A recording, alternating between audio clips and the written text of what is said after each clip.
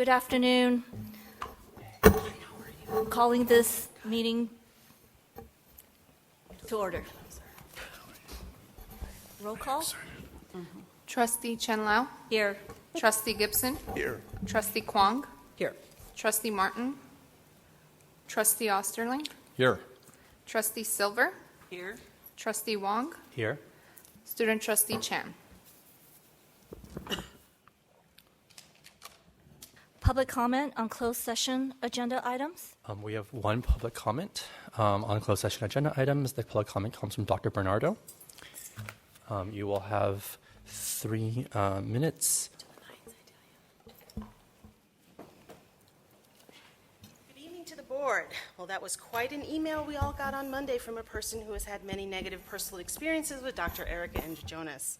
What it said was that Androjonas' mismanagement of LAVC left the trustees of LACCD with a lawsuit worth, I think the number he used was $20 million. There was also a $2.9 million lawsuit jury award to a former employee of LAVC because of retaliation by Androjonas and her admin when the employee requested disability accommodations. This sounds familiar to me. During the time of the pandemic, many faculty members at PCC were telling me about their insane struggles during an infectious worldwide pandemic and being granted disability for risk factors widely publicized by CDC as negatively positioned to suffer greater illness, morbidity, and mortality from contracting COVID. One particular colleague talked to me about his difficulty in even getting HR under Blazinski to take his request for remote learning assignments seriously, even though the CDC has long known and publicized the fact that deaths from COVID in people over the age of 65 are 97 times higher than the number of deaths in people aged 18 to 29 years. Needless to say, faculty finding difficulty getting their legitimate accommodations requests approved were adjuncts in particular. Story after story after story found its way to me, and all I could do was listen and commiserate. That lit a fire of righteous anger in me that an admin could be so callous, so disrespectful, and so indifferent to human suffering, yet there it is. This is the way it is under Bob Blazinski and Erica Androjonas at the top here at PCC. This is the way it has been. This is the way it will continue to be at PCC if you do not put a stop to it. This reign of terror at the very highest levels of PCC has got to end, whether it's in June 2024 when her contract is set to expire, or before that if you decide to fire her for or without cause, and give her 30 days notice that she's no longer welcome to lead this institution. The decision is yours, but the suffering is ours. And this indifference toward human life that caused Blazinski under Androjonas' negotiations team just recently to leave $3 million of state-funded money for adjunct healthcare on the bargaining table. Not to mention, FA has been grossly negligent for not fighting for every penny available for adjuncts. Adjuncts are not only treated as less than equal by the admin and full-time faculty here, we are treated as less than human. It is this indifference to human suffering we bear. FA must take a lot of the blame for this, for not fighting adequately. I believe that's legally called inadequate representation. When LACCD's union just secured adjunct health care at 100% for employees, their spouses, and dependents. All of this needs to be fixed. Only you can fix it, trustees. It starts by investigating Androjonas, terminating her contract, and starting anew with a much more positive influence at the top who doesn't view faculty as the enemy. That concludes public comment on closed session agenda items.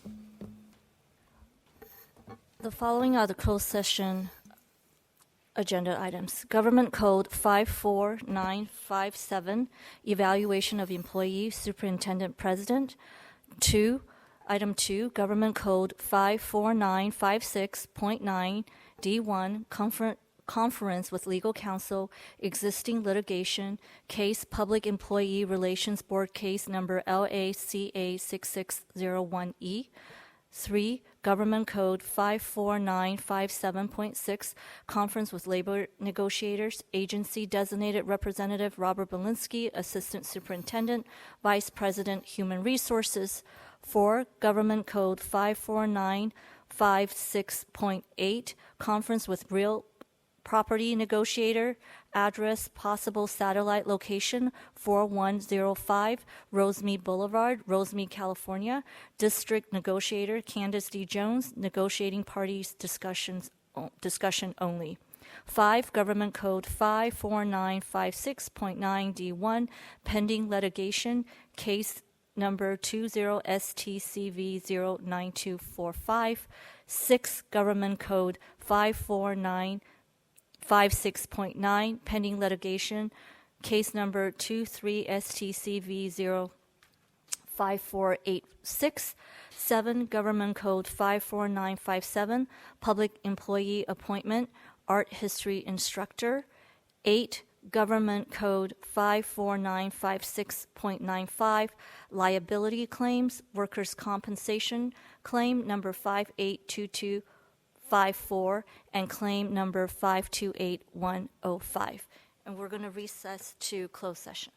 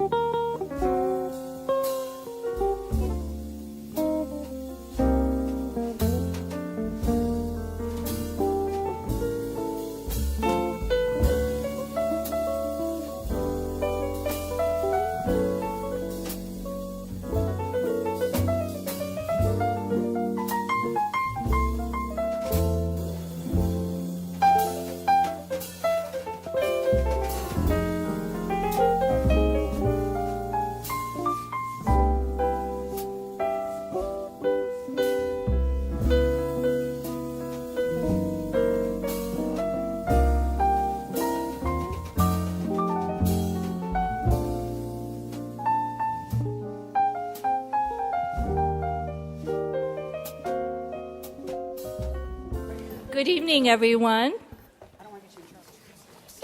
Welcome to the PCC board meeting. It's great to see everyone here tonight. So we're going to get started. There's no items to report on the action items in the closed session. So now we're going to have roll call. Trustee Chen Lao. Here. Trustee Gibson. Here. Trustee Kwong. Here. Trustee Martin.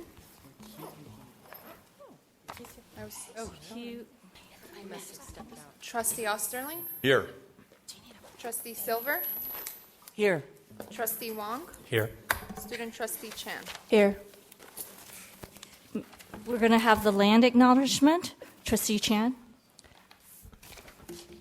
Pasadena City College is a learning community within the indigenous homelands of people who have been known as the Gabrielino Band of Mission Indians of the Chichikwanga Village and Quiche Nation. Tonight, we acknowledge the painful history of genocide and forced removal from this land on which we gather. We also honor the legacy of African diaspora and recognize that the United States as we know it was built at the often fatal expense of forcefully enslaved Black people. We are indebted to their labor and labor of many Black and brown bodies that continue to work in the shadows of our collective benefits. PCC and its faculty, staff, and students recognize that we are all simultaneously teachers, learners, and guests on these lands. This acknowledgement is a small part of an ongoing process of working to raise awareness about histories that are too often erased or forgotten, to recognize our place in this history, and to affirm our commitment to social justice, systemic change, and anti-racism. Thank you. Now we have the Pledge of Allegiance. May I ask Trustee Silver to take us on the Pledge of Allegiance, please?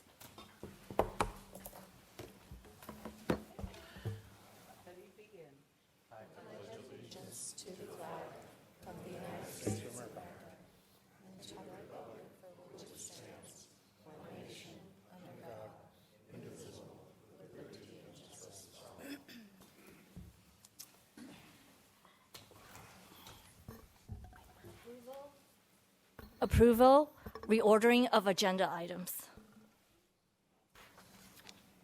Motion to approve. Second. Trustee Chan? Aye. All those in favor? Aye. Introductions and recognitions. Okay, we have Nathan McIntyre here to talk to us about the fabulous Courier reporters.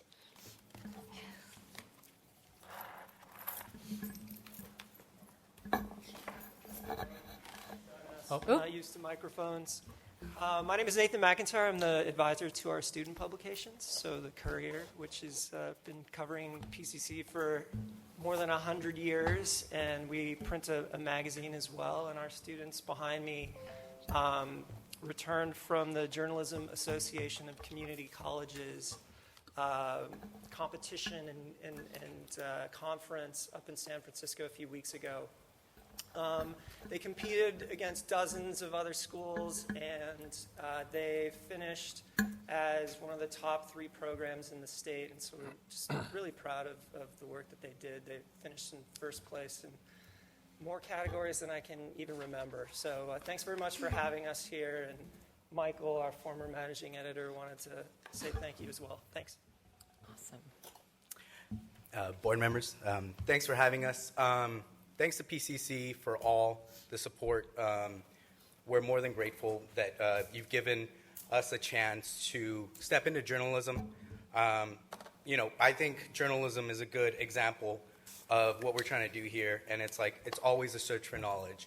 And, everybody here, from David to Samuel, Seamus, and our star, Anjanette, who's our current managing editor, are just amazing people. And, the newsroom just really is alive, and we're back.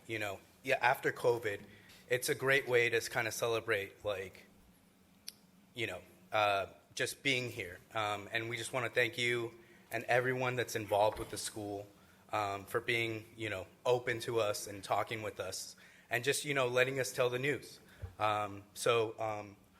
Our current editor-in-chief, Erin, isn't here, but I extend our thanks from Nathan, and the Courier. Long live Larry the Lancer.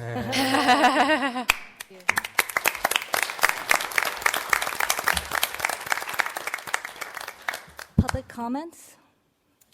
We have a few public we have a few public comments on non-agenda items. We also will have a public comment before our consent calendar, and then we'll have a public comment before agenda item K11. Our first non-agenda item public comment comes from Ms. Shaganaka. You may begin whenever you're ready, and you will have 3 minutes. All right, good morning. Assuming everybody got the paperwork I submitted, all right. So I have a special report to President Jones. Good morning, President Jones. Your new hairstyle look amazing. So on February the 1st, I actually received an email from President Jones. It really made my day because it says Public Safety Advisory Committee apply to serve. I have been talking about public safety for more than 2 years at this board, and then I was super excited. Finally, I got a chance to make a difference. And then Vice President Jones broke my heart on March 24th in email, just telling me thank you, but no thank you. So today I prepared some paperwork that's a specific piece from the President Jones email. It specified all of the membership requirement, and then I want to provide some translation to this board. Number 1, new member application process. Number 1, 10 student. Representation from the following groups will be solicited. Core, Black Student Success Center, Punta, Meta, Equito, Black, Quest, Associate Student, other supporting groups. Translation. Mistress Shaganaka is excluded. Number 2, campus safety officers. That means transgender Shaganaka excluded. Faculty members. Translation, ADHD Shaganaka excluded. Staff members. Translation, Shaganaka with English language disability excluded. Alumni. Translation, homosexual Shaganaka excluded. Flexible membership position can be used in any category as needed. Translation, Shaganaka excluded. Now the question is, after all those annual membership requirements, I want to ask the superintendent, because superintendent always stress on DEI training. So I want to ask the superintendent, give me an example of those diversity, equity, inclusion of this requirement. And I want to ask our vice president of DEI, what does DEI really stands for? It stands for diversity, equity, inclusion. But what I see in this requirement, the DEI stands for discrimination, exclusion, and inequality. I don't understand. Other than those reasons, I don't understand. Is that because I have lack of critical thinking skills? Is that because I have ADHD? Is that because I'm not smart enough, mentally disabled, or English language disability? Which part does not qualify me for this membership, including that I completed 7 different... Thank you. Thank you, Ms. Shaganaka. Your time has expired. The next comment, public comment, will come from Harry Bulsara. Hari Bulsara, excuse me. Hi, hello. Yes, my name is Hari Bulsara. I'm an international student here at PCC. And I'm just here to bring attention to... PCC's done really good for me. It's provided me with really good health insurance coverage and explaining what that means as someone who doesn't understand that coming from England. Earthquake drills, fire safety, everything. It's been very good for me. But school shootings happen, and mass shootings happen, and grocery store shootings happen, and bank shootings happen. And I don't have any training for that. I don't know what happens when that happens. I could be a liability if that happens with people I'm with, because they would know what to do. I don't know what to do. And I'm just asking if there's any kind of training that could be offered, a mindset that could be offered, a leaflet, a guideline, something like that, that just means that you're covering all the bases for me, because you've covered every other base for me. Mm-hmm. You've covered every other thing. So just, that would be nice, just for my mindset, my mentality, for my mental health, to know that I'm fully trained. I do know what I'm doing, in every situation. Thank you. Thank you for your comment. The next comment will come from Professor Eloy Zarate.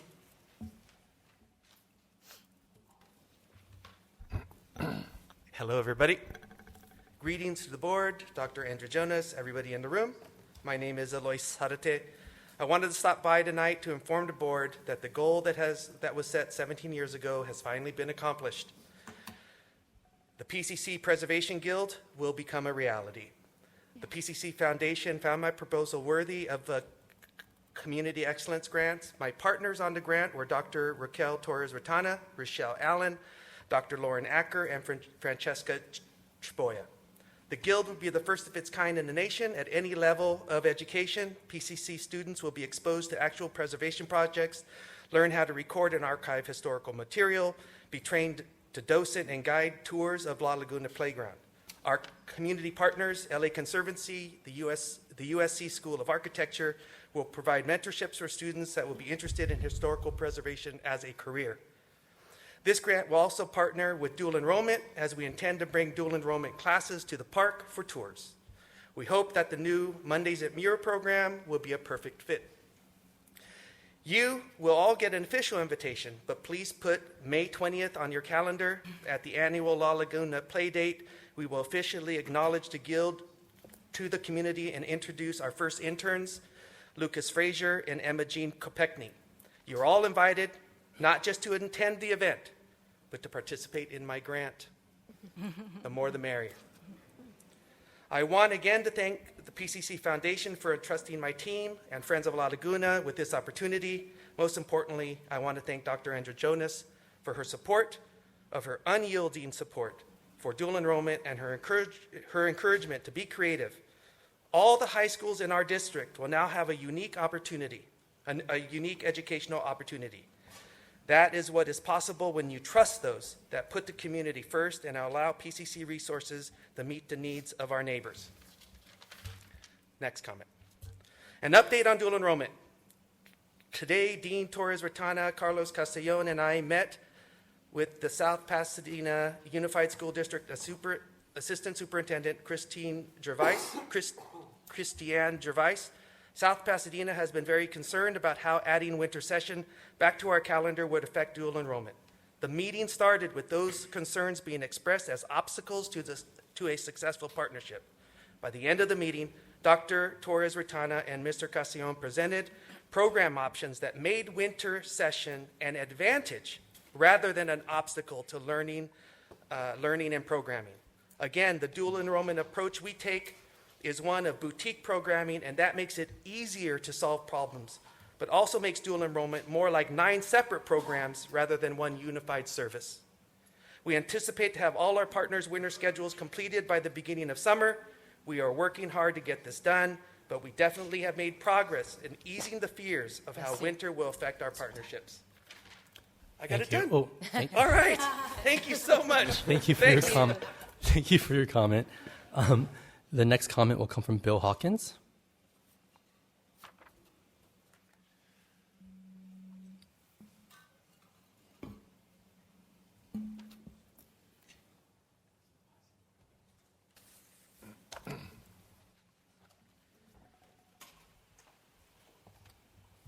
Good evening, board members, President Andrew Jonas.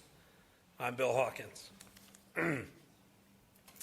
I'm speaking to you this evening because I care about Pasadena City College. Over the years, I've given my time, money, and support to the college. But like many others today, I'm concerned about the direction and tactics of this board, which is led by Ms. Chen Lau. What also troubles me is that there is a small group of experienced and respected board members who have not challenged the overreaching by some of their colleagues. The College Management Association has clearly and very effectively identified various instances of board involvement that is outside of the board's purview and its mandated role. Jim Osterling, John Martin, Tammy Silver, your supporters, and I'm among them, don't want you to stand by and let Sandra Chen Lau and Christine Kwong take a wrecking ball to the leadership and reputation of Pasadena City College and in the process, undo all the good work that you and others have accomplished over the years. The efforts by Board President Chen Lau to terminate the employment of College Superintendent Dr. Andrew Jonas is misguided and it is vindictive. Who is Sandra Chen Lau, and why is she taking a wrecking ball to this venerable institution? Why is Sandra Chen Lau intent on undoing the work that you and others have accomplished over the years? Jim, Tammy, John, I'm urging you and your fellow trustees to challenge board overreach and the attacks on Superintendent Andrew Jonas. Insist that the board play by the rules. Force issues into the open. Enough of this closed session cloak and dagger stuff. Your engagement is desperately needed. Your experience in leadership is essential. If you do what I'm encouraging you to do, I assure you that you and your like-minded colleagues will have the respect, admiration, and support of people throughout the entire district, not just your district, but the entire district. And you will have played a pivotal role in furthering the success of Pasadena City College and retaining President and Superintendent Dr. Andrew Jonas. Thank you. Your time has expired. An outstanding educator. Thank you very much. And leader. Thank you for your comment. The next comment will come from Hoyt Hillsman.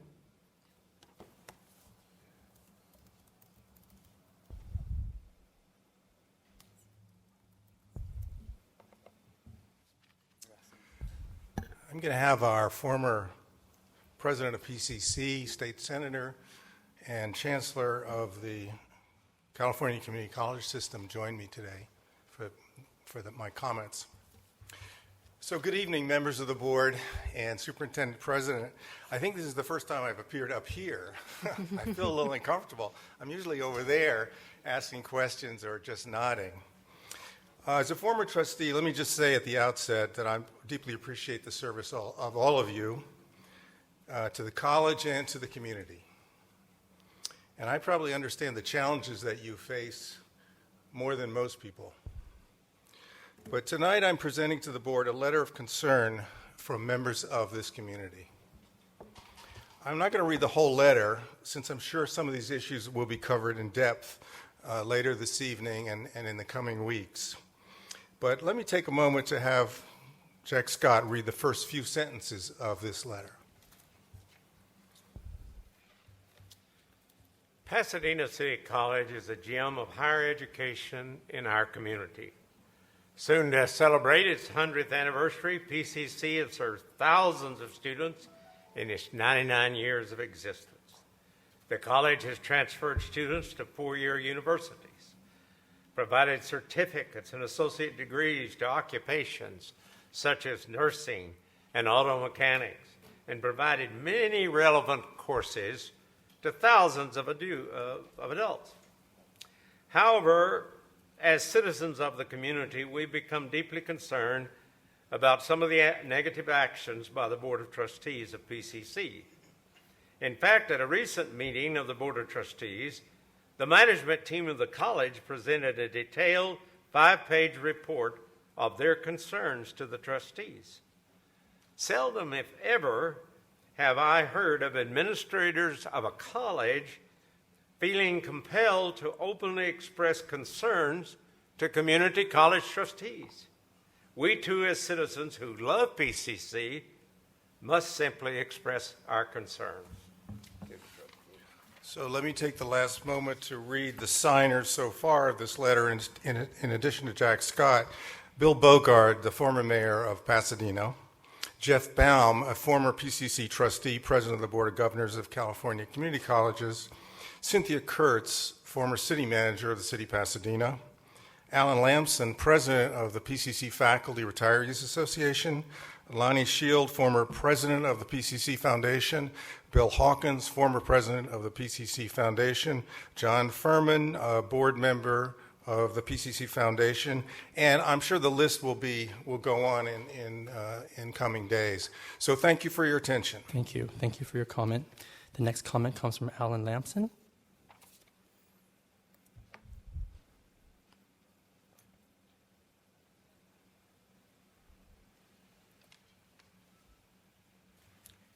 Good evening, everyone.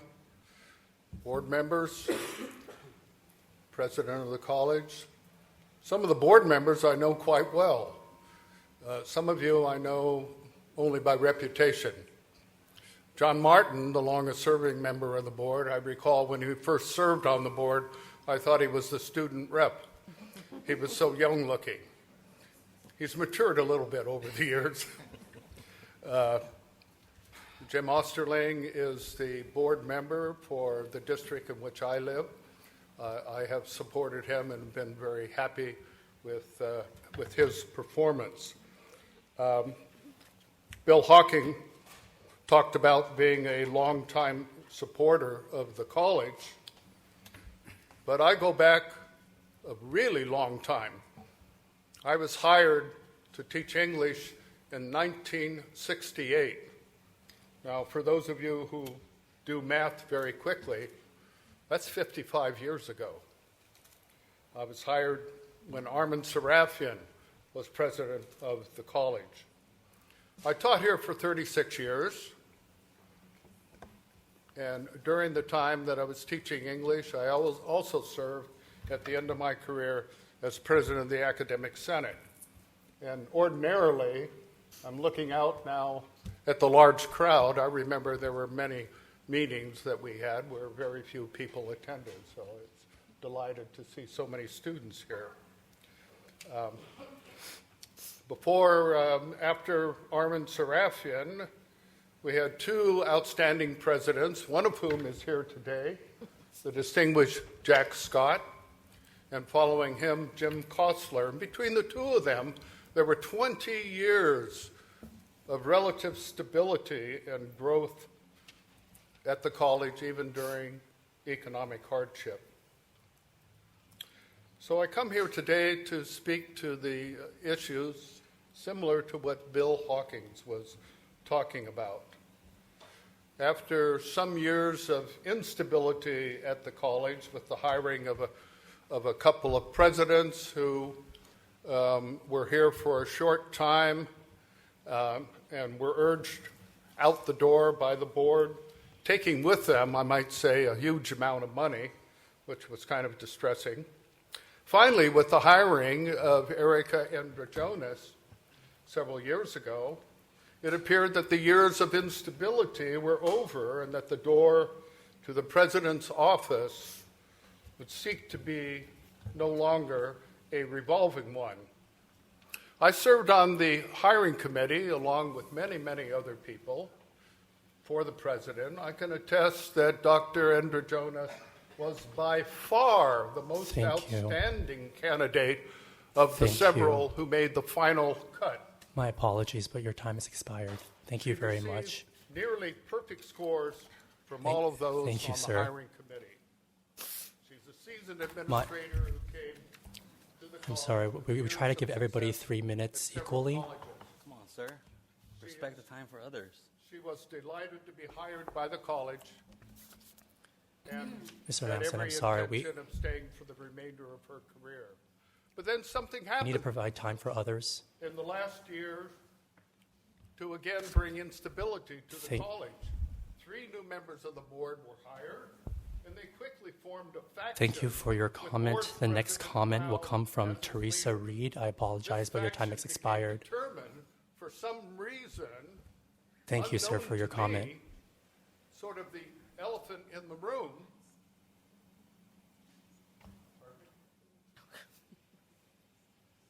Man. Let me just finish by saying I have a modest proposal to make, and that is that Trustee Lau do what is best for the college, step away from the board Thank you for your to comment. bring about good governance. The next comment at the will come from college. Teresa Reed. Guess the older you get, the less the time goes by. Thank you. You have 3 minutes for your public comment. Thank you. Good evening, board members, Superintendent Dr. Andrew Jonas. My name is Teresa Reed, and I'm the Director for Foster and Kinship Care Education, as well as the advisor for our STARS program, which is one of our foster youth support programs. And I am here this evening on behalf of our Super Director of EOPS Care and Foster Youth Programs, Tito, as you all know, but Carlos Artemiriano. And as a former foster youth and a former PCC student, it is a great honor for me to thank the Board of Trustees for acknowledging Foster Care Awareness Month, acknowledging the work of the foster youth team, as well as the resilience of our students in foster care here at Pasadena City College with the Foster Care Month resolution. And we've been preparing since last year for activities for Foster Care Month, which is the month of May. And we wanted to take the time to make sure that we were sharing awareness and bringing awareness to the campus community on ways that they can support the educational success of students in foster care, as well as foster resource parents. And so I wanted to share with you that the following activities are available, and I encourage you all to participate and to celebrate with us. The activities were listed in the VRC for you to sign up for. The web link isn't quite as intuitive to find us, but through the VRC. But we have May 1st, we're doing a joint advisory committee between our foster parent programs and community partners and our foster youth support programs, which we do have 2 foster youth support programs on campus. On May 4th, we're doing we're calling a kickback for our students to celebrate a year-long journey through academics. And then on May 15th, we are hosting a foster youth ally training, and that is for those who are interested in knowing more about the struggles and working and engaging with students who've experienced foster care. On May 18th, we are doing a foster youth panel, hearing from students who've experienced foster care from their voices, their perspective, and sharing with the campus community ways that we can encourage and support students that are in foster care. May 20th, we're excited to host a conference here for our 11th and 12th graders and foster parents called Turning Dreams to Degrees, where we are encouraging caregivers and foster youth to really pursue and embrace a college-going culture. And then our final event on May 23rd, here in the Quad and G1, we are hosting a resource fair for the campus community and for our students. So it's an opportunity for you to learn more about ways to support donations, involvement, volunteerism, in supporting the work that we do for our students in foster care. We will also, we're excited, I'm not sure when they're going to go up, but we will be putting banners in the Quad with our graduates for this year and their stories. And so we're really excited to see the resilience in those who've stayed the course and will be graduating this term. Thank you very much. So again, thank you to the campus community. Thank you very much. Our final comment for non-agenda items will come from Shannon Margay.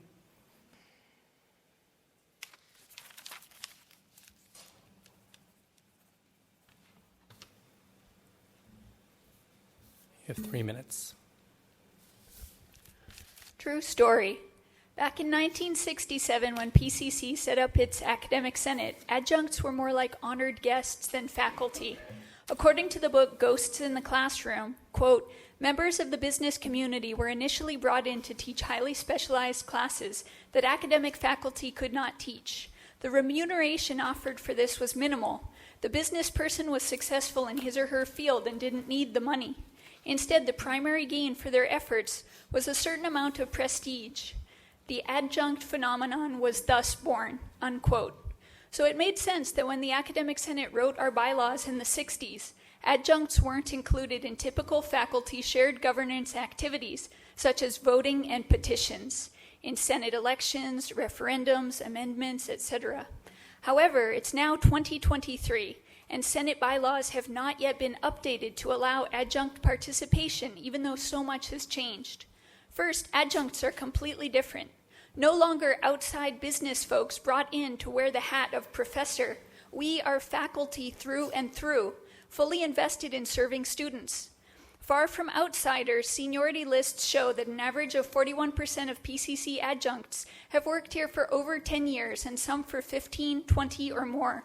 We should be treated like faculty and included in faculty shared governance activities. California Ed Code agrees, stating, quote, part-time faculty should be considered to be an integral part of their departments and given all the rights normally afforded to full-time faculty in participation in department activities, end quote. Further, Ed Code ensures faculty, quote, the right to participate effectively in district and college governance, end quote. Note that it says faculty, not just full-time faculty. Our society has also changed. We now recognize how vital it is to celebrate all voices and how damaging it is to systematically exclude some groups. At PCC, we pride ourselves on the inclusion and full participation of all members of our community. It's time to bring our bylaws into alignment with our progressive values and join the many colleges that include adjuncts in various shared governance activities. I am confident that when we do, PCC will be stronger and more vibrant for it, and the experience for students will be that much richer. Disenfranchisement doesn't exist in a vacuum. Students can't thrive when about 50% of the faculty they depend on are marginalized. Adjuncts can't make this happen alone. We need the support of everyone in the PCC community to affirm that all faculty voices matter. Please engage in dialogue about this and reach out to share support and ideas for how to spread awareness and build a movement. We must update our campus culture before we can succeed in updating our bylaws. Last thing, but very important, it doesn't cost a dime. Thank you. Thank you for your comment, and that concludes public comments for non-agenda items. Thank you. Now we have approval of minutes for Board of Trustees Retreat, special meeting number 14, March 4th, 2023. Motion to approve. Trustee Chan? Aye. Oh, is there a second? Second. Okay. Trustee Chan? Aye. All those in favor? Aye. Aye. Abstain. Okay. Approve minutes for Board Trustees regular business meeting number 15, March 15th, 2023. Motion to approve. Second. Trustee Chan? Aye. All those in favor? Aye. Board committee reporting out information item.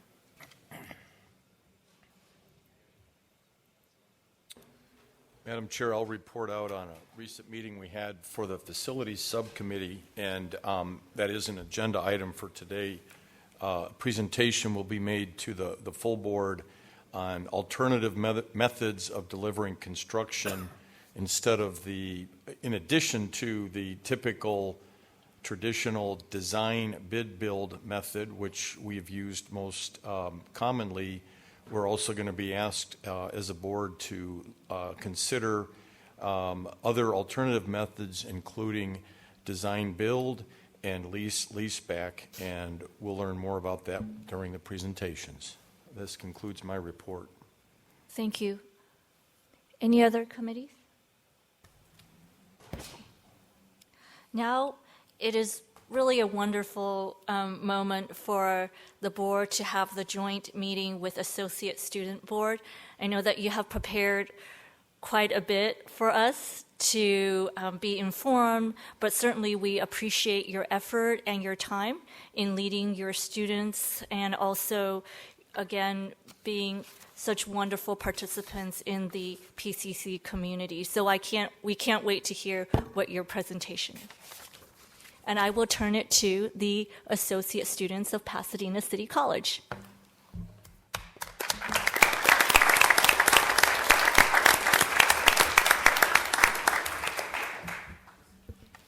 Good evening. My name is Reneem Abu Hajar, and I'm the Vice President of External Affairs of Associated Students, and it's great to see all of you here tonight. It's great to see the crowd as well.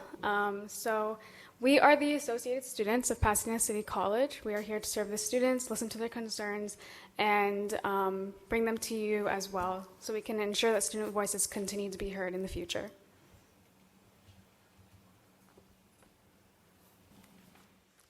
So one of our functions as a part of Associated Students is to conduct outreach and advocacy. I'm going to refer to our Vice President of Public Relations to go over what we've done to increase outreach with our students this year.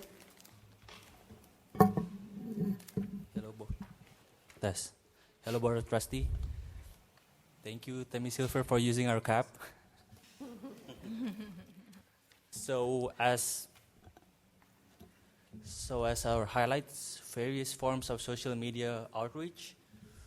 We have used multiple platforms to promote our events. We have over 40 events in total with over 60 designs, which we use Instagram with over 4,000 engagement, Discord, email, website, flyers, and A-boards.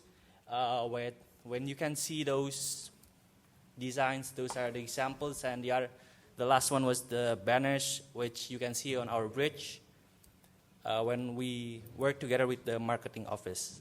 Thank you. And now our Chief Justice, Donovan Milroy, will go over the work that he's done this year for our Constitution.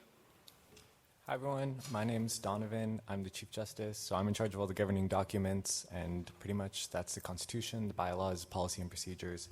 Really, what we looked for this year was to increase transparency and accessibility to our governing documents. So one of our first goals was to make them ADA compliant, so that was allowing them to be read through voice or text-to-voice options, things like that. That then allows it to go on the website, because the governing documents that were on the website were from 2017, so all of the amendments that students worked hard and voted on weren't in the updated version. So we got that up to the 2020 version, and then I've also worked to update all the governing documents so that they can now be updated by the next Supreme Council to the 2021.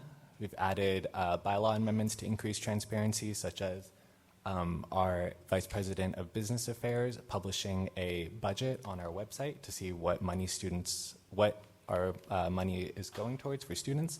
And then also I updated my own bylaws to make sure that those ADA compliant governing documents are put on the website.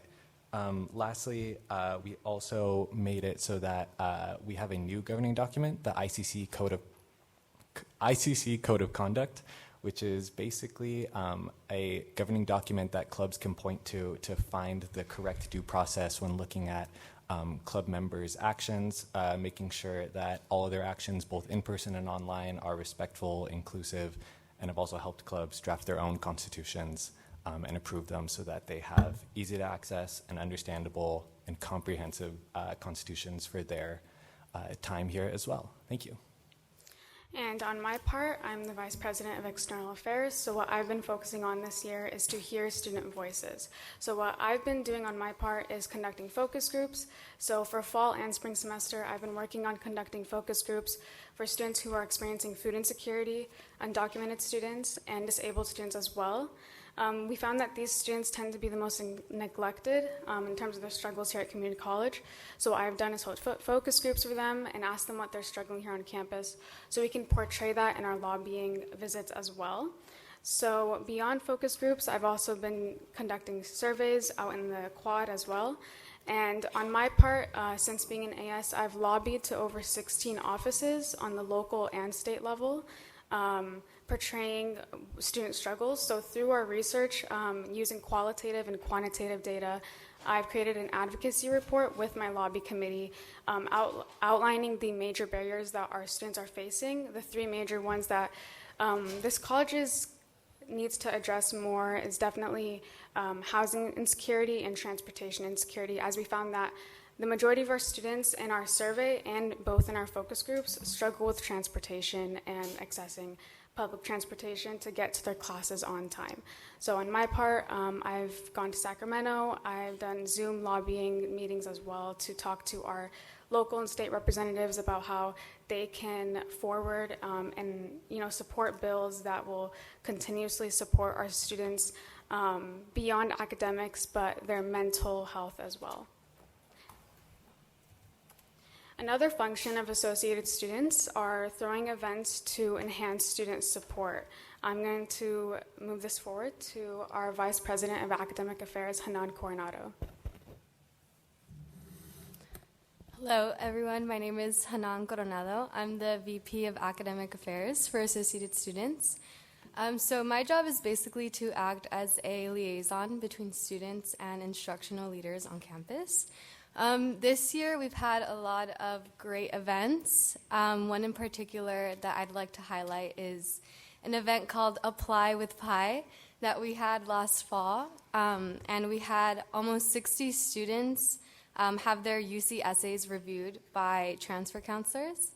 And it was a great event, and I think it was really important to have this opportunity for students to be able to work in a not so institutionalized space where they feel comfortable, because that's something that's really important for students who are new to the educational system and in their educational journeys. Another event we had in the spring was a midterm Map to Success event, where students were incentivized to go and seek out the academic support centers on campus, specifically our student success centers. And that was also a really great event because our committee has really tried to incentivize students to access these academic support programs that we have on campus. Thank you. And now our Vice President of Business Affairs, Rebecca, will go and speak on her behalf as well. Hi, everyone. My name is Rebecca Gazarian. I'm the VP of Business Affairs. So some of my key responsibilities include managing the budget for the entire AS board, as well as promoting financial literacy on campus. Some of the ways me and my committee have worked together to do this is by doing a Money Management 101 event, as well as a Bite of Reality Life Simulator event, which basically provided students with an opportunity to learn how to manage their finances and a little game on how to do that in the real world. On top of that, we've also done resume reviews and LinkedIn workshops, and we've provided students with an opportunity to get professional, high-quality headshots. Thank you. And now our Vice President of Student Affairs, Emily Wee. Hello, my name is Emily Wei, and I'm the Vice President of Student Services. For this year, I really wanted to focus on parenting students. I collaborated with the Child Development Center and had a trick-or-treat event around the campus. I also organized the Holiday Angels event, which gave presents to children of student parents at EOPNS. I have also worked on a health and wellness fair in the quad to teach students about services on campus, especially revolving around their health. I'm currently working on a graduation celebration to celebrate the accomplishments and honor the strength of unconventional parenting students. Thank you. And lastly, another function of Associated Students is to throw events on campus to enhance student life at Pasadena City College. So I'm going to move this forward to our VP of Equity, Jasmine Torres. Hello, everyone. My name is Jasmine Torres. I'm the Vice President for Student Equity. So part of my job is highlighting and celebrating students from all kinds of different social backgrounds, as well as cultivating opportunities to move PCC to being more equitable. So 2 events that I've done, one in the fall, one in the spring, was one, Empowering Native Voices, where I had a special guest whose name was John Torres, who gave a presentation on Native crops and their history. This event led to a larger conversation on how we can honor Indigenous peoples on PCC and off PCC through more than just the land acknowledgement that we do in all our meetings. And then an event that I had recently was an AAPI comedy night, where I hired 4 comedians who discussed and used comedy as a way to discuss the struggles that many AAPI people in the community face in a lighthearted way. And that's it. Thank you.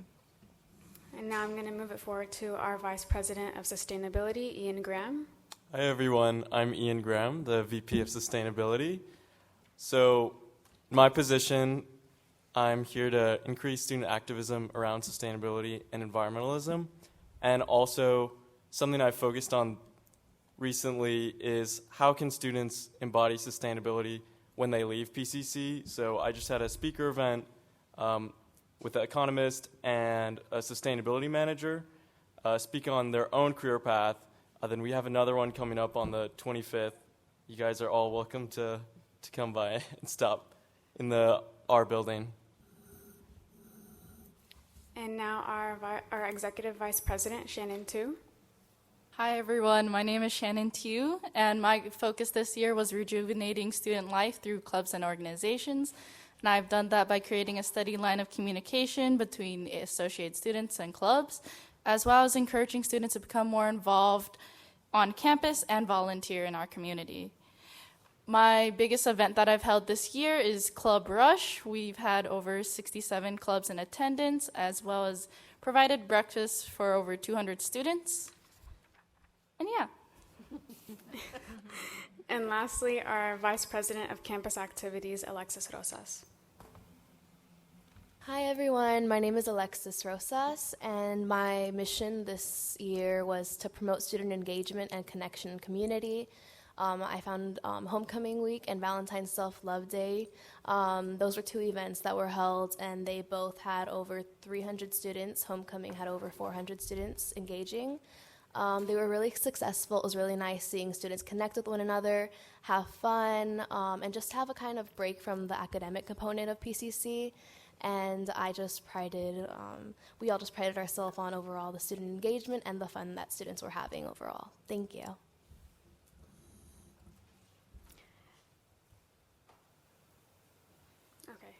Thank you, everyone. So while we did all these amazing events and outreach with our students here at PCC, there are still some visions that we have for the future, as well as some concerns.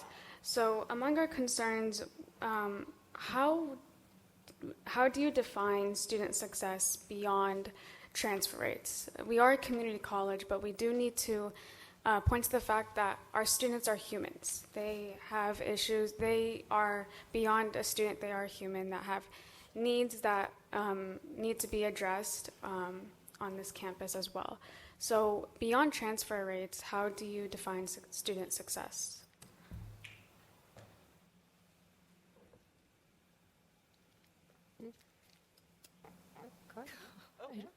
I'll take a stab at that. It's a real question. Okay. We weren't sure we could talk. It's student driven.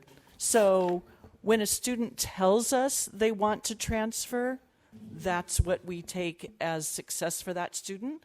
When a student tells us they want to earn a certificate, that's success for that student. And when they tell us they want an AA or AS degree, that's success for us. Yes? Trustee Kwan? Yes, thank you so much for the question, and thank you for your wonderful presentation. PCC as a community college is a college for the community, and is for every student that enrolls here at the college. As a trustee, my responsibility is to make sure that you have the resources that you need to pursue whatever goals you set here. And to make sure that when we make a commitment to provide access to education, that you actually have access to education. And if there are support services that we can provide, that we make sure that those services are done and delivered in a competent and high-quality manner, and that you're aware of those resources and that you have access to those resources so that you can ultimately accomplish your purpose as to why you chose PCC as your community college and what you make of it. Trustee Gibson. Yes, thank you for the question, and I really want to thank all the students for the presentations today. That's so valuable. It's why we're here. And in terms of student success, it's somewhat embodied in the mission statement of PCC, which talks about supporting students in academic, professional, personal. There's many different dimensions of what students need. And so the goal of PCC is to provide support for students across all those dimensions: personal, academic, professional, and life after PCC. So that's somewhat embodied in our mission statement. Any other trustees? Trustee Martin. I'll just do a quick answer. I look at it a little more granularly than completing a certificate or completing a degree. There was a college course I took once that I was only in the class for about 2 weeks, and something happened, I don't remember, and it was a managerial accounting course, and the knowledge that I learned in that 2 weeks on one particular topic, I use every week in my role as a chief financial officer at a company, and yet I have nothing to show for it, no credits, Nothing, absolutely nothing. And I would like to believe and hope that we at PCC are providing that kind of opportunity for all of you. And it's wonderful as you have career goals, and those career goals may hinge on a certificate or a transfer or a document. But honestly, the greatest, in some ways, career goals are giving you opportunities to learn, to know how the emotional intelligence is necessary, how to deal with other people. And yes, some of those kind of academic pieces that may not have a certificate associated with them that I'm hoping you are receiving every day in every class that you're attending at PCC. Thank you. I have a few more questions for the board. So, on a personal level, on an individual level, for all of you, what will you do to make student voices be heard on an individual, personal level? Trustee Wang? I want to also begin by thanking you all for the incredible amount of work that ASPCC has done over the last year.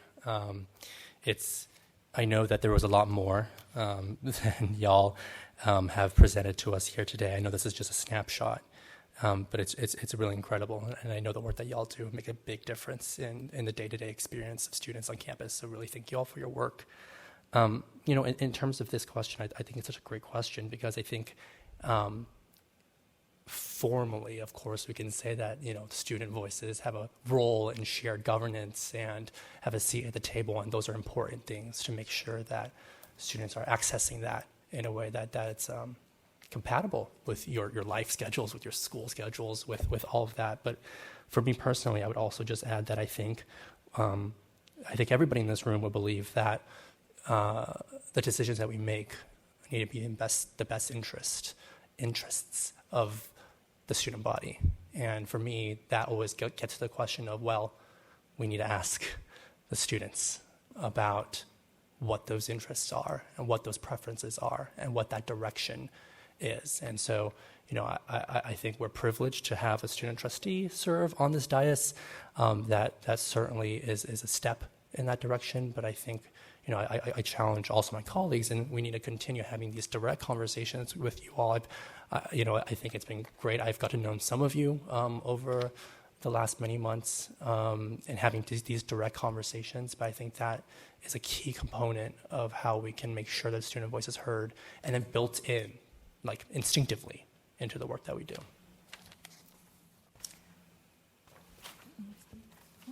Trustee Silver? Well, yes, kudos to your trustee representative on the board. Trustee Chan speaks. She is the voice that we hear at many meetings, and we have, with best policy that has been developed, have the student trustee give the first vote so that it is an advisory vote in actuality instead of window dressing. So we hear her voice first when we take votes, and that's important. For me personally, I just really enjoy being with students. I like coming on campus. I like to go to the tables and talk to the people there. So that's a simple, unscientific one-on-one, and I really enjoy those conversations. Personally, I'm very accessible. All my contact information is on my own website as well as on PCC's website. And I guess I would like to turn the question back to you. How would you like us to lift your voices? Thank you so much for asking that question. I think first and foremost, show up to our meetings once in a while, AS meetings. We do discuss a lot of issues concerning students and how our projects and initiatives are student-centered. So I believe coming to our meetings once in a while would be very helpful. I think also just going out and talking to students at events. I have seen a few of you at events, so I greatly appreciate that. But I believe that if you truly want to get down on the ground and hear student voices, it's really crucial to not only hear from Trustee Chan, who I'm sure has done a great job at it, but she's just one voice out of so many. She represents so many voices, but she cannot, there's so many lived experiences that, that you need to just go out and find as well. Last year, when I was in Associated Students, I wanted to hear student voices, so I simply just went out to automotive technology. I went out to the financial aid office because I was genuinely curious about what students were struggling with. So it'd be really great to see trustees at our board meetings. It'd be great to see trustees at more events. It'd be great to see trustees at more, I guess, groups like CORE, the Black Student Center, International Student Center, to get those neglected voices as well in your decision making.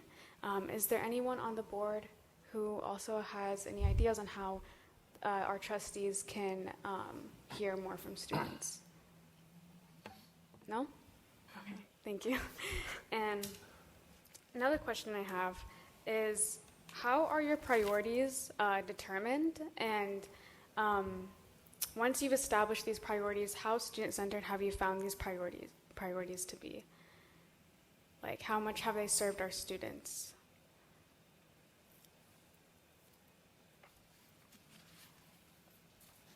Well, okay, sorry. If any other trustee wants to speak, please, I don't want to.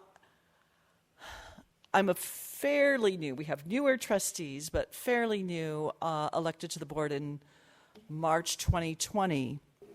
And after the murder of George Floyd in the end of May 2020, the entire California system, community college system, put diversity, equity, and inclusion front and center of everything we did. And it was a discussion we had here at Pasadena City College constantly. We're thinking, what can we do to break barriers? How can we make this a better place for our college? So it was a vital discussion that we had all the time. Things have recently changed, but I hope to get back to those kinds of discussions again. I would. Oh, no, go ahead.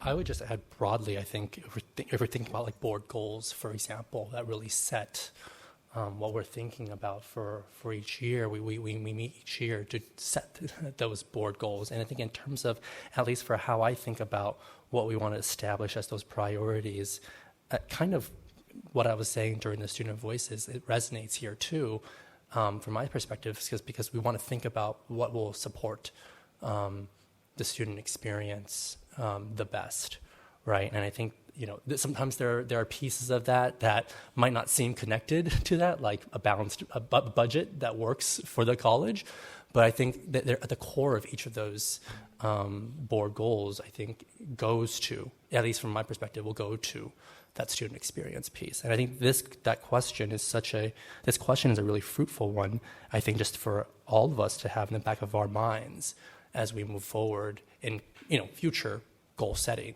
conversations and things of that nature. Trustee Martin. I'm just holding myself back on all these questions because you skipped one. So I'm going to answer this one and that one that you skipped together. And I even have an answer to the other one that I held myself back and didn't give you. One of my greatest priorities has been to make the wonderfulness of PCC accessible to so many. And we've heard over the years, and we know that there's areas of our district that don't have the same computer accessibility that we heard, as we heard earlier, transportation difficulties in getting to campus. So one of my high priorities in the last decade has been a strong proponent for PCC Northwest and a crystal strong, laser-focused voice for PCC Rosemead or something else in that corner of the district where we know students have the greatest distance to travel, have the least effective transportation routes, have the fewest computers per household, and have the greatest need. And so we know, and we've seen the success of our current PCC Rosemead and even our now burgeoning PCC Northwest. So for me, that's been a very, very important priority that I think addresses this question and the question that you politely skipped. And I'm going to go back one more question, and I'm going to answer the question before that because I just can't constrain myself. How do I listen to student voices? And I think this is a lesson I learned, a few decades ago when I was a school principal. I learned to make decisions and not judgments. And it is amazing how free you are when you realize you're making a decision and not a judgment. Because to make a decision, you have to hear both sides. And you know there's two sides. There's at least two sides. And if you're going to make a decision, you have to listen to those facts to weigh them. It's easy to make judgments. We come in and we're already this or that, or we're a blue state or a red state, or we're this or that, whatever we are. That's a judgment. So I've tried to, throughout my life, through every topic at PCC, to assess situations where I realize I'm making a decision. I'm going to make the best decision I can make at the time I have to make it. And I'm going to try to give it enough time and energy to make sure that both sides, that I'm hearing both sides and that it's being processed fairly. And I would recommend if you could take that idea with you, it may help you as much as it's helped me. Thank you. Lastly, one of my own personal concerns I feel very strongly about. We always talk about making PCC a more inclusive campus, more inclusive student leadership. And I believe that we need to discuss, if we want to make this future student leadership more inclusive, we need to think about why aren't students becoming involved. And many of our students here, almost half of our students here are on financial aid. If we want more student-parent voices to be heard, if we want more formerly incarcerated voices to be heard, it's important that we also ensure that our students are able to meet their own basic needs. I'm referring to an increased stipend. I cannot tell you how many times I have spent, how many hours I've spent on AS, even when I was just on a lobby committee. When I was just a member of the lobby committee, I would stay up nights dedicated to researching bills and annotating them and ensuring that they align with our goals as students. And even now, as vice president, I've spent hours on events, focus groups, lobbying, and the stipend is just, how can we ensure that us as student leaders can serve our own students and their own needs if we can't even serve our own? Many of us struggle with food insecurity, transportation insecurity, yet we still dedicate our time to AS. We still dedicate our time to events and listening to students. So I don't understand how it's expected of us to continue serving students if we can't even serve ourselves and our own basic needs.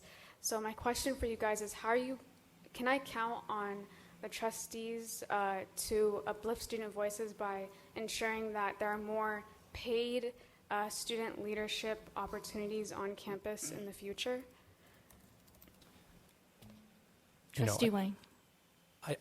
I think that I appreciate you bringing this up directly to us, because I think this is a key component of making sure that AS has the support it needs to do all of the work that you were just talking about and that all of you do every day.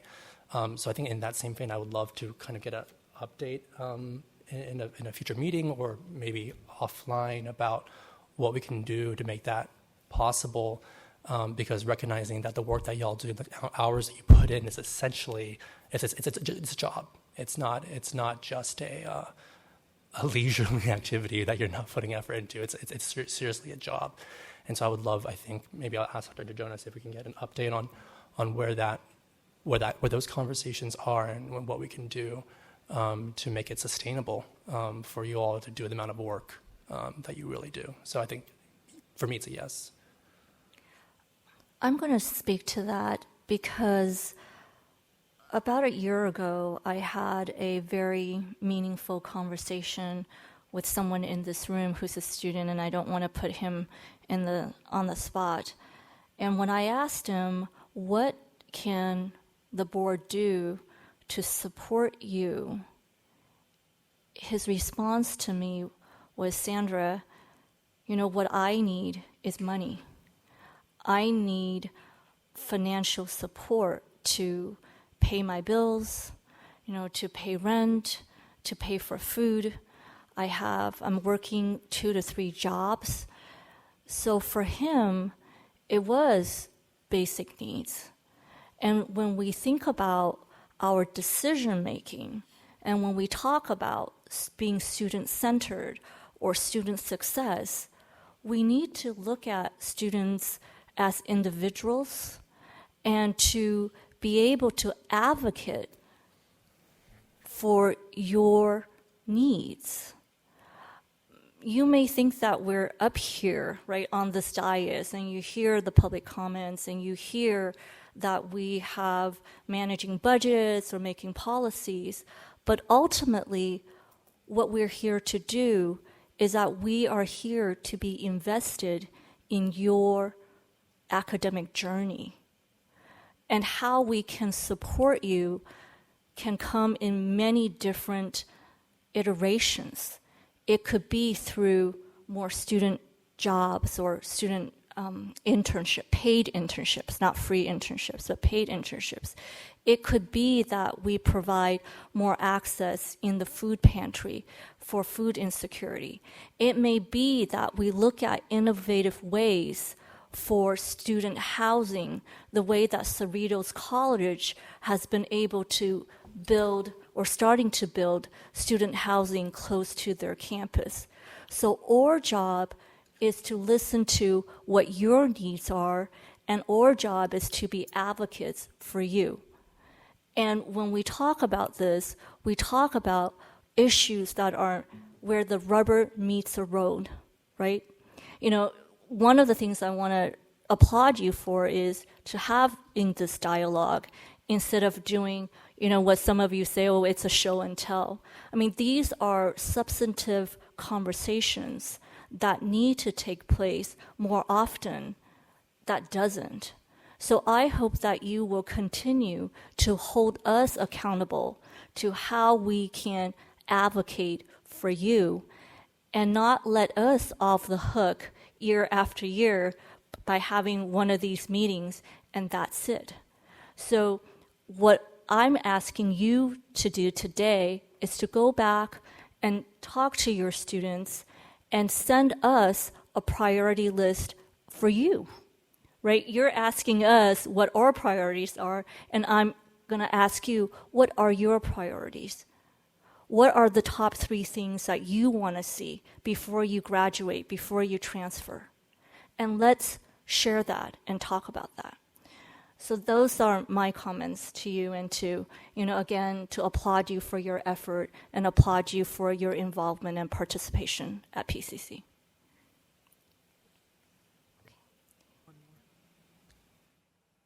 Trustee Osterling. Thank you. I want to echo what's already been said. First of all, thank you to everybody that's here today making your presentations and asking the tough questions, as well as those that aren't here. And I recognize, in addition to your academic work, many of you also might have family obligations or work obligations, and then to take on these additional roles, which don't pay very well. They probably pay as bad or worse as being a trustee. So we're not in it for the money. We're in it to try to make PCC the best possible place that it can be. And above and beyond that, I want to say that myself personally and many others of the trustees have advocated tirelessly at the state and federal level to increase student success through finding enhanced funding for housing insecurity, food insecurity, and transportation passes. And we couldn't do it without the student advocates. When we go to Sacramento, when we go to Washington, our state senators and assembly members and our Congress members and our U.S. senators, they don't want to hear from us trustees. They want to hear from you students. And so I can't thank enough here in the room, Renem, Manuel, and Simone for being those student advocates, taking additional time out of your school day and your other obligations, and helping to advocate. It's more of a long game. These aren't immediate overnight things, but we've had successes. Just for example, we lobbied Congress member Adam Schiff, and he sponsored and got passed the Food for Thought bill. It's on a trial basis, which doesn't help PCC just yet, but the trial is going very well, and very soon that will be introduced, the Food for Thought bill, on a nationwide basis, and we can all take pride in that. The many years of our student advocates and the trustees advocating, and there's many other successes that we've had. I just picked that one out in particular that we've had at the state and national level. So thank you to all of the students for what you do, and thanks particularly for those of you that help to lobby and advocate for students at Sacramento and Washington every year. Thank you. I would like to add something. Go ahead, Sima. Trustee Chan. Just bring it back to home. Time is a privilege. With the time I spend as a trustee and as a student advocate, I could have other work. I could be doing other stuff where I could be supporting my family, whether to meet my day's meet. I know we talk about having more student advocate, but I want to bring back the questions to how can we compensate students for the time they spent on these advocacies. Because I know a lot of students who are taking like 3 jobs, who are working outside of the regular student roles. So how can we give them the incentive for them to even begin advocacy? Because if they cannot meet their daily essentials or the basic needs, they wouldn't be in a position where they're able to advocate. So I just would like to ask the board, and for the next year board, to think about how we can provide this financial incentive or even compensation for all the times that we spend on these things. So even though having student advocacy is important, but it's important to ensure that we have enough like financial support to have them even begin, not to just say that we need more advocacy. Thank you. We have a few more concerns left from our board. First, our Vice President of Academic Affairs, Hanan Coronado, would like to voice her concern. Thank you, Raneem. My concern is that I would like to see more action taken to increase transfer, graduation, and overall academic success rates for underrepresented students, specifically our Latinx and Black students. As a Latina student myself, I have seen and experienced the disparities in our educational system, and I hope the school can take further action in working to close these gaps. We would like the school to acknowledge the cultural factors and to address the systemic disadvantages that students of color face in their educational journey. Thank you. And we also have a concern from our Vice President of Sustainability, Ian Graham. Hello. I don't know if you guys remember me from your January meeting. You guys passed the resolution number 753, which called for Pasadena City to source 100% of its energy from carbon-free sources by 2030. And in it also recognized the global climate emergency. With this in mind, what is the board's plan to address sustainability on campus and in the local community? May I speak? Go ahead. Okay. There's so much you can do. First of all, bring your own water bottles. Don't use one-use cups. Come on, you guys.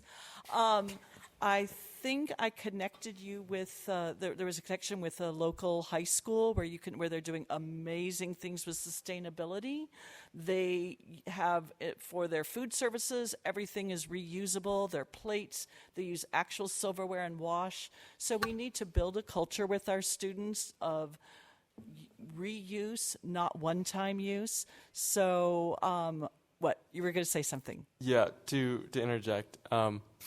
I did reach out to the contact you gave me, but what is the board's plan to address sustainability? Well, I want to support you in everything you do with sustainability because there is honestly nothing more important in this world than having a world.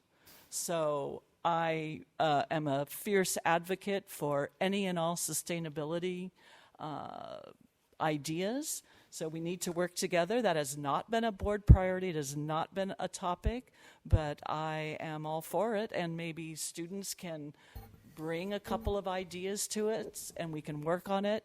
But you certainly have an advocate in sustainability with me. Trustee Wang.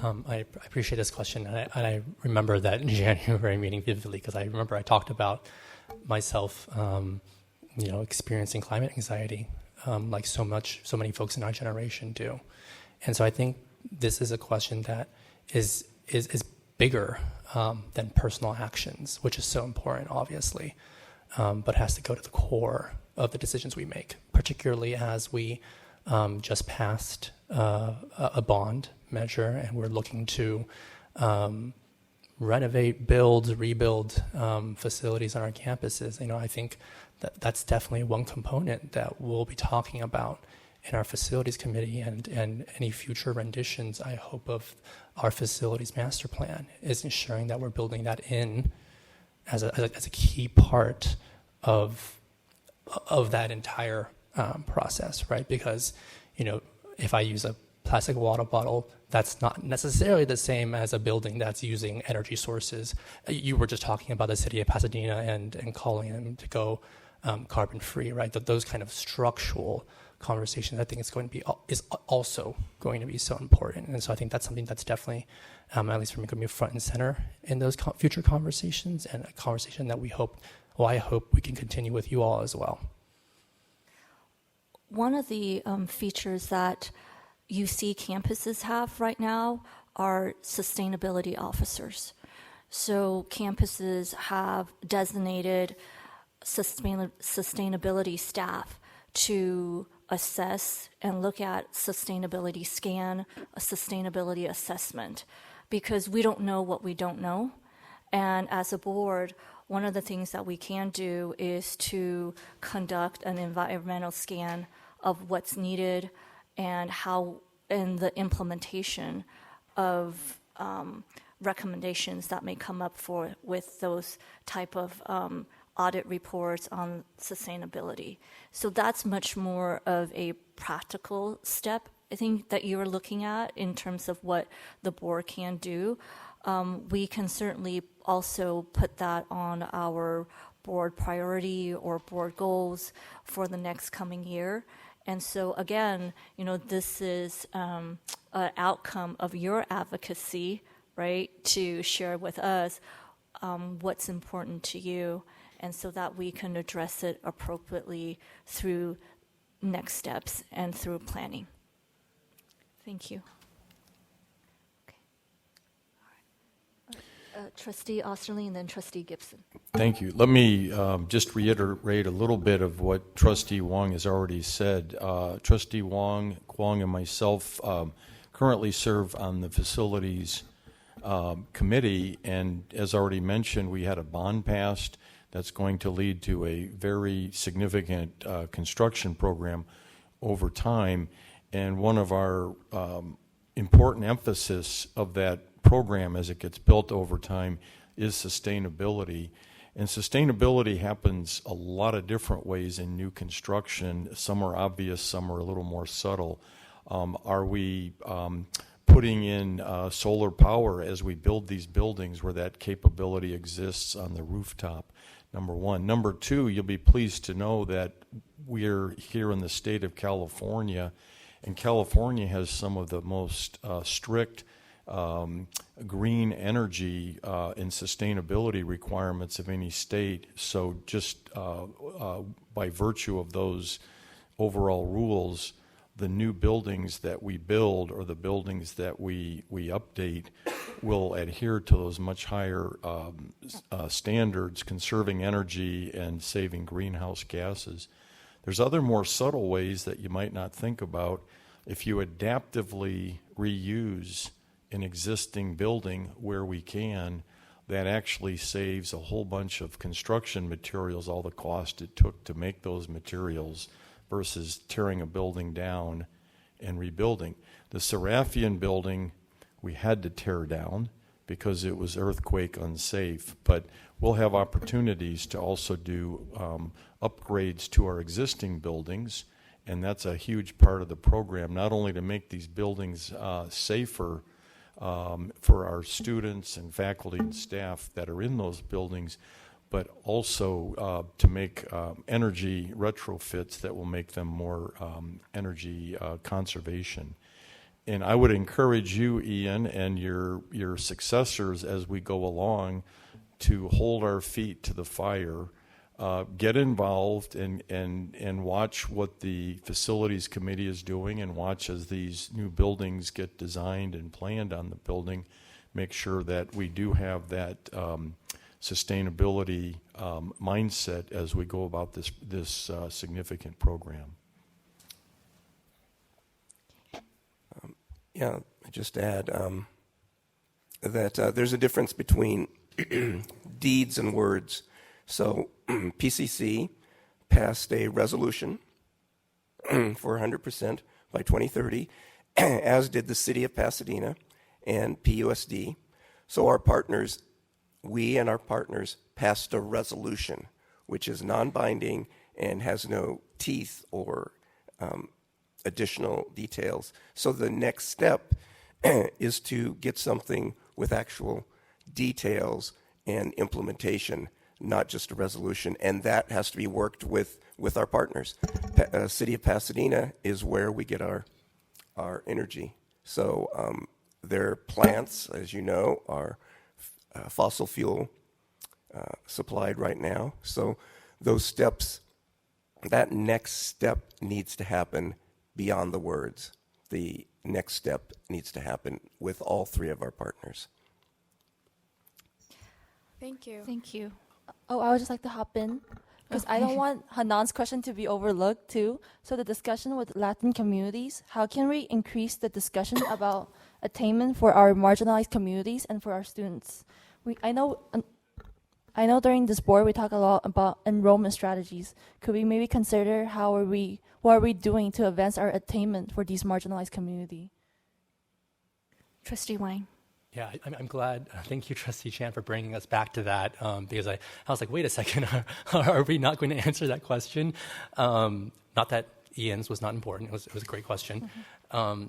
I think that this actually goes to something that I was actually hoping to bring up at the very end of our meeting when we got to future agenda items, which feels a little further away. So I'll bring it now, and then I'll mention again later, is that, one thing that I think I hope we can do, and I would ask maybe Dr. Jonas and obviously our executive team, I think our board in the past had received DEIA updates regularly at the board level. I think it would be really important for us to bring that back again. I think our enrollment strategies presentations that Dr. Ramirez has brought and has been really helpful and really fruitful. And I think that same kind of those updates and those conversations would be really important as we make sure that we are laser focused on addressing the experiences and the discrepancies and the inequities that exist. And I think that's why that kind of addressing those inequities has also been a board goal, because it's such an important piece. And I think compounded with that, I know that we've had such conversations in the past, but it never really manifested. I would like for this board to, much like we have a facilities subcommittee, we have our ledge action and our budget committee. I'm missing one. Board policy, excuse me, committee. I think it would be important for us to have actually a committee dedicated to DIA work at the college. So I would love. I don't know if it's to ask the chair to form that committee or how do we form a committee, but I think it'd be important for us to do that where we'd have a subset of trustees, much like our facilities and budget, et cetera, that are engaging with these conversations on a more regular basis, bringing in the student perspective and conversation on a more regular basis to see if we can really get more of that perspective, but also the actions in moving forward. Thank you so much for bringing up that point. I recall, I think a couple years ago, that Trustee Silver and I were the ones that voted for a DEI committee that ultimately did not get approved by the entire board. So this is another opportunity to bring that up as a future agenda item. Thank you. Trustee Silver. We do have a DEI board, DEIA committee, and I am the chair of it, and I work statewide on DEIA issues, infusing it within the California Community College system. I'm on the statewide steering committee. I help to create a quarterly town hall for trustees and the entire community college community. Like I said, the tenor of the current board has not supported discussion about DEIA, and I'm so delighted to hear that this seems to be an area of interest, and it will be my greatest pleasure to bring conversation of DEIA back to the PCC board.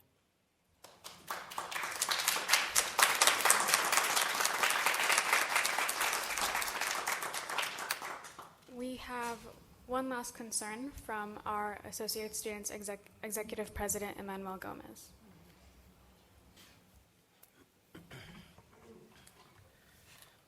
Good evening. First, I want to thank the whole executive board, the Office of Student Life for Associate Students, including our secretaries who support us in all of this work that we do. So again, thank you for taking the time to join us in these long meetings. But by the way, if I understood correctly, some of the work that we do, we in PCC Sustainability Standing Committee have recommended a Office of Sustainability. And I believe the recommendation was for it to start moving in June. So we look forward to that. So I just want to kind of share some words that have been on my mind, and of course, these thoughts have come up through our discussions in this whole term as it's coming to an end. But for those who don't know, I've been a part of Associated Students for the last 3 years as VP of Sustainability, and on my second term as president now. As students who actively participate in the shared governance process throughout our terms in Associated Students of Pasadena City College, it is absolutely demoralizing to endure such embarrassment caused by negative campus climate that we face. Unfortunately, it's evident that students are often overlooked and their daily challenges are rarely considered. And for that, I apologize to students. But according to a social media post by the PCC Foundation, on April 15th, 2023, they asked PCC Lancers if they know that 58% of students work while in college. No matter which area of the district you live in or how far you commute to get to work at PCC, we all know the challenges that students face while attempting to succeed in school. Regardless of your personal experience, you should know that everyone has to make ends meet. No matter what, someone has to pay. Students are the backbone of PCC. And I'm willing to say it, they're the face too. But also the future of our nation, which is to be considered, if I understand some of the studies I've learned here and gone through. We're in a consumer-driven economy. So first, I think it's important to note that all of this drama is overshadowing the hard work being done by the employees and students dedicated to the real progress of our campus community. This drama dims the spotlight of students and the potential of this wonderful college in such a resourceful community. Please don't forget that 71% of our Pasadena area community college district voters approved a bond measure intended to maintain continuous support for the betterment of our students and communities' learning centers. They voted in favor because of the great publicity that our efforts and success promote. So with that being said, I now prompt the following question. What should students consider PCC? Is it a business or is it a civil right? If it is a business, then let us all collectively treat it as one. Treat students as consumers, seek and obtain their feedback, then actually do something with it. As students, we need our basic needs met. The available statistic and anecdotal data indicate that students need money. We aren't asking for handouts. We need jobs on campus that promote retention and allow for students to remain on campus as much as possible. Use our feedback, implement what the consumer demands, and supply the expected service and/or product being requested. Enough of seeking help from external partnerships. The answer is on this campus. The answers are on this campus. Do what external marketing partners offer through their service. Step back for a second and take a moment to look at the bigger picture. That is only a suggestion if in fact PCC is a business. Now, if PCC is a civil right, then treat it like one. What does our land acknowledgement emphasize? That this country has become a democracy, ironically, thanks to the enslaved labor of black people and forced genocide. The Civil Rights Act of 1964 promoted integration, not segregation. Too many people were treated brutally by the racist ideals that continue to prevail in our society. Yet, students continue to promote education for all within the public school system during the 60s. I've got news for you all, though.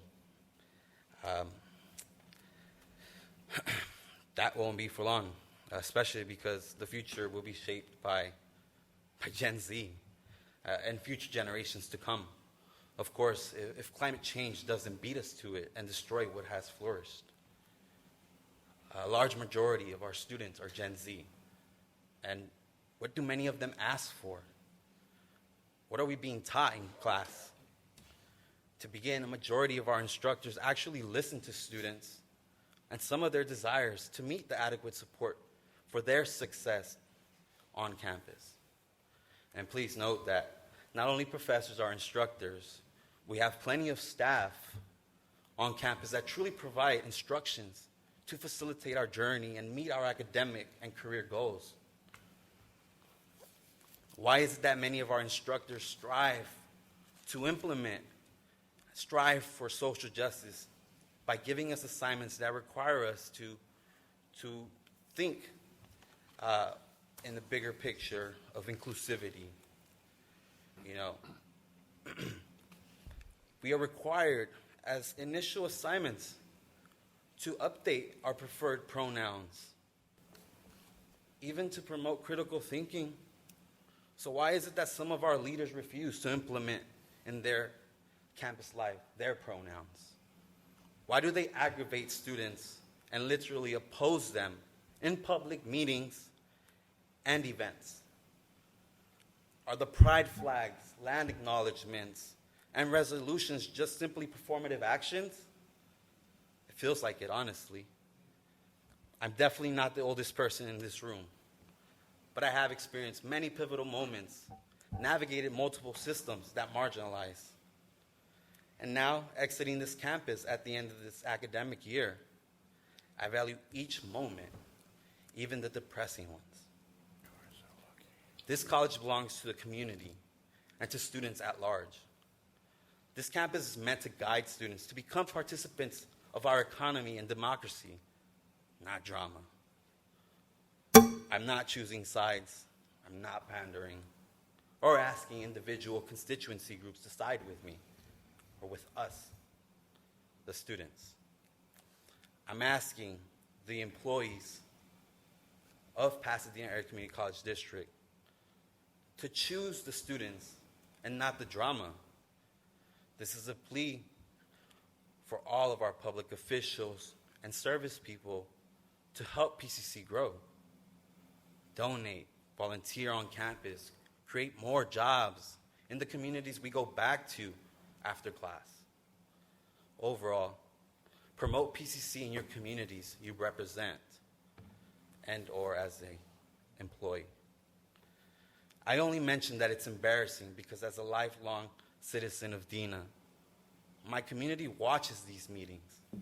People from my neighborhood and people who don't even work or live in the district watch these meetings.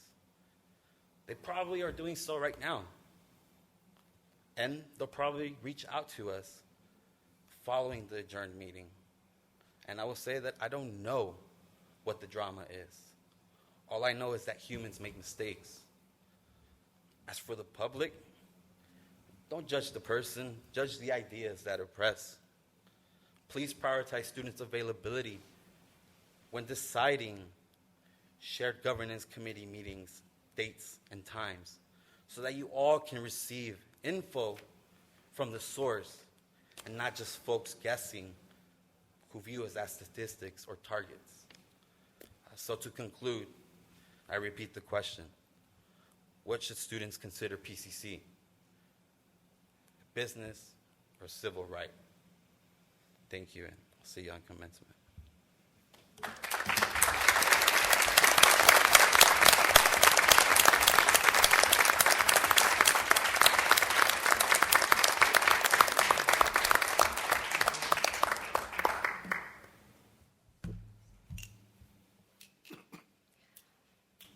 For the associate student meeting,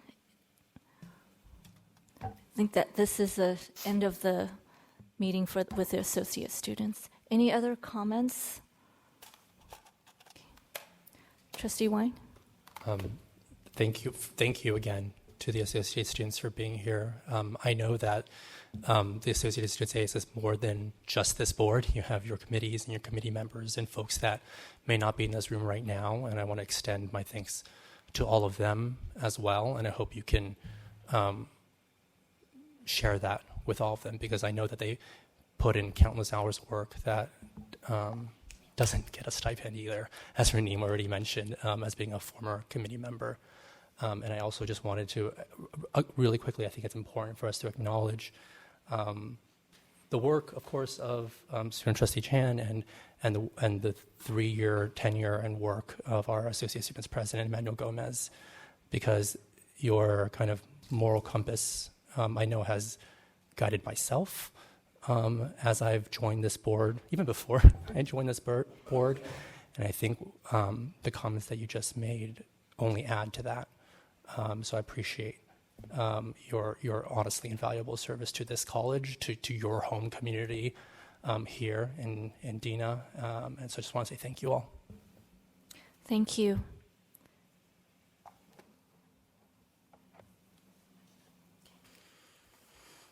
Now we're going to have consent items, combined consent calendar, students instruction business. So approve consent calendar items. Madam Chair, before we take a motion, there is a comment on in the consent calendar on I-20 from Tony Vong.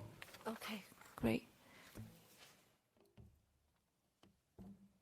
You have 3 minutes for your comment. All right, thank you. Hi. This is I what? I-20. I-20. Yeah, I-20. I-20. Thank you. Before I start, I just want to, I'm not sure if I'm allowed to address personal members. It is. It definitely is. Yeah. I don't really have much time. I'm going to be late for my class right now. So I want to thank also Chung Lao Shi for excusing me from here, which I think you should meet her with her and her colleagues the pay raise for part-time faculty. But before I break any more bylaws, I want to express my elation for this certain agenda item that is related to replacing shuttle program vehicles with electric vehicles. I don't want to cover up my relations with my sister, but we fight a lot. But I also want her to have good conditions when she uses the shuttle, which she does regularly, at least in the last semester. So while California makes it its goal to transition to full electric vehicle use by 2030, I can only describe this action by the Board of Trustees as one guided by foresight, and it has the full support of the Sustainability Committee of the Associated Students. So I want to thank Ian Graham for his diligence, and he should also possibly give his colleagues in the Associated Students a stipend increase as well. So yeah, sorry about breaking that bylaw. But I have full confidence that you'll be able to provide students with adequate air conditioning in a time of global warming, as well as adequate passenger seats, so that no student can fall behind in the waiting stations. However, I also want to point out that if this policy is implemented, when you guys replace vehicles with electric vehicles, it shows that the board can do so much more, and that includes energy use. Earlier this morning when I talked to my professor, he noted to me that when he sees the lights that encompasses the buildings of the campus, he sees carbon. Thank you. Thank you. Thank you for your comment. And that concludes comments on this consent calendar items. Excuse me. I'll make a motion to approve the consent calendar items. Second. I'd like to make a comment and move to have a discussion on items number 2, 3, and 4. What letter number? Item number 2, 3, and 4 is the approval for the RFQ and the RFP for the pool of architects, the pool of project managers, and DSA-approved project inspection services. Which letter? So it's I, 2, 3, and 4? Yes. Okay. These, the subject of RFPs were discussed in the Facilities Committee meeting, and we had discussed the resolution, and that I had expressed a concern that the board approve not just the issuance of the RFP and the RFQ, but we actually approve the language of the RFP and RFQ, because it is important to me that diversity is a factor that we weigh in issuing out RFPs, and whether or not the vendors that we are choosing have diversity, whether or not they have principals that are Black, Latinx, Asian Pacific Islander, disadvantaged, veterans, and that they actually reflect the values of our community. And I want to make sure that we approve the actual language of the RFP and the RFQ, that those items are a consideration when the RFP goes out. Trustee Silver? Let me know if I'm wrong, but as I read them, these RFPs were already approved on November 9th, 2022, and I believe all these are doing is extending the timeline from 12 months to 36 months. So the writing the written aspect's already been passed. I think it's just to extend the time. You're looking at item number 2. There's also item number 3 and 4, and they coincide with the resolutions that we have for passage. And I made very clear in the Facilities Committee meeting that when we start the RFP process, when we bid for these projects, that there is diversity in our vendor pool. And that I believe that reflects, as we were discussing in today's meeting, that DEI is a significant value of the college and that it's reflected in our vendors. And in addition to hiring locally as well.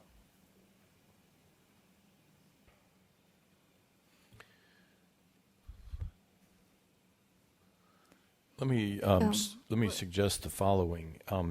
The consent calendar item, as Trustee Silver already pointed out, is simply to extend the period in question from 12 months to 36 months. And I would suggest that we approve that. And then, Trustee Kwong, to the extent you have other concerns or issues about the degree of diversity, I think we could we should address that as a separate item. All three of these, 2, 3, and 4, are just simply extending the period. If there's something about the underlying RFP, RFQ process that you think needs to be augmented, I think we should bring that up as a additional item at our next meeting. Candace? Yes, just to clarify, so yes, these were already approved at a previous meeting, and these particular items are to change from 12 months to 36 months to allow the bench of architects or DSA folks to be on that list for those months. Related to the bid process, so public contract code requires us in the method that we award contracts, it must go to the lowest bidder.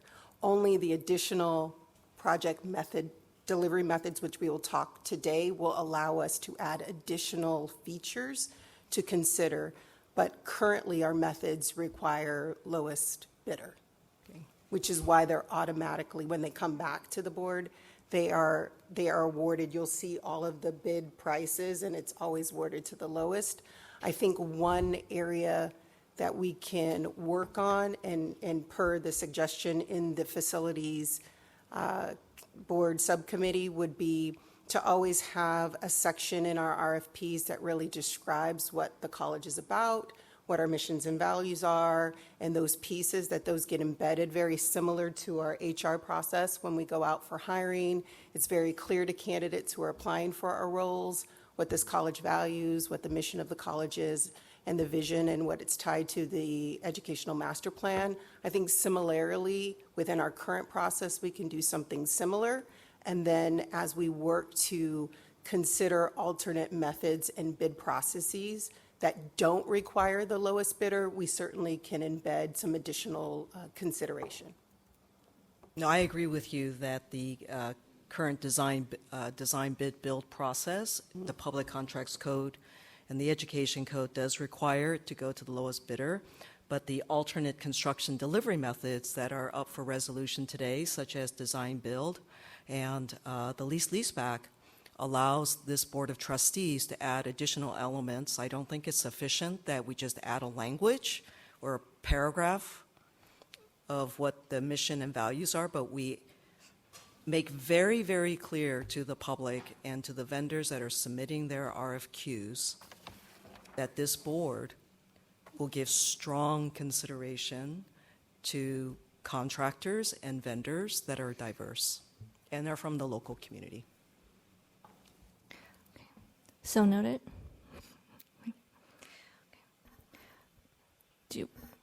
There's a motion. So I'm unclear. Are we pulling items I, 2, 3, and 4 and possibly redrafting them, or are we approving them as they're listed here? I have not amended my motion. What's that? I have not amended my motion. No, I think Understood, what but Ms. these Jones items is saying have been is pulled. No, They are not. that she said that for these contracts, they are not the alternate construction delivery methods. They are the traditional methods, and they have to go to the lowest bidder. So in the future, as we pass these resolutions for projects pursuant to our new bond, that the board approve the RFQ and the RFPs to include diversity and inclusion as a significantly weighted factor in addition to other factors that are reflective of the values of the college. So we're approving the consent calendar items as is. Right, and understood. The motion has not been amended to remove these items, and I'm suggesting further that we are going to get a presentation in this meeting about these alternative methods where we can look at these other characteristics and not just the lowest bidder. And I'm going to suggest, rather than approving items 2, 3, and 4, that we would, which right now, before we approve any of these alternative delivery methods, would have to be done based solely on the lowest bidder without consideration given to the other characteristics. And I'm suggesting, since that's so close in the future, like today, later at this meeting, that perhaps we should pull items 2, 3, and 4, and considering amending them if in fact the board does pass the alternative construction methods. Trustee Wei. I'm personally opposed to that because these are things that we have already passed in many months ago now. And this is, my understanding of this is this is giving Mr. Larrett's team and VP Jones the ability to extend that shortlist period when the language itself of these things are not on our calendar today.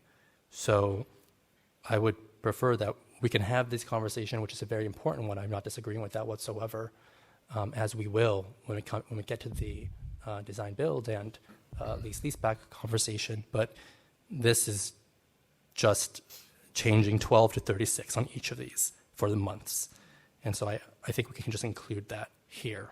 So I have a motion for approving the consent. Is there a second? I'll second. Okay. I have in my notes that Trustee Silver seconded it. Oh, Officer Ling, motion, Silver. Okay, great. Yeah, and I'll keep my motion without amendment. Trustee Chan. Aye. All those in favor? Aye. Aye.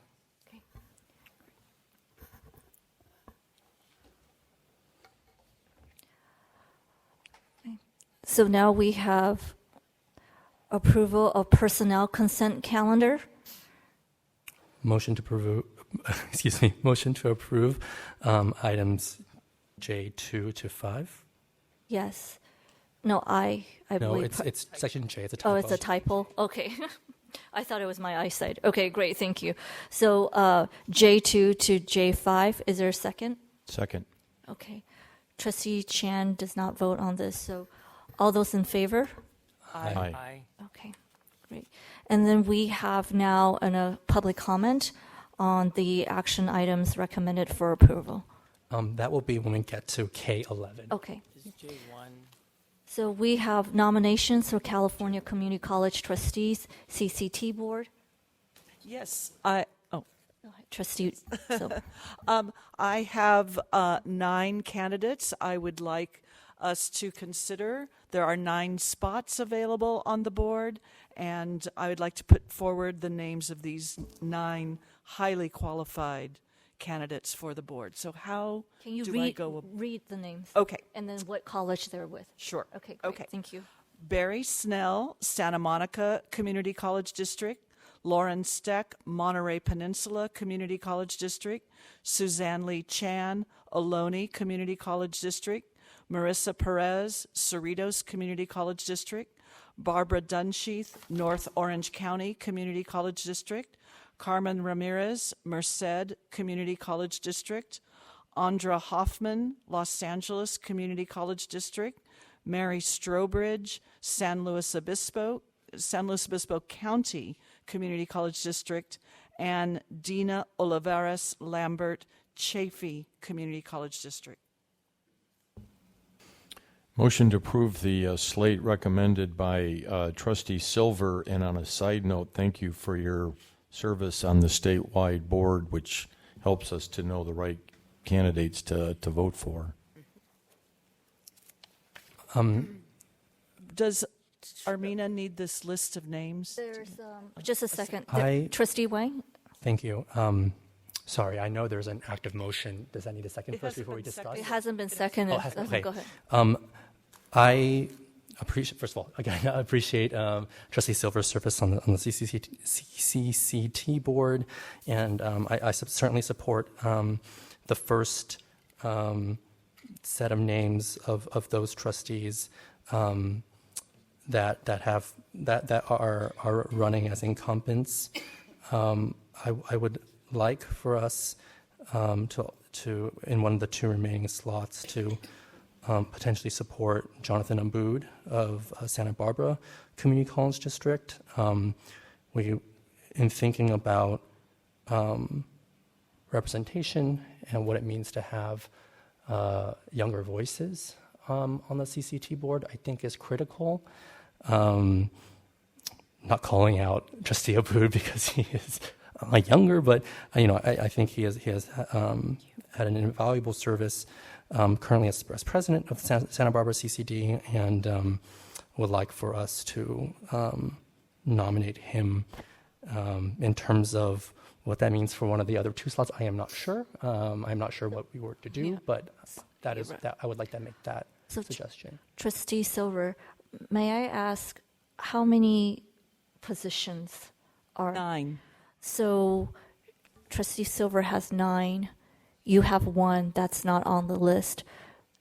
Someone on that list would need to be removed, or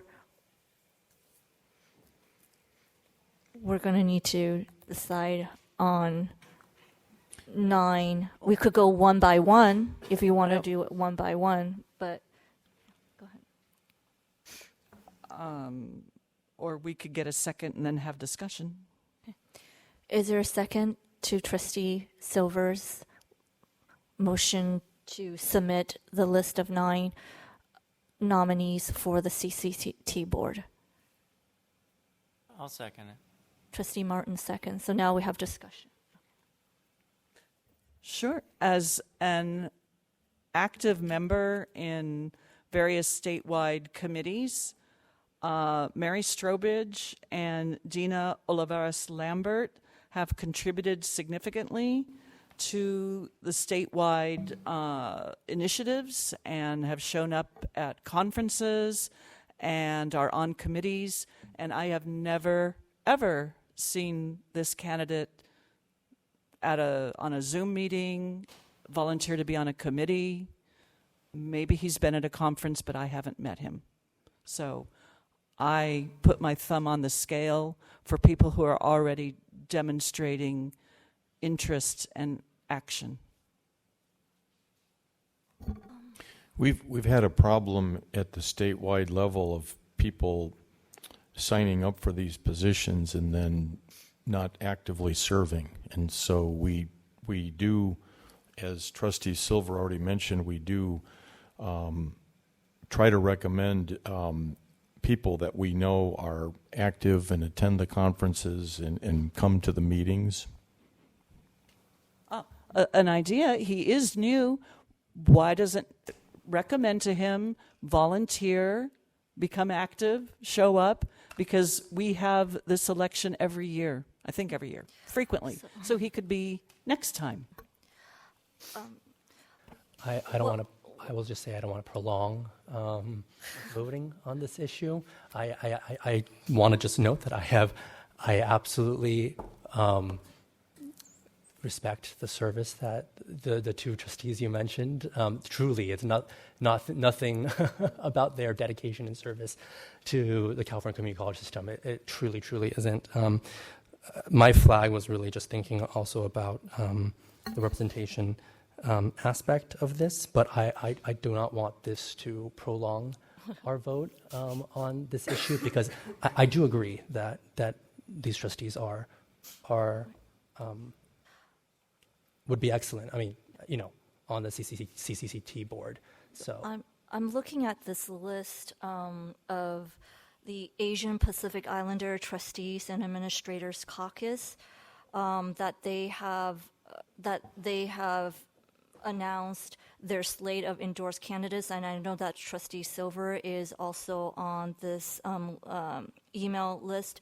So the 9 folks that the Asian Pacific Islander Trustees and Administrators Caucus recommended are Barry Schnell, Santa Monica CCD, Jonathan Abmood, Santa Barbara CCD, Lauren Steck, Monterey Peninsula CCD, Suzanne Lee Chan, Olon CCD, Marissa Perez, Cerrito CCD, Dina Olivares Lambert, Chafee CCD, Barbara Dunsheath, North Orange County CCD, Carmen Ramirez, Merced CCD, and Andra Hoffman, Los Angeles CCD. I just thought that I would add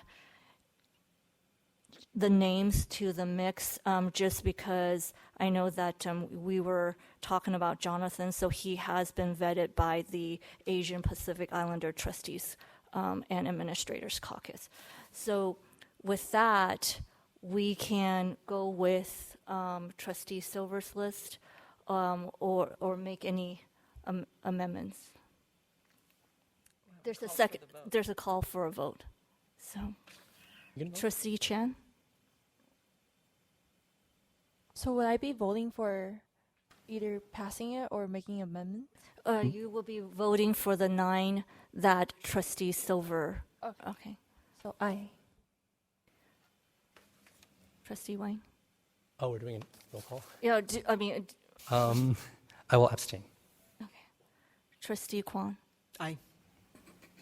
Trustee Silver. Aye. Trustee Gibson. Aye. Trustee Martin. Aye. Trustee Jim. Trustee Jim. I'm sorry, Trustee Austin. Aye.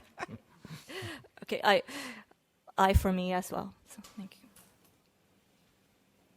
Okay, motion passes.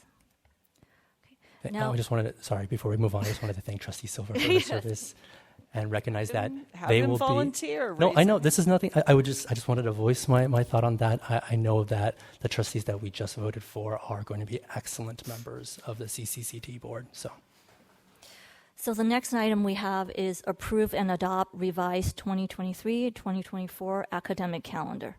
So I think you could take 2, 3, and 4 together, and I would refer to Dr. Ramirez to just quickly discuss exactly how these calendars came to be.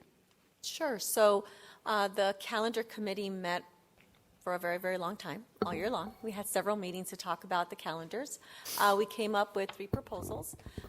Based on our MOU, the 3 proposals were forwarded to the Faculty Association that reviewed them. It went to College Council as well.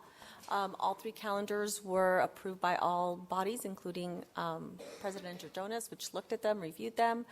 We evaluated them to make sure that we included all the legal holidays. We had the right number of instructional days. We included winter intersession in a 6-week format. Motion to approve items K 3, 4, 2, 3, and 4. Is there a second? Second. Okay. Trustee Chan. Aye. All those in favor? Aye. Aye. Okay. Now we have 5 and 6. Can we do them together? Okay. Motion to approve items K5 and 6. I'll second. All those, Trustee Chan. Aye. All those in favor? Aye. Aye. Okay, great. May we approve 7 and 8 together, or do they need to be separate? I think you can approve them together. Okay. So motion to approve 7 and 8. A motion to approve items K7 and 8. Second. Trustee Chan. Aye. All those in favor? Aye. Aye. Okay. Item number 9, approve COLA increase and one-time $3,000 for executives. And I just want to clarify that Trustee Chan does not Do approve the does personnel. not weigh in Okay. on personnel. Sorry. Okay. Motion to approve. Second. All those in favor? Aye. Aye. Okay. Approve addition, modifications, and deletions to the credit curriculum. Motion to approve. Second. Trustee Chan. Aye. All those in favor? Aye. Aye. Aye. Okay. Is there a public comment? on Yes, this? we have 2 public comments for this item of resolution number 2762 in commemoration of the Armenian Genocide and Armenian Heritage Month at PCC. The first public comment will come from Tony Ordukanian.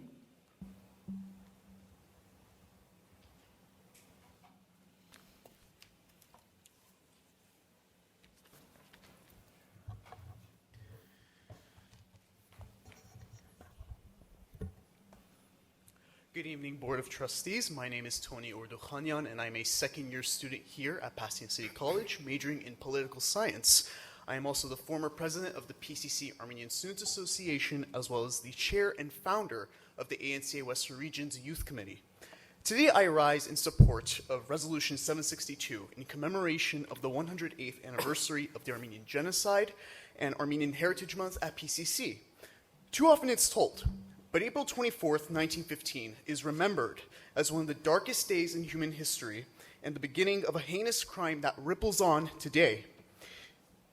On April 24th, 1915, the Ottoman Empire systematically massacred 1.5 million Armenians at the orders of the disgraced Talat Pasha. Men, women, and children suffered under the bloody hands of mass murder, violent rape, and gruesome torture.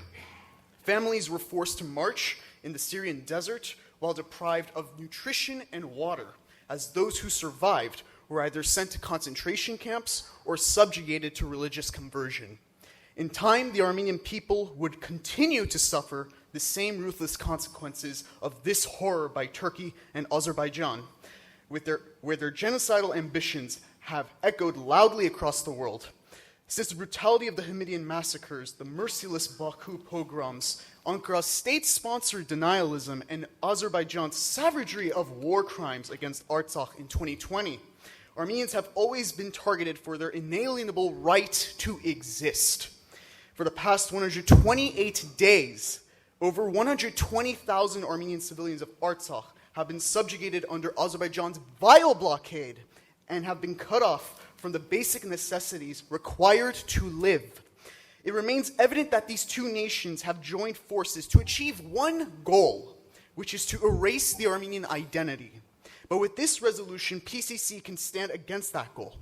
PCC can stand against each and every one of these acts of genocide and continue to preserve the Armenian identities that exist among our PCC community.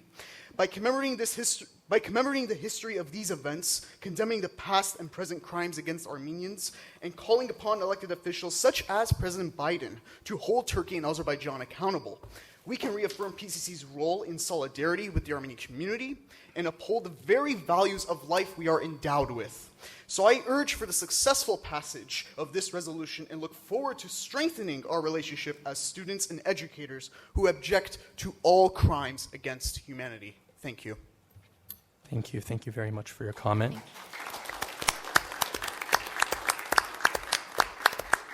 Our next public comment on this item comes from Danny Donabedian.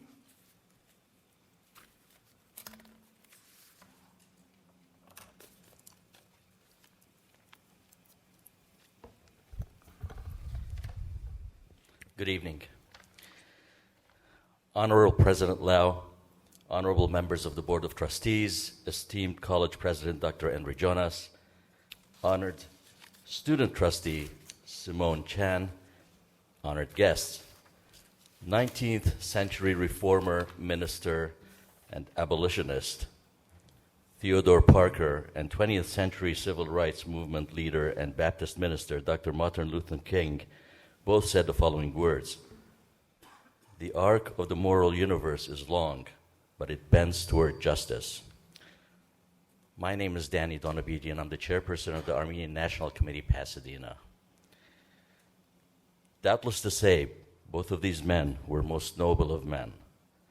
In years past, the Venerable Board of Trustees of Pasadena City College had come through in recognizing the Armenian genocide and had paid homage to the 1.5 million victims of the evil and nefarious crimes committed by the Ottoman Turks in 1915, whose unspeakable acts have yet to be accounted for.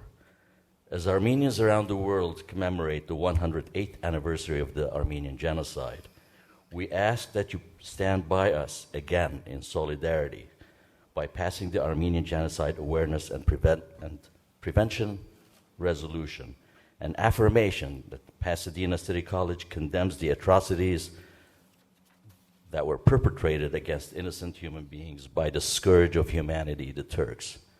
Time and again, for 108 years, Armenians around the world had heard the many good intentions that some of the world's preeminent powers expressed, and that they would find a just resolution to the Armenian cause. Time and again, those powers failed to deliver, dashing any hope of a just outcome. As the old adage goes, the road to hell is paved with good intentions.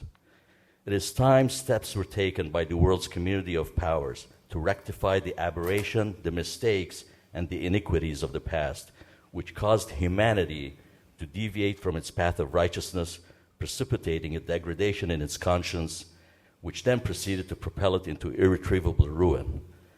For far too long, the world has shamefully sat back and neglected the resolve of the epic miscarriage of justice that is the Armenian genocide. For as long as this genocide remains unresolved and history fails to correct the most heinous of transgressions committed by the Turks, the depravity of whom caused untold pain and suffering upon the Armenian nation, the stain of evil and shame will be engraved permanently in humanity's legacy. The struggle against genocide and human rights atrocities is still present and prevalent today. Now, as in the past, the world is experiencing a contentious political climate where genocide is rife and subversive ideological discord commonplace. Thank you. Genocides that have taken place in recent history have yet to teach us a lesson on humanity's Thank you enduring very willingness much to commit for your public comment. and its inability to live in peace. On behalf of the Armenian National Committee of America, Thank you. I'd like to thank and pay tribute to this distinguished dais for its Thank, search for justice for the victims of the Armenian genocide. thank you, sir. Providing solace My apologies. to the Armenian American community and Armenian cause. Also, as Be your enforcer. for utmost respect and admiration. One little thing. Thank you very much. The most gentle of princes once said, in the end, we will remember not the words of our enemies, but the silence of our friends. Thank you. Thank you very, very much. Thank you. My apologies. Thank you.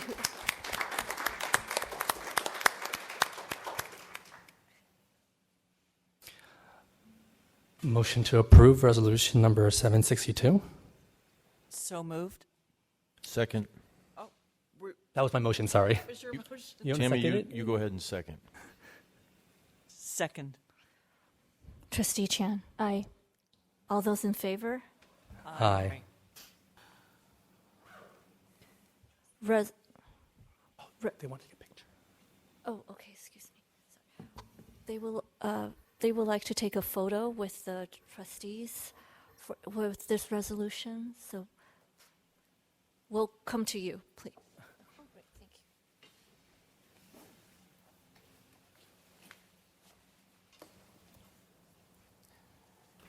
You want to do it with PCC in the background? Let's do it over here. Man, it's good to see you.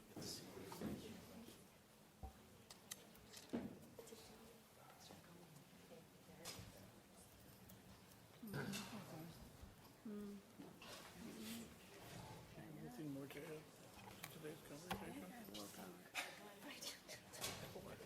You're here tomorrow? Huh?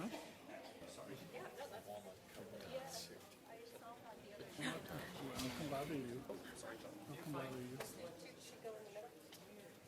Are you working? Well, I show up. I don't always work. And I'll be.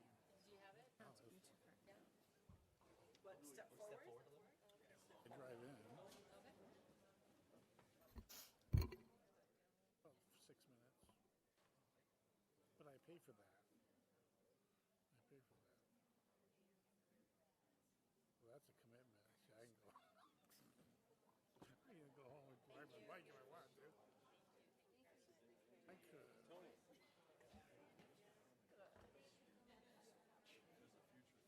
need to. Wonder how long it would take me to walk here. I used to do that at my old job when I worked at the state. I lived close up. But by the time I got there, I was sweaty because I had to walk up a hill, or through the snow. I hate cutting people off. I think we have more stuff happening later. I think classifieds are going to say something. There's so many of them here. Yeah. That'll be fun.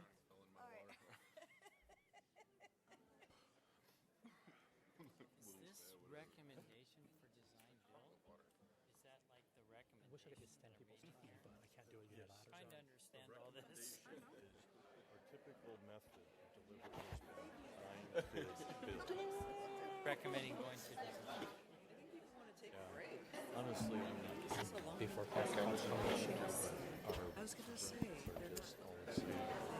That's going to be one of the So now we have Resolution 765, use of leaseback construction delivery method for the delivery of selected construction projects. Is there a motion to approve? Oh, your presentation. There's a presentation. Okay. All right, good evening, trustees. Tonight I'm here to recommend two resolutions for your consideration, which will allow the district staff to consider two additional project delivery methods for construction, which is design build and leaseback. I'd like you to think about these options as just sort of additional tools that we're adding to our tool belt in addition to our current method. It gives us the flexibility in the way that we potentially deliver construction projects across campus. Tonight I have Mr. Samuel Santana here this evening, who is one of the district's legal counsel for construction projects, who will share an overview of the three methods and then field questions, and then at the end I'll provide some additional information in terms of context in terms of our district process.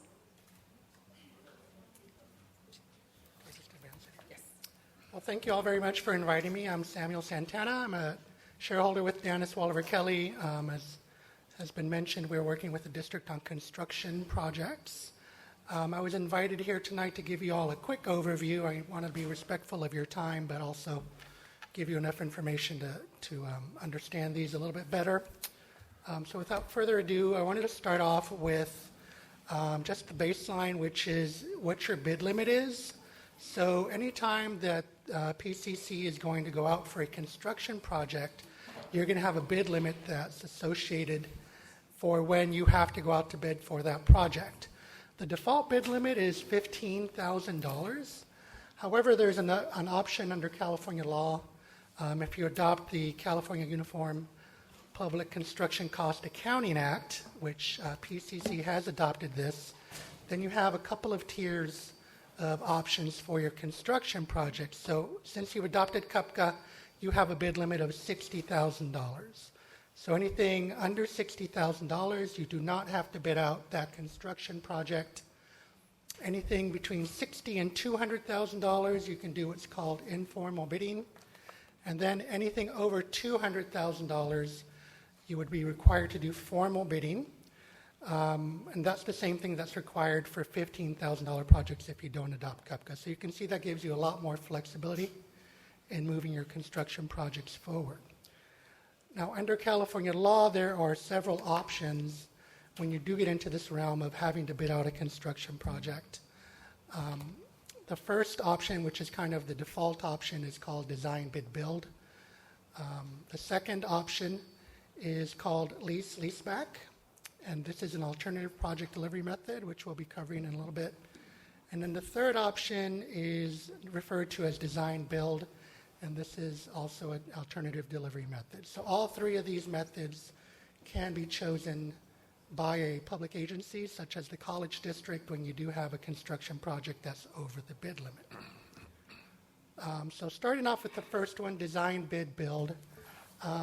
Really this means that you're going to hire an architect who's going to design the building. That's where the design nomenclature comes in.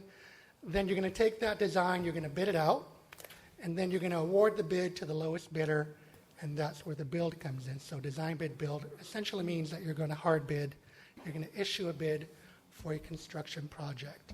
Now this is the most widely accepted and widely applied delivery method because it's the default. This is what California law requires. So once completed, that design package that you hire the architect for, that's used to put together your bid packet. And then that bid packet is then issued to bidders. Once it's approved by DSA, it's issued to bidders. And then at that point, the district is required to select, if it's going to select anyone, it's required to select the lowest responsible bidder. You always have the option to reject all bids if you so chose, but if you are going to award the contract, it would have to go to the lowest responsible bidder. Some of the pros to this type of approach, it's a competitive process. Obviously, it's a blind bid, so all contractors look at the design specifications at the same time, and they turn in the bid at the same time, so that leads to good pricing for you. It's easy to manage in the sense that it's the most widely applied methodology, and so usually staff and consultants and the board are the most comfortable with it because it's the most common. And also you get to define the project prior to the bid. So you get to review your design with your architect, make sure that it's meeting your needs, and then that's submitted to DSA for approval. Some of the cons with regard to this delivery method is that it's easily taken advantage of by unscrupulous contractors. So what that means is that contractors can review your bid specifications when they open the bid, and they can identify where there may be holes in your design documents where you're going to have change orders down the road, and so they would undercut some of the bidding on that, knowing that there are going to be issues with it, and they can then submit change orders later on to make up that differential. Also, the design suffers from a lack of input from contractors and subcontractors because they cannot legally have input into the design. Under California law, they cannot see the design documents, the specifications, until you issue the bid, and you can only issue the bid once the bid is DSA approved. And so there's a pre-bid period where you and the architect, the district and the architect work together. Contractors are not involved in that until once the bid is issued, and at that point, that's the first time that they see. So if they see any issues with it, they can't bring it to your attention.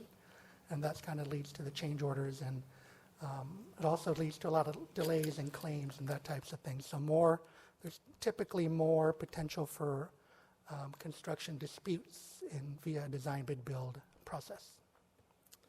Okay, so going on to the first of the alternative delivery methods.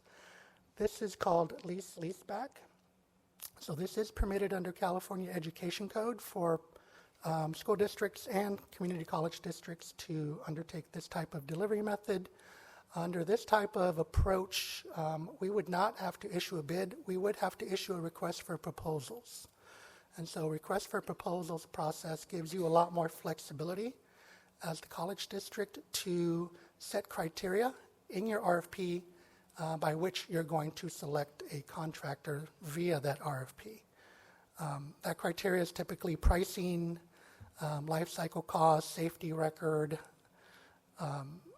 technical expertise, that type of thing. So you can put that criteria into your RFP, and then once you get proposals from contractors, you would score that criteria, score those proposals based on that criteria, then that scoring would be brought back to you to approve the selected contractor. And so it's a very flexible methodology, and it's also very transparent in that all of the criteria is set by the district, and then the contractor is approved and the scoring is made public at a board meeting.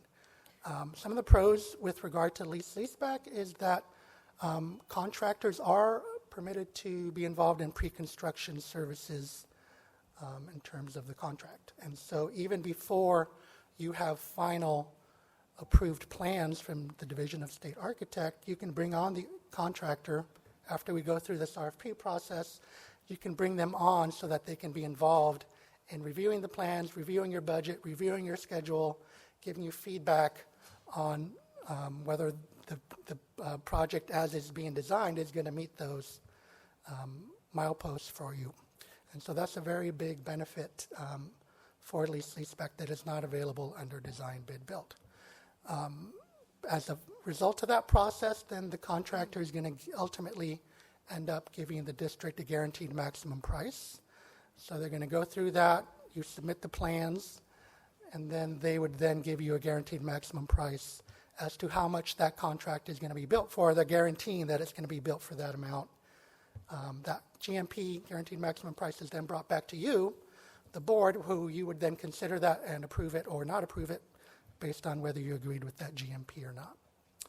So one of the cons is anecdotally, this is thought to be more expensive than bid projects. I mean, I haven't seen any peer-reviewed studies or anything like that, but anecdotally, if you're not having a blind bid, people think that typically then you're going to end up with higher cost. That's left for debate, but that is a thought out there on this process. I think, that's countered, in my experience, that's countered by there being a lot less change orders and a lot less claims and a lot less litigation as a result of a lease-leaseback delivery method. In my experience, and I've done hundreds of these now, I really haven't seen, I've seen one really not work out, and that was because the owner of that contractor passed away kind of at the beginning of the project. His kids took it over, and they couldn't really manage the company that well. So that was the only scenario that I saw that didn't work out. Other than that, I think it's been a very successful delivery method for public agencies that I work with. Thirdly is design build. So typically what this means is that there's going to be the district on one side, and then you're going to hire one entity that's going to both design it and build it for you. And so typically that entity is going to be a contractor and an architect working together in a joint arrangement, or it's already going to be a company that has that capability. And so this type of arrangement also is very flexible for the district. If you did choose to undertake a project via this design build methodology, you could hire one entity to do both of those. Some of the pros with that is you have a single point of responsibility for both the design and the construction. You're going to enter into a contract via a request for proposals, typically. You have an RFP, you have criteria by which you're going to select that contractor, and then you're going to have one point of contact in that contract, and that point of contact is going to manage both the design and the construction. This is also beneficial to the district in that joint entity, they're going to be both involved with the design and the construction, and so you have that practical review of the design early on in the process because you have the contractor who's also part of that arrangement.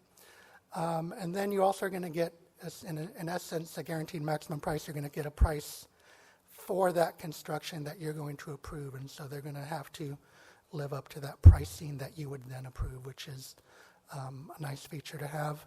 Some of the cons with regard to this particular delivery method is that unless you define the scope very well and very clearly early on as the district, you can have issues down the road because you're going to then turn over that design, and you would typically hire an architect to help you with the bridging documents, they're called, but that has to be done very well and very tight because you're going to then hand over those plans, preliminarily, those plans to that design build entity, and then they're going to be running with it. And so you want to be sure that the character of your project, the specifications, and the layout and that type of thing are clear in your RFP so that that entity has good direction moving forward.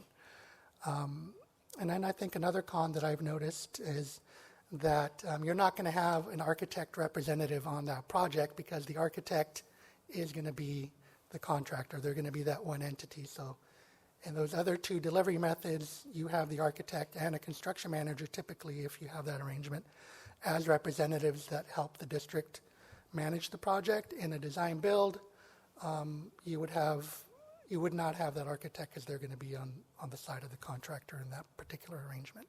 So that's a very quick, 10,000-foot overview of 3 different delivery options. I'd be happy to answer any questions on any of these. I know that I've worked with Candace and staff on some of the resolutions that are coming before you, and that they've come up with criteria that are going to be attached to those resolutions that would be considered and would be brought forth to you in terms of how that criteria leads to that type of delivery method. So that's, I think, the next couple of items coming up. But with that, I'd be happy to answer any questions that you might have. Trustee Martin? I'm trying to get my mind around it. So I have to simplify it So let me take it down to I'm going to add an addition on my house, something small and simple.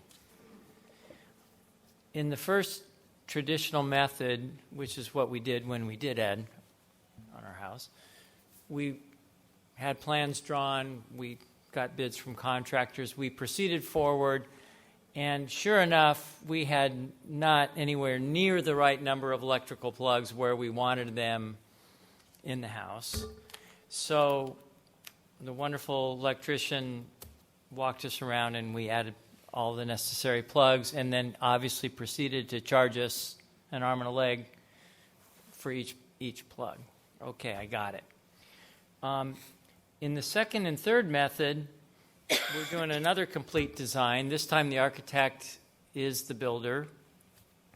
And I still, after all is said and done and I have my guaranteed maximum price, come to the conclusion that I don't have all the electrical plugs I really need where I want them.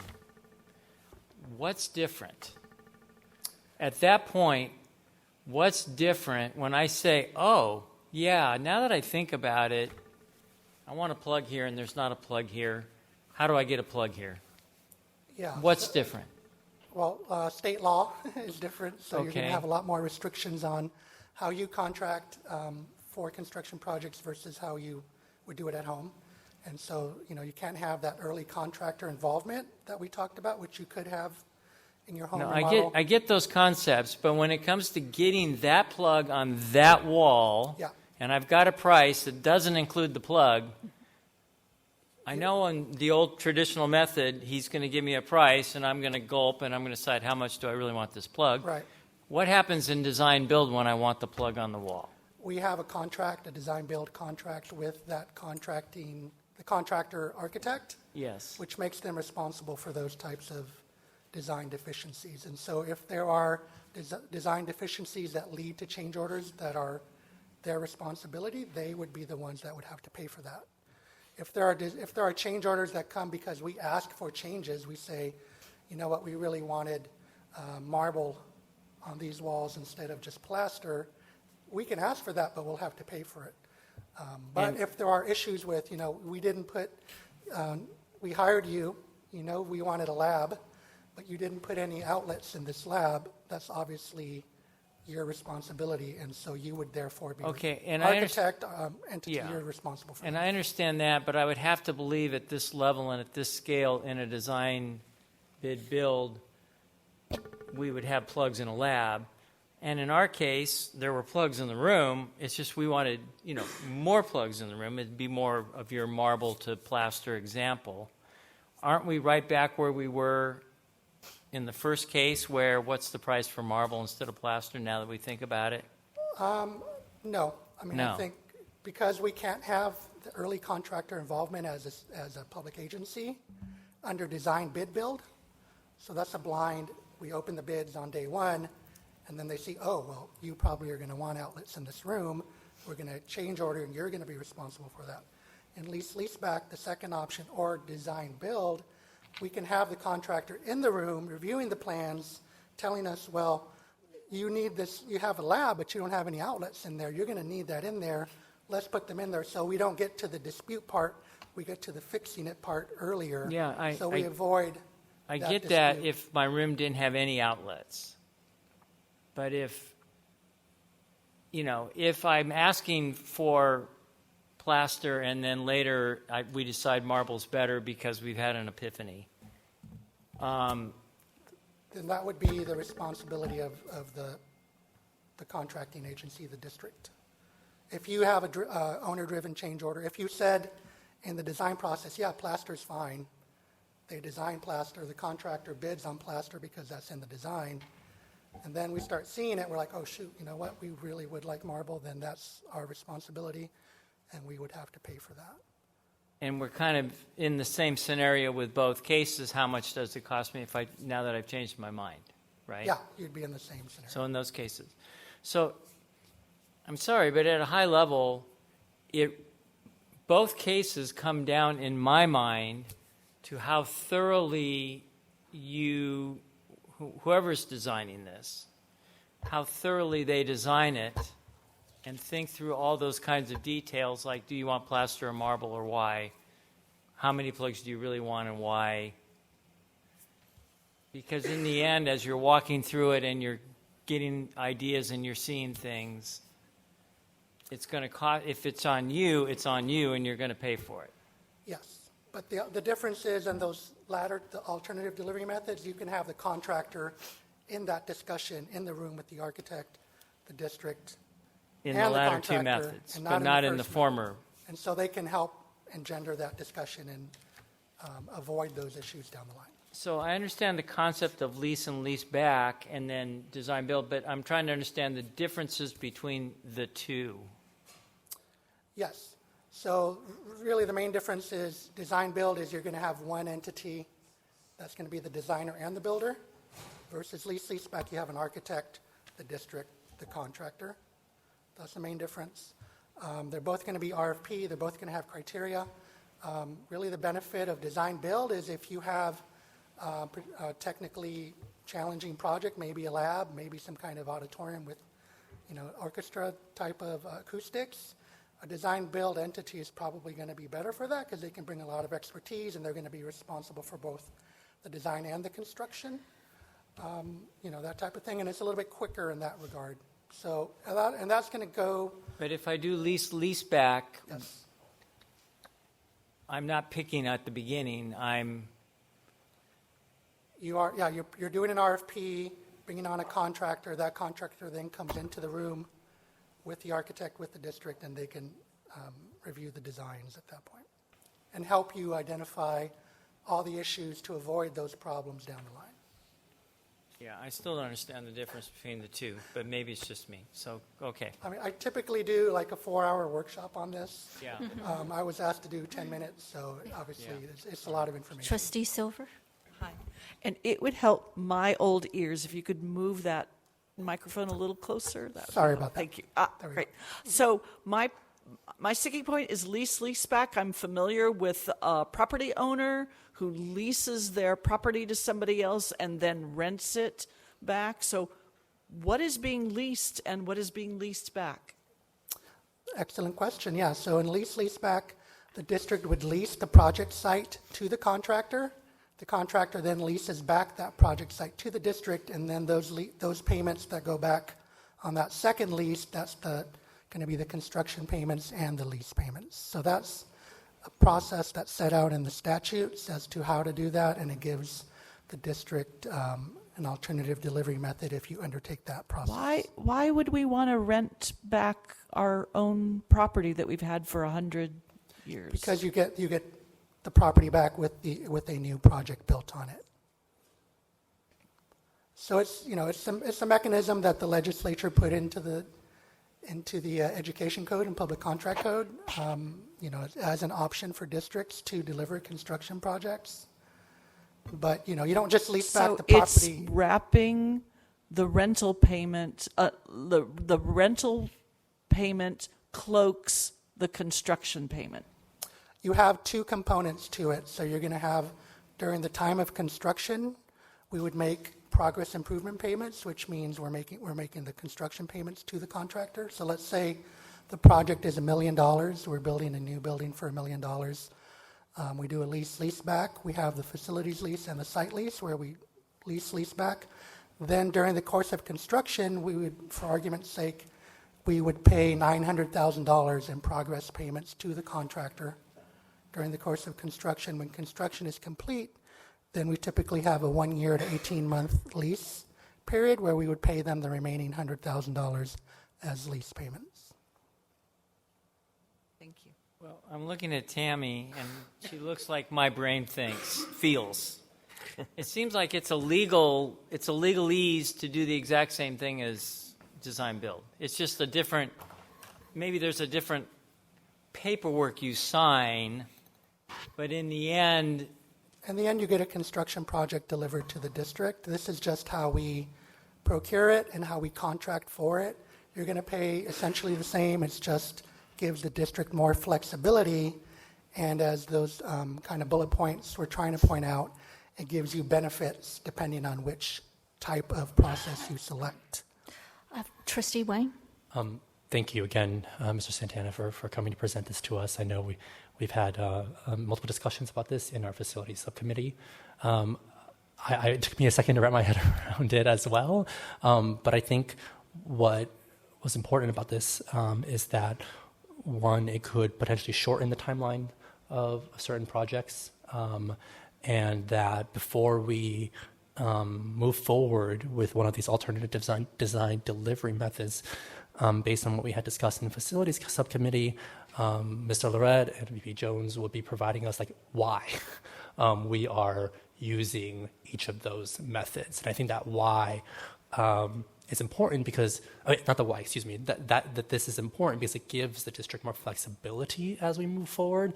That's why it's been used in other districts as well. And I think that's for me the core component of this entire enterprise. There are kind of the mechanisms that are very technical and sometimes slightly confusing, but I think it's the spirit of it that I think is what's really important here. Trustee Silver. So if we vote on these two resolutions tonight, does that just give us the option to choose one of those two in addition to traditional bidding? So we're not selecting, we're opening options. That's right, and I'll That's a pivot it great over. segue. That's a great segue. So yes, so let me just walk through at a high level the district process. So you all normally see in your board packets a bid authorization. So in any case, any construction process that we want to bid, we will first come to the board with a bid authorization packet. One great piece of advice that we received from the board facility subcommittee was a part of that packet should include the analysis and the rationale as to why the district is moving in that direction. And so we included as a part of your packets a copy of that rubric. So the bid authorization agenda item would be to you all at board packet review, as well as the analysis piece, as well as the district's recommendation and why. So those pieces become a part of your analysis and your questioning when we have those process. And we agreed that we would always give analysis for a minimum of 2. Most likely the traditional design bid build, now like in my mind, and then our design build or design bid build and lease back, so that there is a comparison as to why we're suggesting, so the board has some more context as to what is leading the district in one direction or the other. So that would always come to you all before we actually go out and bid any project. Thank you. You're welcome. I'm ready. I'm Trustee Martin. question, comment. So I'm still trying to understand. Still trying to understand it, but I'm going to tell you my assessment, and have been in charge of building, besides the addition, several larger projects for certain organizations. And in the end, the number one thing where we spent an enormous amount of time was finding the proper architect for the specific facility that we were trying to develop, and thereafter finding the proper contractors that had the expertise and specialty in that area, which is an argument for the latter two, but works just as equally on the former design bid build. In our experiences, where I found comfort in design bid build that wasn't mentioned in your presentation was the architect that is designing these plans and getting them through DSA and all the proper clearances has a vested interest in making sure that he or she or the company or whomever has done a good job and adequate work. So where I found that advantageous was when change orders did arise, the architect served in somewhat like a somewhat neutral official to help resolve between me and the builder whether this really was a viable change order, a proper change order, and a reasonable amount for that change order based on their experience, because after all, it's their plan that's being changed. and they are being paid by me to do this, and they're not being paid by the contractor or a single bid. Because I obviously, when we build projects, we want to be fair to our construction companies.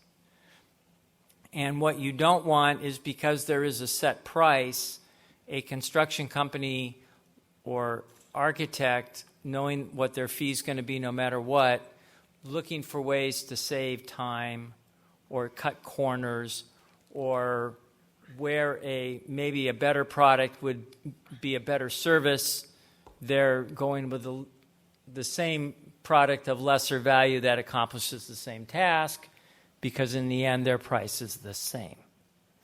So to the extent of my limited experience designing sport parks and gymnasiums and things, the architect being the independent neutral that had good understanding of those kinds of criteria and could stand up and say this is insufficient substitution because they were supposed to be more on my side than their side, I found extremely advantageous in making sure that a building wasn't just delivered on time, but in the end really met all the hidden important criteria that we were looking for in our structures.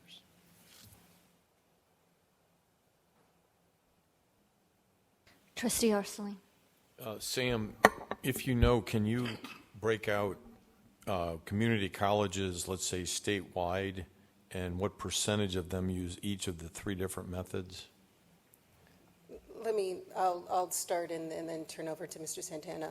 So we, at least in our local area, both LACCD uses both methods, Kern County, Mount Sac, San Diego Community College District, Kern Community College District. I mean, it's becoming more, because now, I think the code from DSA was back in 2016, so it's been a while now that the Division of State Architect has allowed these methods, that it's very pervasive in K-12, and so I think community colleges are really starting to take advantage of the possibilities there. I just want to, and then I'll throw it to Sam, I want to address one piece. One idea or to think is, we're not saying we're not going to do design bid build projects. It's just one of the additional, these are two additional pieces in which there may be projects that are very, very appropriate for design bid build, and we want to keep that, and we want to be cognizant of when those steps, those pieces are in place, that we go in that direction. Serafian Building is a wonderful example of that. We're making really great progress on that project, and it's gone well. We've had some of the pros and cons that Mr. Santana has mentioned, we've had in the Serafian project. So we just want to make sure that we have other methods that we can consider as we're working through the bond work groups locally, as we also think through timelines related to some of the projects we're wanting to deliver for the 100 years celebration. And so it may benefit us for considering these pieces. And they do, both lease back and design build, offer some additional interactions with our campus constituents, with architects and the construction professionals, to really gauge what they need at the time when they're sort of, moving that forward. And so there's a lot of flexibility and interaction that we think is going to be valuable for some of these projects. And some of the projects that don't provide that value, we certainly will move in the design bid build direction. But Sure, yeah. No, I think that's an excellent answer. I don't know a percentage off the top of my head, but certainly I would hazard a guess that the majority of K-12 and CCD public agencies use alternative delivery methods. Some of them favor one over the other. Some of them use a myriad of the options. But I think by far probably the most popular is design bid build, because it's the de facto, it's the go-to, and also the majority of construction projects undertaken by public agencies are of a smaller nature. Not everyone has a new bond that they can fund new buildings with, that they need more flexibility with. So hopefully that answers your question somewhat. Trustee Silver? Since by voting aye on these two, all it does is give us options. We're not selecting the actual style. I move that we approve, what's the letter now? Where are we? It's 12 and 13. K, Yeah. K, K12 and 12 and 13. Second. Trustee Chan? Aye. All those in favor? Aye. Aye. Aye. And I'm just, if I may, I appreciate the administration weighing in like you did, and I think that's a sound argument. So I want to be open to that in the future for those special nuances. But so despite my comments, I'm voting in favor of this now, and we'll see what happens with each piece as they come. Thank you. Thank you. Thank you.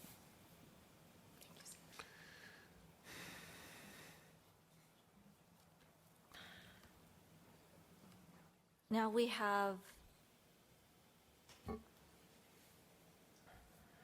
think, Candace, you're up there on COVID. Yes, okay. You get me again.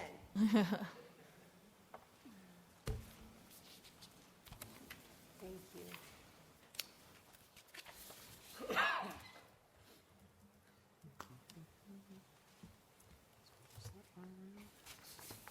This one, right? Yes. Still don't get it. This is the. Yeah. Right. And I don't know why you have to go mumbo jumbo either. It seems like a. All right, good evening, trustees. This evening, there is a resolution 768 concerning the rescission of the emergency orders for the COVID pandemic at Pasadena City College. Kind of want to walk through some of the thinking and the rationale and stakeholder input, and then give a formal recommendation for your consideration. All right, so we'll walk through the emergency orders, discuss really briefly the PCC pandemic response, review some of our stakeholder input, a recommendation, and then discuss some transition plans, and then, of course, field questions. So just to sort of couch us in where we were, the state of emergency was issued by the state of California in March 4th, 2020, by the federal government, March 13th of 2020. And then the Board of Trustees at Pasadena City College adopted Resolution 641, which was an intent to declare emergency conditions exist at Pasadena City College. That followed on our board meeting on March 18th. A little bit about PCC's pandemic response. So we worked really closely with the City of Pasadena Health Department. PCC coordinated our indoor masking protocols, our social distancing. They visited campus regularly, as well as our vaccination protocols. Our COVID-19 response decisions followed the City of Pasadena health guidelines rather than the Los Angeles County guidelines. So it's important to note that Pasadena has its own health department and its own orders that they issue that PCC is obligated to comply with. We implemented weekly testing programs, masking protocols, safety standards for cleaning, HEPA air purifiers, and became really the core pieces of PCC safety program, contact tracing, COVID-19 dashboards, data dashboards, which tracked our positivity rates and campus exposures, and then this gradual return programs to campus facilitated really on-campus services for our students. And so that began with some groups as early as late 2020 into 2021, where some staff were coming back a couple days a week, multiple days, and that sort of ramped up. So we sort of gradually made that directional shift. Related to our COVID positivity rates, so just couching it in this year, so since January of 2023, PCC's COVID-19 positivity rates have not exceeded 3.30%. Since the pandemic began, they've never exceeded 7%. Our highest was like 6.8%. Which is significantly lower than the City of Pasadena and Los Angeles County. 10 to 15% lower than many of those surrounding communities, depending on different times. Our largest spikes typically happen after holiday closures or Thanksgiving or spring break or long weekends. We tend to have, you'll see the numbers tick and then go back down.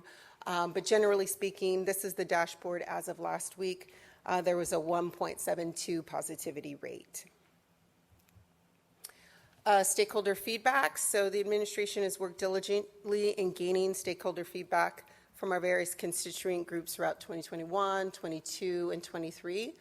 The feedback actually resulted in the rescission of PCC's indoor masking mandate for spring 2023 semester. We issued that direction in November of 2022, but at that time, the campus community had shared that they wanted to continue the masking mandate through at least spring of 2023, and for us to come back to constituent groups to have those conversations. In February of 2023, the administration opened conversations with stakeholders regarding the rescission of PCC's vaccination mandates for students, faculty, and staff. We did lots of road shows. We went to each of the constituent group meetings to talk about the change and then ask them to collect feedback from their constituents and then receive that back so that that could be input related to any future recommendations. So I'll walk through really briefly the information that I received from those groups. So students received a survey that said, do you think PCC should end the vaccine mandate for students? So about 30% said yes, about 46% said no, and we have this really ambiguous category of the 25%, which was not sure. The really great thing about this data is we had 4,912 students who did participate in the survey, so I think it's a real solid number of feedback loop for the college. This is our classified staff. There were close to 175, 200 responses, so 174 responses.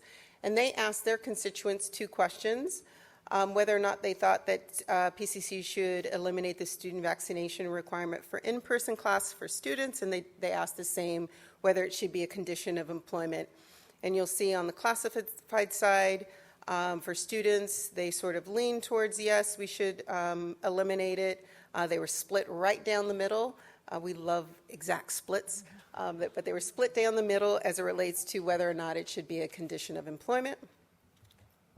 Our faculty input, we attended the Academic Senate meeting in March, and so they just did a roll call for each of their divisions, and I captured their feedback. So athletics division was supportive of removing the vaccination requirement. English division said keep it. Natural sciences said keep the vaccination requirement.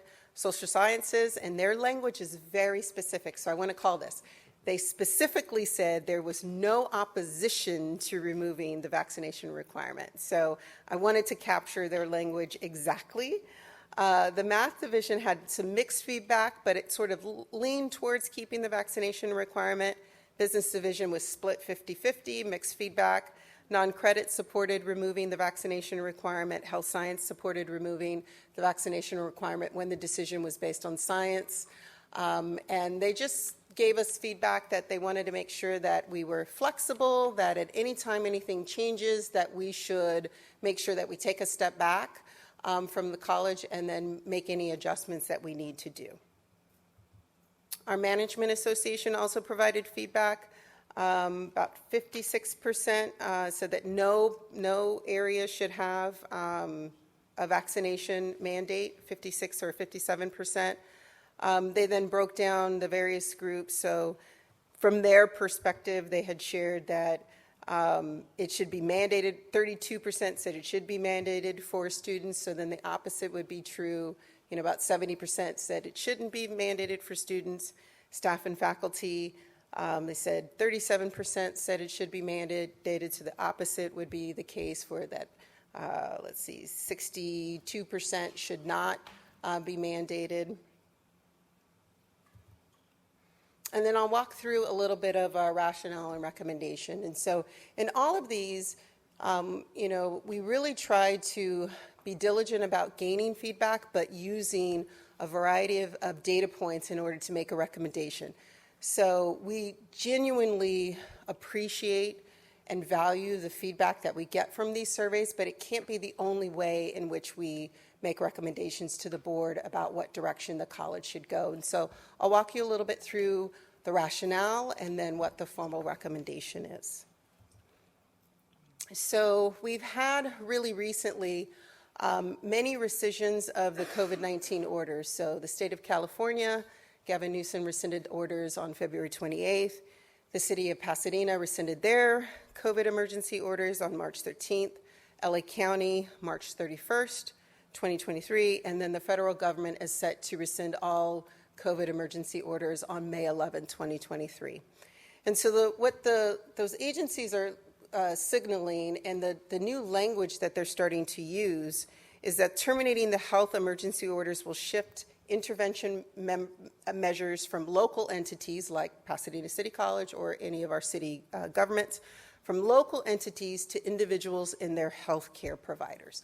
So instead of it sort of being on the local entity to enforce those pieces, that they really think that the pandemic has gotten to a point where we can sort of start shifting those responsibilities back to individuals.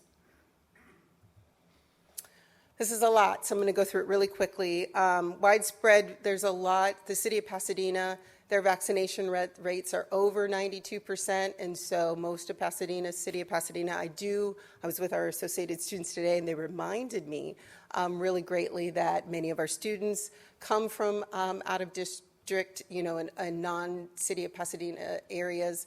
And so I did check with LA County, their vaccinations. They're not as high as the city of Pasadena, but they're like 88% of most citizens are vaccinated. And so consequently, mandating vaccinations may not be necessary for our community safety. The pandemic has evolved. Where we were 2 years ago, 3 years ago is very different than where we're at today. We've got lots of treatments available. The hospitalization rates are very, very low. It is sort of trending towards more like flu-like kind of symptoms and cases, as opposed to where we were seeing at the beginning of the pandemic, high number of hospitalization rates, high number of deaths. That just it's not the case today. And so there may be some consideration for us to really rethink those pieces. Respect for individual choice and medical autonomy is one of those pieces. As the emergency conditions go away, it makes it more challenging for the district to then require these pieces, because those mandates, which we really used previously to help support the decision for the college, are no longer there. There is some decreased public concern. That doesn't mean that we don't have members of our community that are not concerned with the pandemic, but the feeling is very different out there. I mean, many of us are in this room without masks. I'd say a year ago, it was very different than how we felt about the pandemic, or just how we were managing it on a day-to-day basis. And then reducing the administrative, it is a large enterprise to run the COVID protocols, whether it's continuing testing. All vaccine mandates have to be uploaded, reviewed. They go to a third-party company to validate whether they're valid or not. And so there's a big piece of this where we could really start considering reallocating those resources to other pressing needs of the college, rather than to continuing to support the COVID mandates today. So with that, with approval from the Board of Trustees, this evening I'm asking that we approve the Resolution 768, which rescinds the emergency orders and powers that at the time in 2020 were delegated to the Superintendent President, and end the emergency conditions at Pasadena City College. The second piece of that is that Pasadena City College will no longer require proof of vaccination for in-person classes or as a condition of employment. But the rescission of orders will be effective immediately for employment actions, but we would like to recommend that they be effective for in-person classes in fall of 2023. A lot of great feedback came in that, again, doing something really quickly. I mean, a lot of students have already started enrolling for summer classes. We have faculty who have already agreed to teach those classes under the conditions that they had agreed to, or at least that they understood at that time. And so we're hopeful that if we sort of signal the decision of the board to this community, that there's enough time for folks to make their own individual decisions. I do want to note, though, that any collective bargaining unit who wish to maintain the COVID-19 vaccination as an employment condition can do so by discussing it with our Vice President of Human Resources. So there's always that possibility. Last piece, and anytime we make a recommendation, it's really important that we come up with a transition plan. Change is not easy. Change is difficult. And so we really need to be mindful and intentional about how we think through the transition and how we get people comfortable with the new decisions. And so our plan is to continue to offer, instead of having on-site campus testing where we have medical professionals here giving tests, we're going to transition to having available self-administered test kits to students, faculty, and staff who wish to check their COVID status.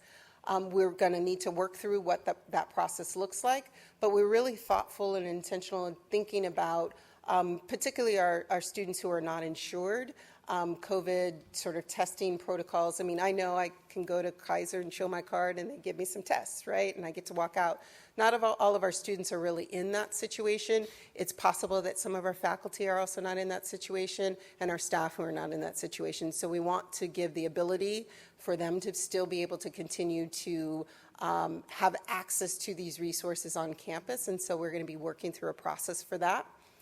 We want to make available counseling resources, so personal counseling to discuss any concerns related to the transition, because it's important that individuals have the ability to talk to someone, particularly if there's any anxiety related to the decision, that we can work through that, or they have a professional to work through that. We are committed to maintaining the availability of KN94 masks at all student service areas. So if anybody at any point, feels uncomfortable, they can pull a mask in any of the office areas and other community spaces. We'll continue our use of air filtration units located in all of our classrooms. You see them here in this room this evening, to continue our cleaning practices. And then the last is to maintain our cleaning standards and the availability of hand sanitizer and disinfectant wipes. The college is committed to doing that through the fall of 2023 semester, and then reevaluating where we're at that point. Any questions? I have a question. Trustee Kwan. So for bargaining unit members that, for whatever reason, maybe they have they're immunocompromised and they believe that they need to be around vaccinated people, is it the intent that the district will engage in the reasonable accommodation process to help accommodate those to the extent reasonably possible to protect what they perceive as a health and safety risk? So I'm going to answer that in two ways.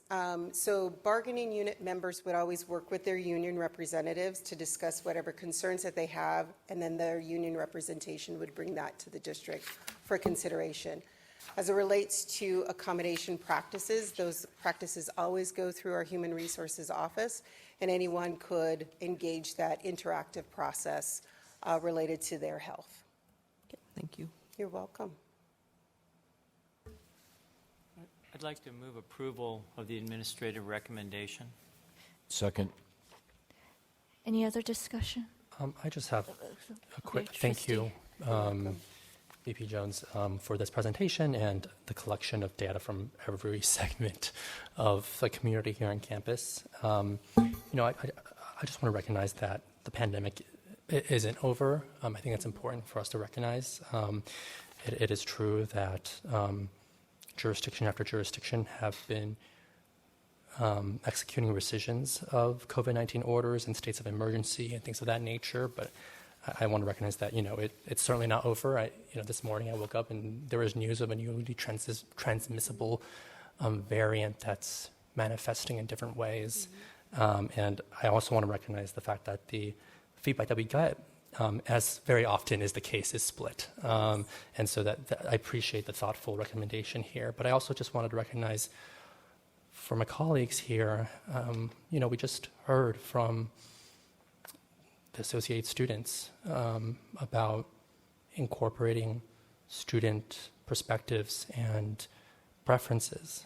And, 4,912 responses is not an insignificant amount of students to respond to anything. It's certainly not one survey like this, and it is an overwhelming number that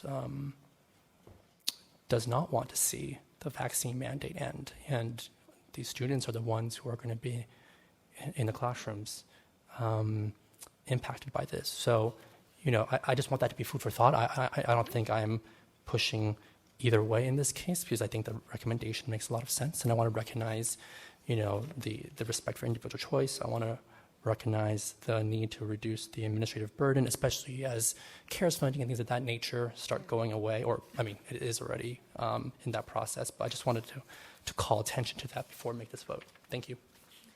Trustee Wing, I just want to, and then Trustee Chan can kind of back me up. So I spent a good bit of time with our associated students today, just walking through the recommendation and really working through the pieces of the rationale for the decision. I think by and large, the group really understood the directional pieces. Some of the feedback that they shared was twofold. One, in which the way in which we ask questions doesn't always provide context. So it's possible if we'd asked the question, should Pasadena City College align with the City of Pasadena's health programs? What do you think? It could have gotten, we don't want to diminish the fact of what they said. And so we want to be respectful of what we received. But a lot of times context is not always given. And so they are genuinely reacting to something from an emotional context and picking yes or no. Just as very similar with our classified staff, our faculty, and our student and our larger staff or management association. So, each of us sort of comes to words on a piece of paper that leads us down one direction or not. One of the really positive feedbacks that we received from associated students today, that they were really impressed with the transition plan. They thought it was thoughtful and really helpful, that, hey, we still have a lot of time to get anybody to where they need to be. And then it makes a lot of sense for us to kind of signal those pieces now. It's actually, associated students is the reason why we actually designated fall 2023, because during our masking piece, they also gave feedback. We've got to signal to students early, so as they're registering for those terms, they know what they're signing up for early. And that's the reason why we delayed the indoor masking rescission, the strongly recommended language. To the piece. So if, I don't know if Trustee Chan has any, Student Trustee Chan has any other additional feedback, but we spent a good amount of time on it today. Thank you. Yeah, we did have a very robust discussion today about this. So when we first looked at the survey, the discussion among the associate students was pretty much similar to what it appears is divided between yes or no. And then as we were looking into their survey, we realized that it doesn't provide any context, like Candace said. It was just asking if PCC should end the vaccine mandate for students. And then as Candace explained, that we also have to consider other aspects. For example, the ending of the emergency grant. So if we continue to apply this vaccine mandate, it might affect the other student activity and the student resources. Mm-hmm. And then I felt Candace brought a good point that it was actually discouraging our students from enrolling PCC because of our vaccine mandate. She brought up a good example for athletes, that they have exemptions for the vaccine mandate, so they could choose other community college over PCC. And through discussion, we thought it would make more sense that we follow the health department. We took their advice in the beginning of the pandemic when we think that we need the vaccine mandate. And as associate students, we just think it makes more sense if we continue to follow the guidelines, since that's what we have been doing throughout the whole pandemic. So, yeah. Thank you. Trustee Martin. I realize, I follow the science, and I appreciate the science and was a strong proponent of getting vaccinated and all that. But I obviously made the motion, and I in particular really was appreciated the transition plan.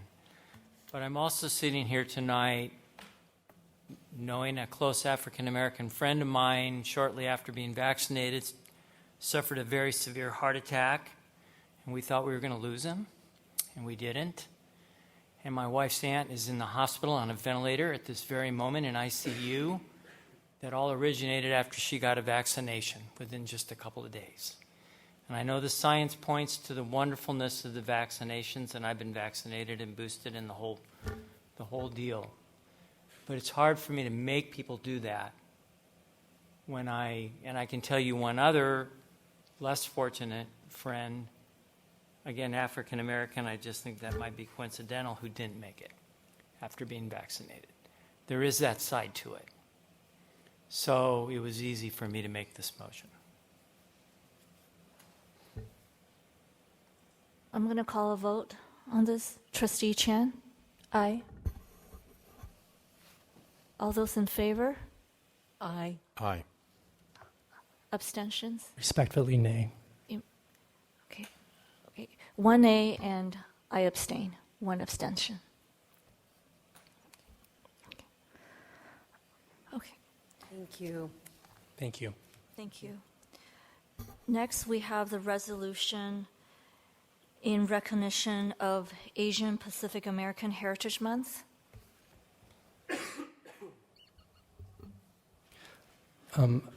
I'd like to make a motion to approve items 15 through 19 together. Second. Okay. Trustee Chan. Aye. All those in favor? Aye. Aye. Aye.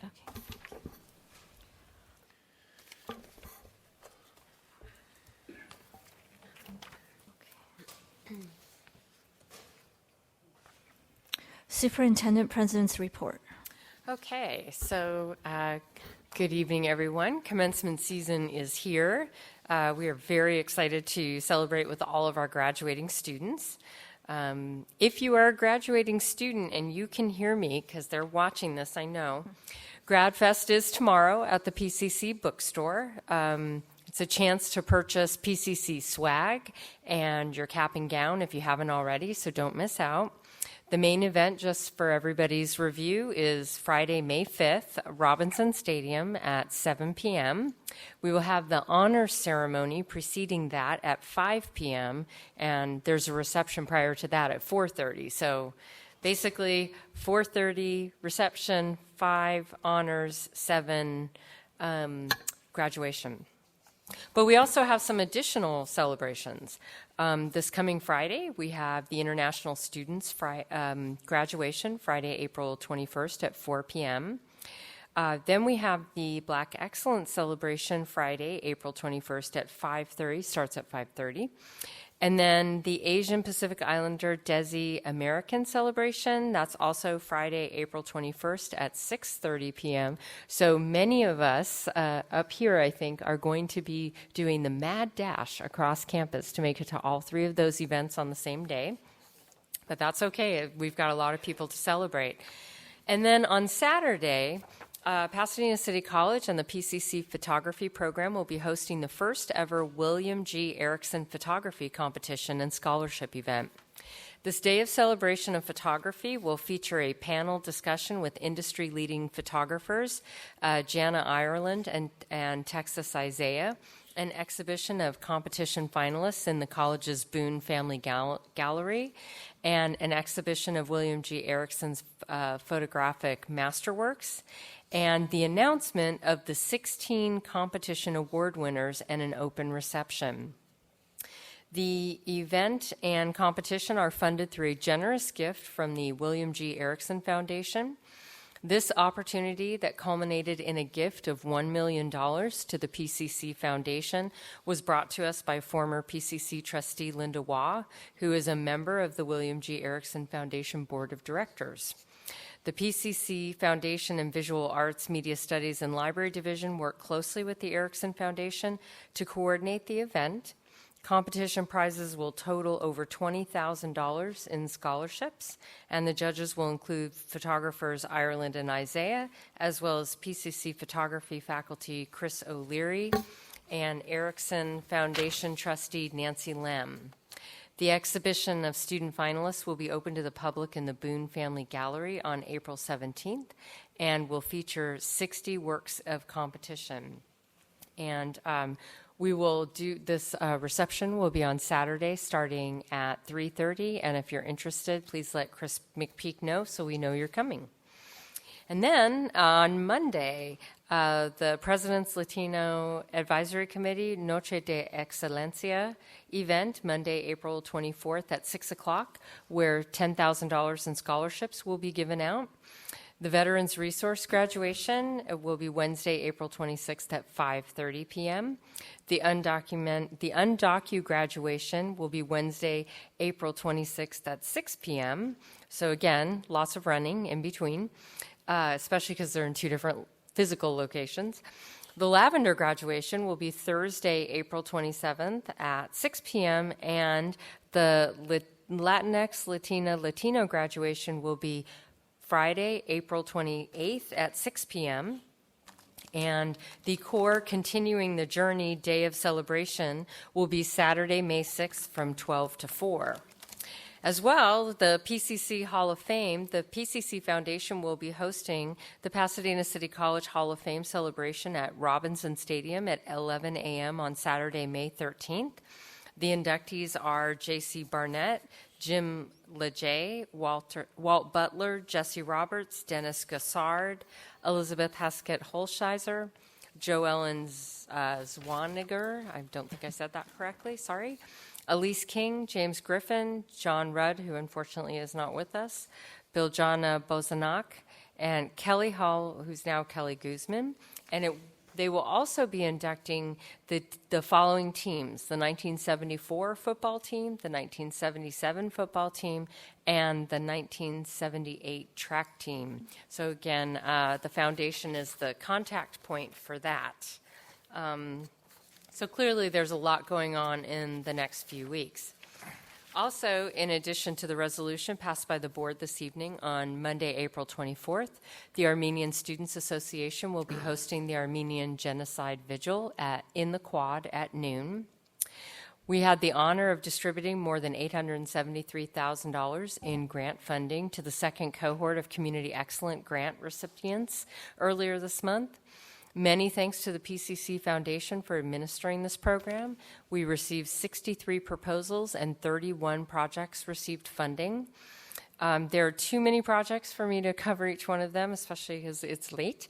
But it's thrilling to see such a broad variety of ideas coming to fruition as a result of this program. We also honored recipients of the Above and Beyond awards last week, staff and faculty who have distinguished themselves in their work over the last year. We also honored the RISR and Campus Special Recognition Award recipients, and you'll hear more about them as we get closer to graduation. And just before this meeting, I had a chance to celebrate with faculty members who have been granted tenure this year by all of you in March. It was especially fun because this group of faculty were the first faculty members I hired when I arrived 4 years ago, and so we came into PCC together.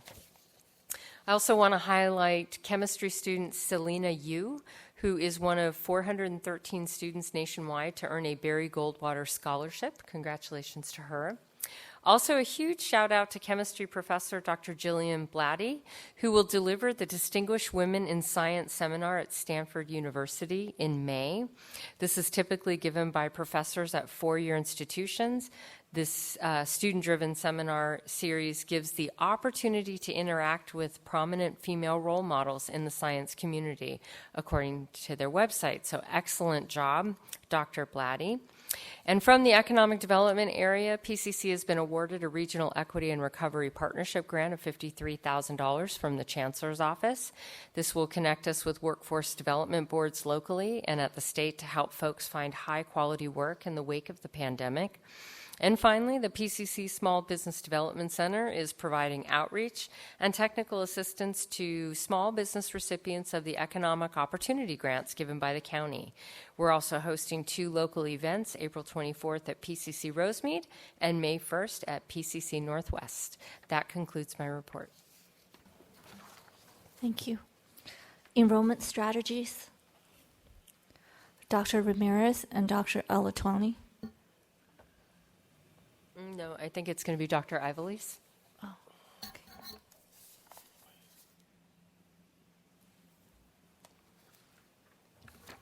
Needed to Good evening. update their So PowerPoint. thank you again for giving us an opportunity to share a little bit about what we're doing to support enrollment. I want to first thank Dr. Miriam Altunji for being a great partner the last couple of months in doing these presentations. Tonight, I'll be joined by Dr. Brenda Ivelisse, our new Vice President of Student Services. So thank you. Okay, so just to go back to what we were talking about, the student-centered funding formula, specifically the success metrics, which is by one of the ways that the college is going to get funded moving forward when they implement the student-centered funding formula. And what I'm going to share today, or what we are going to share today, is how we compare to other colleges within our region, and then I'm going to share a little bit about how we are across the state in some of these areas. Dr. Ramirez, can you speak into the microphone a little more? Yes. Thank you. you. Is that better? Yes. Okay, so the first thing we looked at was our success in degrees and certificates. So the first thing I want to note is if you look at the bars in gray, that is the number of degrees that were conferred in 21-22. I compared Pasadena to Cerritos, Chaffey, Citrus, Glendale, Mount Sac, and Rio Hondo. Those are the colleges, single district colleges that are within our region that we tend to compete with. And as you can see, as far as degrees are concerned, we surpass all of the colleges in our region. In fact, when I look at the data statewide, we are in the top 20% across the state for the number of degrees conferred. The reason why we look at raw numbers and not percentages is because the way that we're funded is based on the number of students that actually get a degree, not the percentage. And remember, we're an open access institution. So students can start at Pasadena City College anytime. They can stop out anytime. They can come full-time, part-time. And so the time to completion or degree varies depending on the students that we're looking at. So the Chancellor's Office funds really on just the degrees that are conferred. As far as certificates, we struggle a little bit there. We're working on that across the campus to support our CTE programs. And again, I just wanted to point out that a lot of the students that we service when we're looking at degrees and certificates are not necessarily always here to just get a degree or certificate, right? They may want to just get some job skills. They may want to retool to move up on their career ladder, or they just may want to transfer without that degree. So do you want to share a little bit about what we're doing to support? Hi, y'all. So Dr. Ivelisse, I do want to say for Miriam, I appreciate her stepping in the last few months as well in supporting. So here are some strategies. She's right behind me because we work as a team. And so if there's additional questions that you might have, she's going to help me with this. But some of the things that we do is auto-awarding various transfer degrees, AAs, and certificates. We're also working on a communication plan for students to get students to complete. Additional things that we're working on is going back and increasing awarding degrees to students who have completed locally but have issues with external transcripts. So lots of different efforts specifically around degrees and certificates and increasing those and looping back to students to get them to complete. So the next data element that we look at is math and English completion, and that is within 1 year of them starting Pasadena City College or any community college, and they have to be first-time students. So as you can see, we surpass 21-22, and we continue to surpass all of our competitive institutions. Statewide average is at 17%. So on average, any college, 17% of their students complete math and English within a year of starting. We're at 22%. So we have really good math and English faculty. They work really hard. We're not only implementing AB 705, but they engage in a lot of professional development to make sure that they're doing all the right things to support all of our students. And we have various services available for students, including tutoring, basic needs, counseling, etc. Note on the math and English completion, it really is a success metric because we know it's a barrier for students in order to achieve completion. And so having these high rates is kudos for the work that's done here and will continue to grow. One other thing to note, that statewide, we are in the top 10% of colleges success rate for math and English completion, and we are the only single college district in the top 10. So we're only rivaled by Los Rios, LACCD. We're doing really well with math and English completion overall. The next one is transfer. Yes, clap. Yay. Yes. Woohoo! So for transfer, again, statewide, we are in the top 10%, and we are the only single college district that is in the top 10%. Yes. Now when you're saying top 10%, you're still referring to raw numbers. So when you said LACCD, you're saying in that massive district that our numbers are in striking range. Right. Raw numbers, not percentage. Top 10%. Wow. That's Top 10. awesome. Okay, so for transfer, as you can see, we still surpass all of our competitors. There's a lot of work that we're doing individually with students, not only in the classroom, but out of the classroom. Our transfer center has done an amazing job at making sure that we continue to be competitive, and not only with our local colleges, but also with some of our colleges on the other side of town. Yes, and so we have transfer, agent symposium. We have, again, increasing communication and outreach to students to complete transfer, meet those deadlines. The transfer center is a complete experience. So it's not just encouraging students to transfer, but it's working with them to develop those applications, following up for those that have not been admitted to their dream school and want to appeal that. So it's really a holistic approach to it. So lots working on lots. And for those of you that participated in our honors transfer recognition night, that was amazing. You can see that a lot of our students in our honors program are really being mentored and supported to make sure that they're completing their transfer careers goals. The next one is CTE 9 units, and here is where we need a little bit of work, and we are working on it collectively as an institution. CTE 9 units has to do with students that choose CTE as a major. They finish 9 units within a year. We're looking at some of our high unit certificates, so we do have quite a number of certificates that we offer, but they may be more than 9 units, and so it traditionally takes students a little bit longer. The strategy with certificates in CTE is to make sure that they yield high-wage jobs, right, that they're very employable. And so we work very closely with the Freeman Center to make sure students get the support they need to be career-ready. We're developing internships and work-based learning. We're trying to formalize that across the campus a little bit more to get students into that workforce. And there's also intentional work building between non-credit and credit. And creating a solid bridge there for our students. So lots of work on supporting students into livable wages. And the next metric is attaining a living wage. So for our CTE unit, for our CTE students that complete a program within a year after they leave PCC, are they being gainfully employed? So our numbers percentage-wise, we're at about 36%. We still have some work to do. Again, we're working with the Freeman Center, and most recently, we're trying to get more apprenticeship programs going, working with not only PUSD, but the city of Pasadena. You may recall we received 5 grants from the Chancellor's Office to support development of apprenticeship programs, and those are typically high-wage, high-employable careers. Resume building, career. Let me pull this because I'm not going to do justice without this.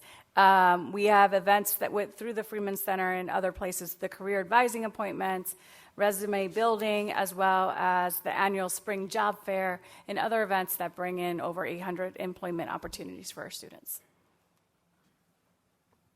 And so where are we today? So just a little snapshot. We're working on the auto award process through student services. So as of now, we're at about 1,600, I'm sorry, I can't see. ADTs at about 1,148, certificates 601, and then local associate degrees 2,034. Correct. Good job, y'all.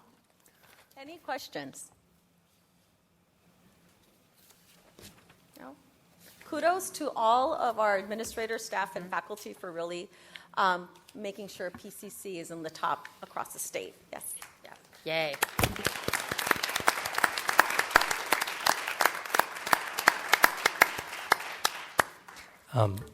First, echo those kudos. I can't follow a question without saying that. And I appreciate the comparisons. It's actually helpful, kind of not benchmarking, but putting it into context. I know that, in past when we've talked about when does like that date where the head count happens, where we calculate FTES. I'm assuming for this semester that's already happened. I would love if maybe in the next month if we can get a sense of what the numbers look like for us for this semester. That's just a question for next time. Thank you. Absolutely. I have a question on retention. So along with those lines of numbers for headcount, what is our retention of students? Partly that came from conversation with students about their student experience.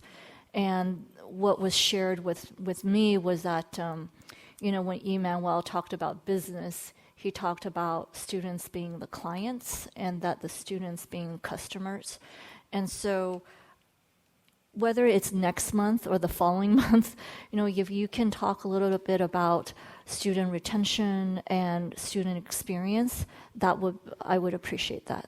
Thank you. Absolutely. Anything else? Thank you very much. Right. Thank you. Okay. Next, we have the marketing campaign with Angel City Football Club.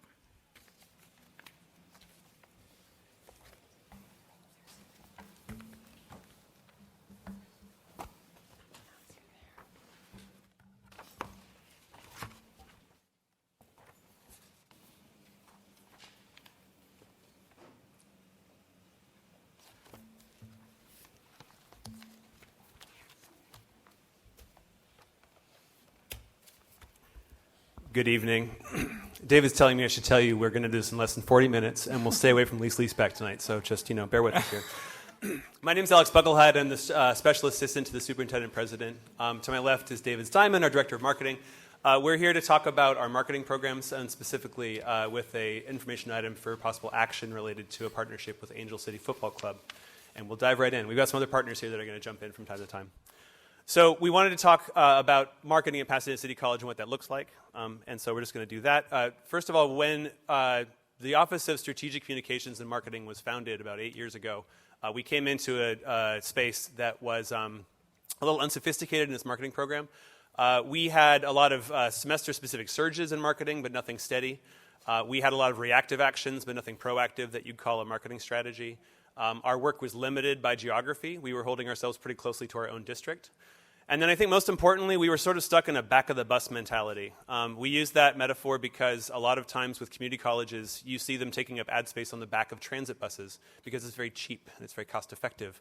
But at the same time, it sort of relegates you literally and metaphorically to the cheap seats as far as that's concerned.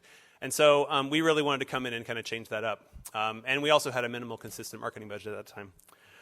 So once we moved forward with the strategic marketing program about 6 years ago, we were able to identify some braided funds from different places on campus to do some sophisticated marketing, and really then came in for a 3-year plan by selecting a marketing partner in the form of Perceptive, who we have a couple of representatives here tonight. They're going to take you through some stuff here in a second. This was our first chance to do something a little bit more comprehensive, a little bit more proactive. It integrated our efforts across print, digital, social media, and out of home, which is also buses and shelters and billboards and things like that. It gave us the ability to have standard brand messaging for the whole entire year, All year long, we were able to put messages up talking about PCC and communicating our brand pillars, but then also send forward some specific pulses around terms to drive enrollment. And it really gave us a chance to claim some ground we had lost in our district for PCC. People knew who we were. People knew that we were a college. They had a lot of connection to us, but they didn't know what we stood for. And this was our chance to kind of do so in a big, bold, bright way.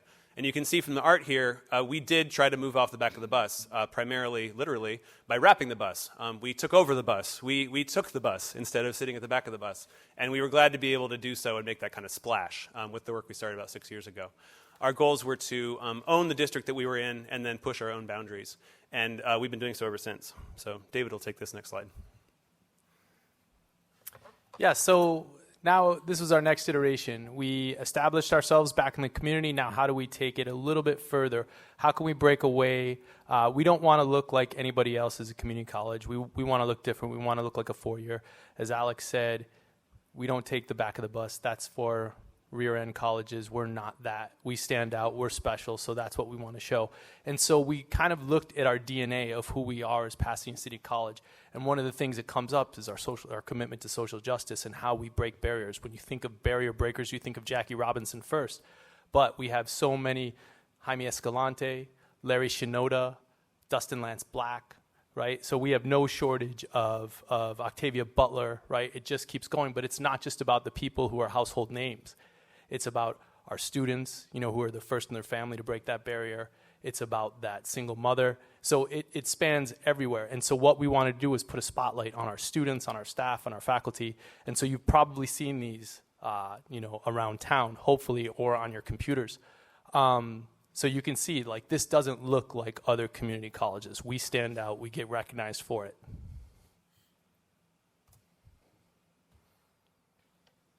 Yeah, and now let's talk about our media strategy, because we don't just throw things at the wall. We actually have to sit and we plan things out methodically. And speaking methodically, I would like to introduce Craig Reddick and Dave Schwartz from Perceptive.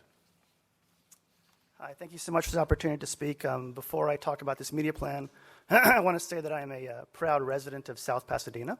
Yay. And also a proud dad of a 9th grader at the high school in South Pass. And he is taking a class at PCC. Awesome. Yay.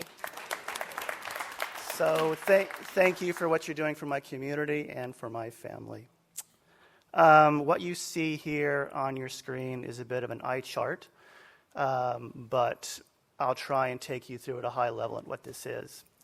The gold bars represent brand messaging that is in the community throughout the year. The cardinal bars at the bottom are these pulses that Alex referred to. And from a marketing standpoint, we think of that as a heavy up period. So the cardinal bars represent registration periods. And you were essentially doing triple the weight of marketing messages that are out there in the community. The type of mediums that we have in place right now are television spots. We have programmatic online advertising, search advertising, Facebook, Instagram, YouTube. We have outdoor up, 14 by 48 large outdoor boards. We are wrapping that bus again, but also owning the bus internally with all the internal cards. And that will be a bus that goes throughout central Los Angeles, all the way down Colorado Boulevard, terminating at PCC. We're also doing bus kiosks as well. So there's no shortage of getting the message out there. The two numbers I want to draw attention to on the left side of the screen are offline and online impressions. Over the course of a year, we have over 21 million offline impressions that are created by all that outdoor. Online is over 28 million. So the next number of slides I want to try and quickly go through are something that hopefully you all will be extremely proud about, because we are. The campaign is about the PCC community. It's about the alumni. It's about the students. It's about the faculty. And it's about the idea that from PCC, you can go anywhere. You can do anything. So let's see how we brought that to life.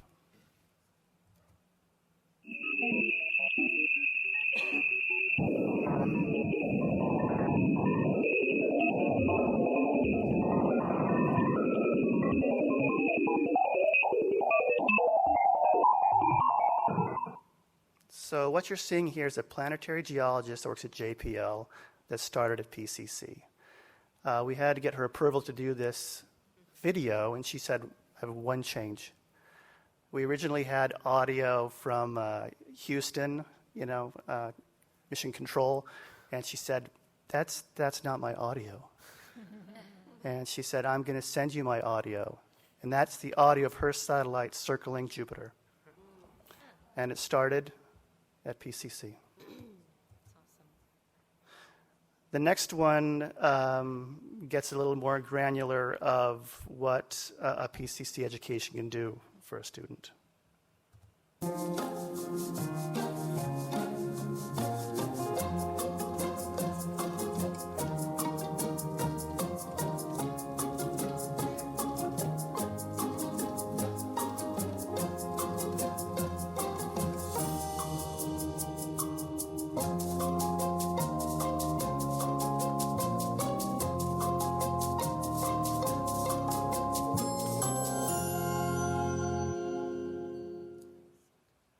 So it's the idea that PCC, that we're with you every step of the way, right, with a success coach, and making our audience aware of that.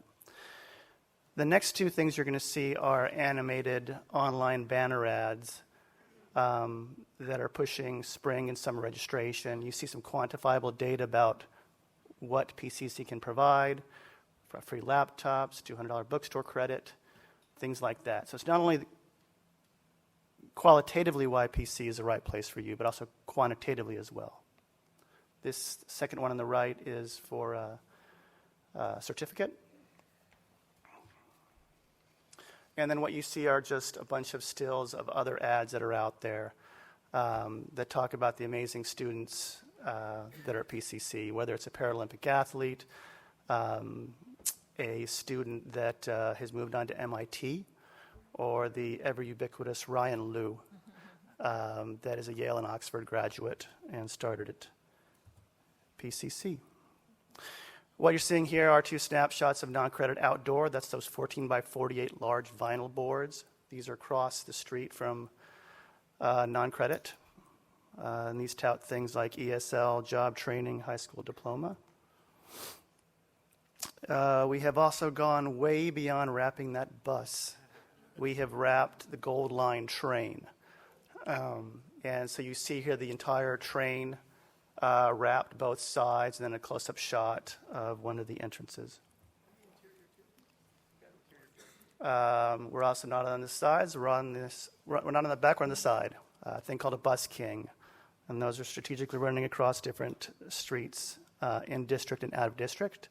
Here is a sampling of bus kiosks that are rotating around the city.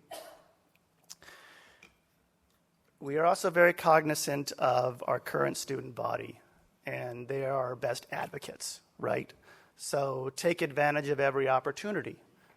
We're doing some construction on campus, so we're doing construction mitigation signage, and that's our work as well. There's also something we call super graphics, as well as pole banners. Pole banners, the three images on the right, those are circling campus. You've probably seen those. These are just three samples of many that are up. The image on the left, that is some fancy Photoshop work at our firm. But this will show you that in less than a week from now, that will be up on C Building. And so the super graphics will continue to be put up throughout campus to further support the campaign. All this work that we've taken you through is just a small sampling of what's out there in the community. Everything is funneling back to the Pasadena.edu website. You see a large banner on the home page. Click on that. That then takes you to all the different stories of these students that have been on their journey that started at PCC and have gone on to success. At the bottom, you see those 6 boxes. That gives you the quantitative data of why PCC is the right place for you. Talking about the success coach, talking about number 1 in transfer, things like that. So everything that we're doing is also based on data science, and there's a lot of different things we're doing to make that advertising work as hard as possible. We're geographically targeting our audiences in district and out. We're doing it through ethnicity, through age, through content-based placements, right? Through lookalike placements. We know what our student body looks like. We can then take that data and then mirror it to prospective students. We're also looking at geo-targeting, where you can go down to zip code, even down to individual household or cell phone, to target different prospective students. We've also done that at certain events for PCC, where we essentially put a fence around an event and just geo-target the advertising just to that event. Retargeting, that's if a prospective student sees a banner ad, goes to PCC's website, exits out for whatever reason. We then follow them with retargeting. I'm sure you've all had that experience with some of your website journeys. We're also doing some very sophisticated things with IP addresses. So this is the thing you see up on the top of this page on the right is Black Student Success Direct Mail. That's not old school direct mail, that's on demand. So when a prospective student that we're targeting for that postcard goes to a certain page within the PCC website, in real time, with a 70% hit rate, they are then receiving a physical postcard mailed to them.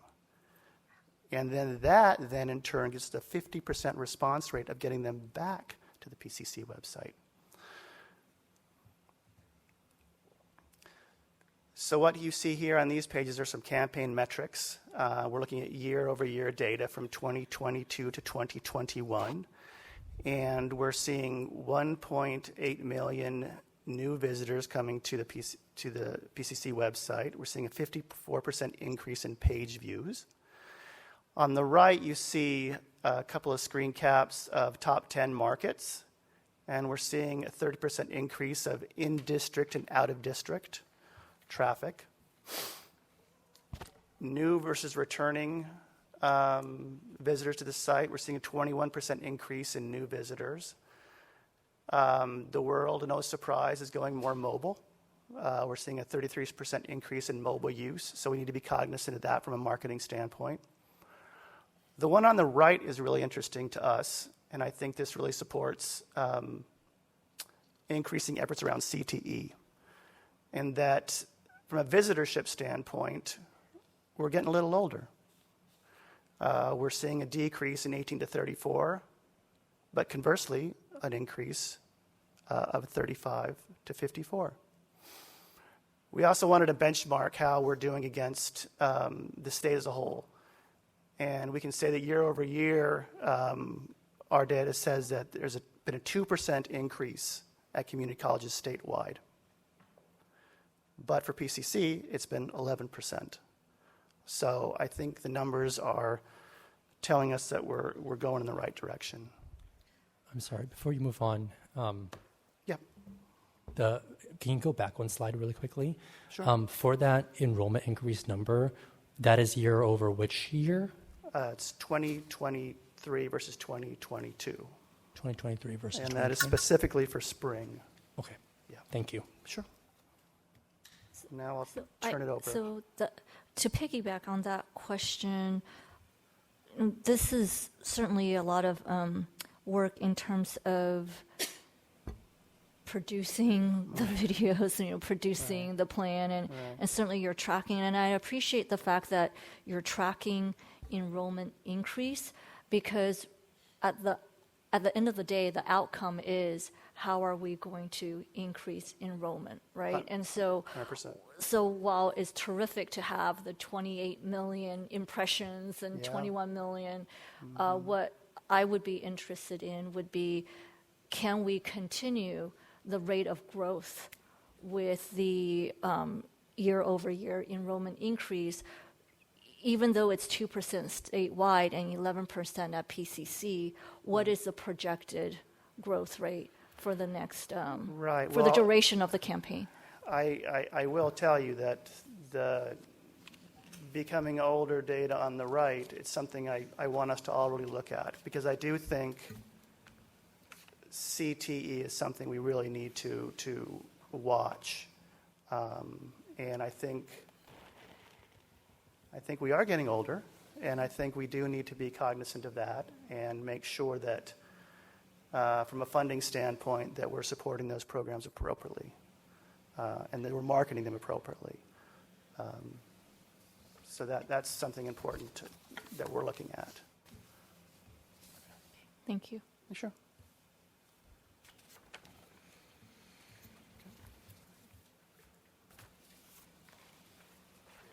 Okay, so it's also not just us working in a vacuum. So we work hand in hand with outreach, marketing enrollment, and we discuss where our objectives are and what we need to do and how we need to grow not just serve our community, but how can we reach outside of our community? How can we bring people to our campus so they can learn about our services and then what we have to offer? And then how can we go out into the community as well and participate in different events and get our brand out there, and then also collect data and then market to anybody that's interested in Pasadena City College. So we've been intentional about some of our outreach events. I think a lot of you have attended Festival Latinx, Black Family Outreach. But this is not something that we can do. Oh, sorry. And then we have some upcoming events that we are working on right now. So upcoming, we are going to be a pretty big sponsor for the 626 Night Market. We have an LGBT event in the community and also Older Americans Month. But I would like to introduce our partner, Alianza, whose specialty is Latinx marketing. Mario Casina. Thank you, David. Buenas noches. Good evening, everyone. Pleasure of being here tonight. I'm going to talk about the 3 projects that we collaborated with Pasadena City College, one of them being the Festival Latinx. We did it like about a year ago, and I see some familiar faces that attended that festival, a great festival. So basically what we did is we leveraged soccer to raise awareness about Pasadena City College. So we were very aggressive. We invested in several media. We have a TV spot, we have radio spot, YouTube ads, social ads, and also participated on like big grassroots events where we not only were promoting the soccer game, but we were also promoting Pasadena City College. I was really impressed by looking at the LED trucks that we had outside the stadium, outside the LAFC stadium, outside the Galaxy Stadium. Also being part of big Hispanic venues that they hold more than 20,000 people. We had on campus, and some of you remember, we had Telemundo here, Univision, and they made a report on the game, but also on Pasadena City College. So great event.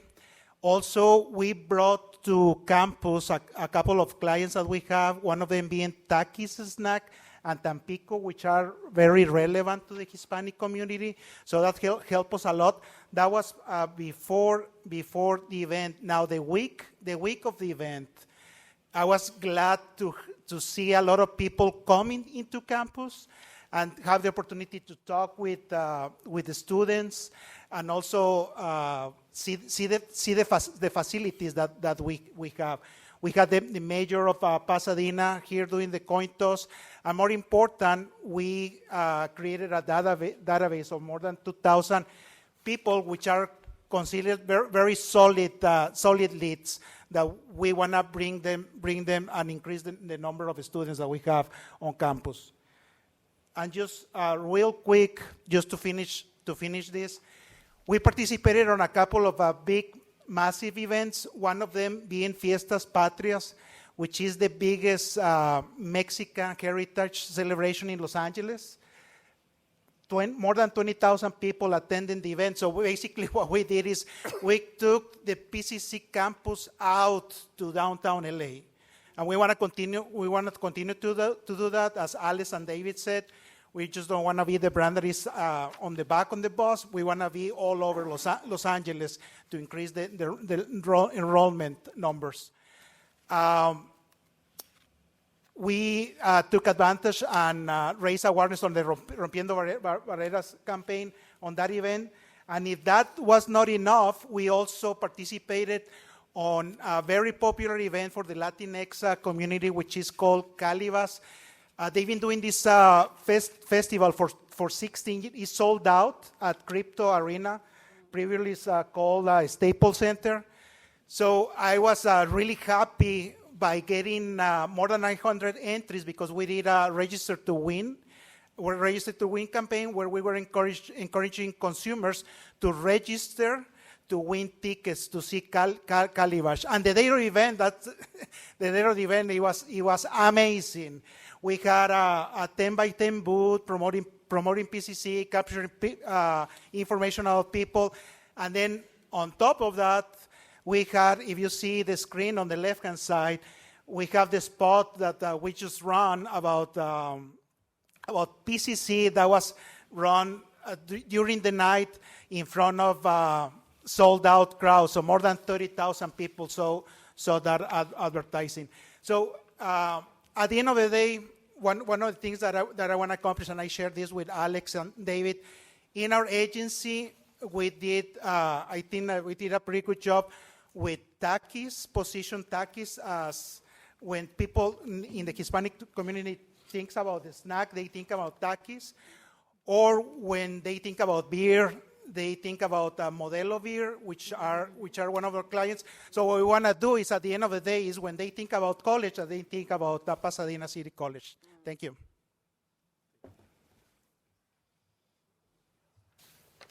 And so I just want to reiterate that when we're doing this marketing work, we're not only spreading good, positive stories about PCC as broadly as we can to millions of impressions, we're also trying to capture data at every turn, whether that's through the out-of-home or the display advertising, but also through online, and also through all these other points we have where we actually interact with people. A big part of why we're on the ground at these events is that we can meet people and capture their information and then come back to them later and talk about PCC, do further marketing to them. So on this screen, we just have a few examples of all the different touch points we have through marketing and through other offices we work with on campus to be able to do that touch point work. And this really also does drive home how much we are integrated with the rest of the campus. It's not just that we're working on our own in marketing. We really are trying to drive orientation, FYU pathways, counseling, outreach, recruitment, all the other offices we interact with. David is constantly talking to other people on campus about good ideas that we can do. This is a little bit about our target population, just again to reiterate that. The in-district population is crucial. We want to make sure they know who we are and that we come up first, but then our out-of-district population is vital to our future. We need to go further and be able to talk to the whole entire community of Southern California. You'll see on the right a heat map of where our students come from. This first example is all students. If I press the button, you'll see a slight change to talk about new students. We can then look at where we are looking at 17 and under students. And then just to pick a specific ethnicity, we can target this heat map to a bunch of different characteristics of the students we work with. And then again, just to drive home the point, we do work to promote the whole college. We talk about credit and non-credit. We talk about degrees and certificates. We talk to traditional and non-traditional students. It's a big job for us to pursue because there are so many touch points we have, but fortunately there's a lot of good stories too. Just to show you again, we sort of have a three-tiered thing here. We have the awareness part of our work, which is the broad-based marketing campaigns. We have the analytics that we talked about, all the data we get, and then we've got the engagement on the ground. So this turns us to the proposal in front of us, which is Angel City and PCC. We're going to give you a little bit about Angel City really quickly, and then we're going to move to just some points about this particular agreement. Before you move on, Alex. Yes, beautiful people. Do you? Yes? Before you move on, I have a really quick question about Shoot. ethnic media. Sure. Because we know now that the majority of population, especially in ethnic communities, get their information from ethnic media now. What is the approach in thinking about working with media, ethnic media? I know that you mentioned Univision, Telemundo. What about other media partners? David can speak to that. We have a deal with the World Journal, so we are able to promote our offerings in Mandarin. We're also in the Pasadena Black Pages and Journal as well. So we want to make sure that we're hitting as many communities as possible. Thank you. So again, this is just a brief little bit about Angel City football for folks who don't know about them. Yes, Yes, beautiful people. Do you know what's better than putting on for your city? Is your city putting on for you? We at Angel City Football Club are thinking differently about football. This is not just a game. This is bigger than a game. We want to build an organization where mission and capital can coexist, and that started from day one. LA's new soccer team, a star-studded group of women investors creating the largest female lead ownership group in professional sports. Really does raise the profile. People want to watch great stories. They want to watch great talents. Angel City's looking to win and flip the culture of soccer upside down. They're putting an emphasis on better pay, supporting players, and of course, winning. Our mission is to have a positive impact on the Los Angeles community, to lead toward positive change, and to bring community together. We're playing for something that's bigger than, the game on the field. We're playing for what this club symbolizes. You're going to see our team and our amazing supporters doing their best to make as much impact as we can in the community. We have this platform, and our community is our priority. We can be an example for other teams, other leagues, and everyone around the world. We believe in it, not just because we played, but because of all the women who came before us that laid the groundwork. This is our legacy to help continue to grow the game, to grow the sport, and we can't think of a more fabulous place to do that. We're going to be giving the fans what they deserve, and that is, and listen closely, the best women's soccer team on the earth. I said what I said. Angel City FC to get the #1 pick in the NWSL draft. Angel City FC select Alyssa Thompson. We love greatness in sports. And when we think of the sport of soccer, the most popular sport in the world, it's women who have carried the crown, and now we're giving them the stage they deserve. There she goes! Angel City earns its wings. We are Angel City! And let's go, LA! Go! LFG. It's an exciting new day. Angel City represents something massive. It's about progress and equity and inclusion in sport and beyond.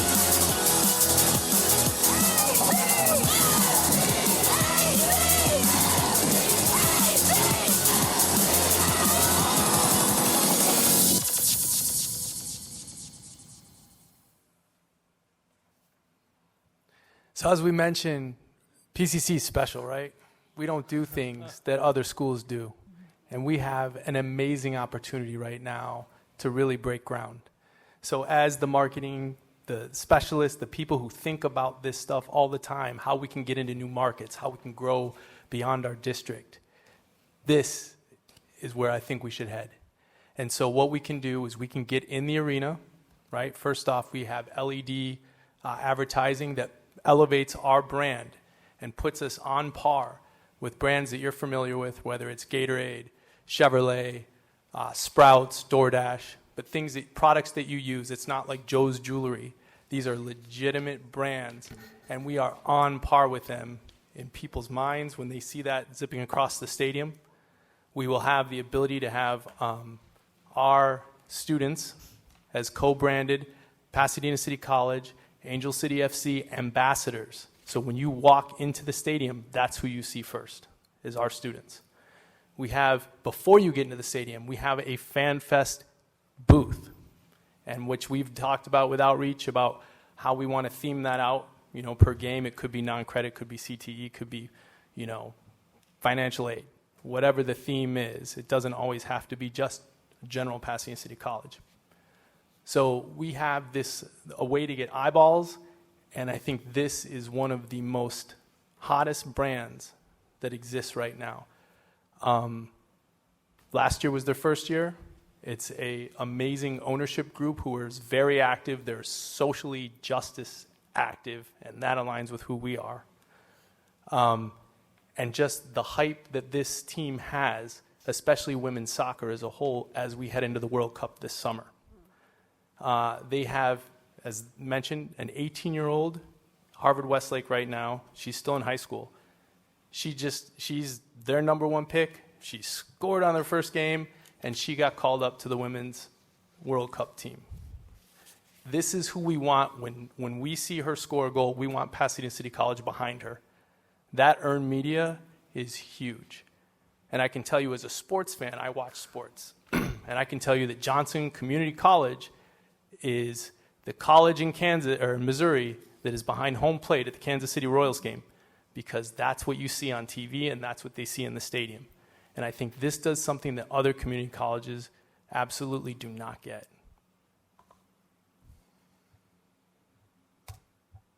Okay, so we can talk about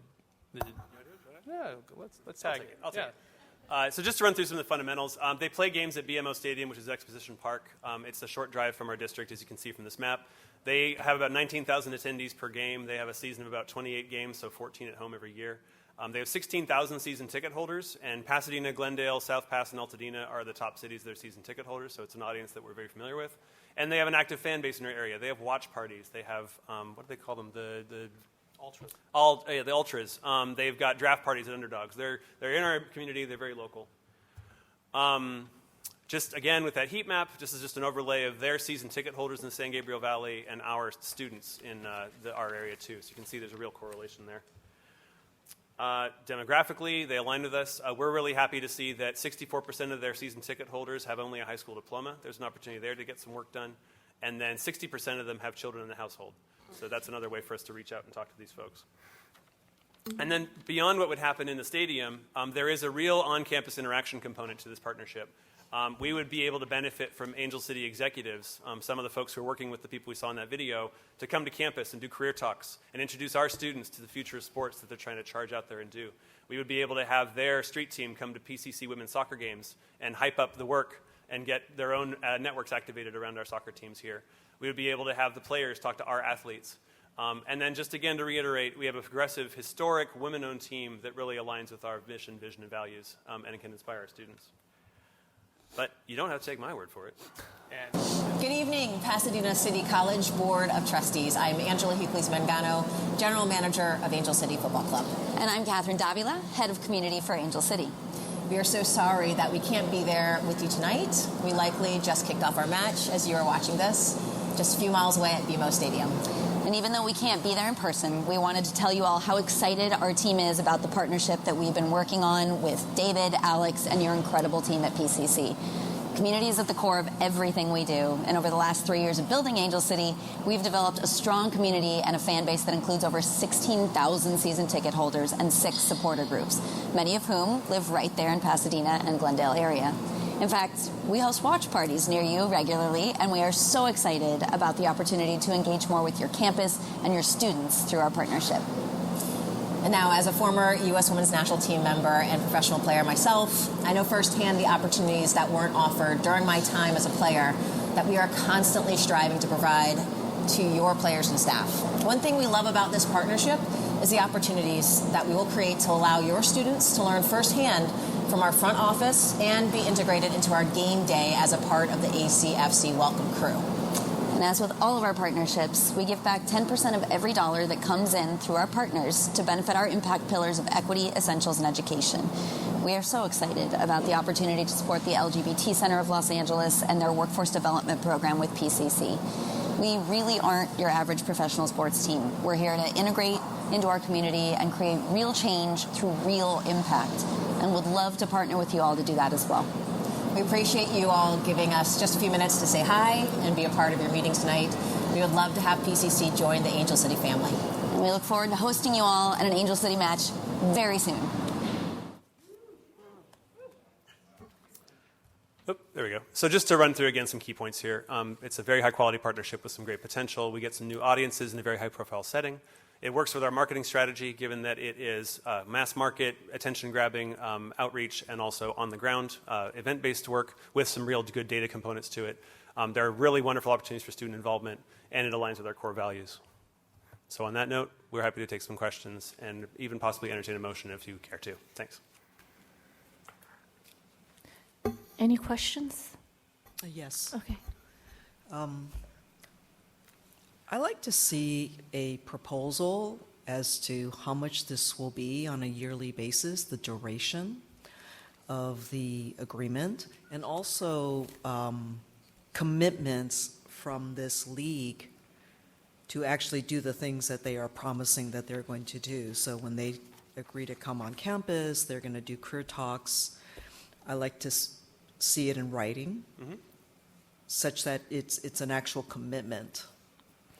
And so, would you be able to show that like the RFP or the proposed agreement? The agenda items tonight has the breakdown of cost and the engagement, so that'll give the information you're looking for there. Okay. As far as the term sheet, we've been in conversations with them now for probably 4 or 5 months about the terms that would be part of this agreement. So upon approval, we'll be able to execute that, and it has all that we've described tonight.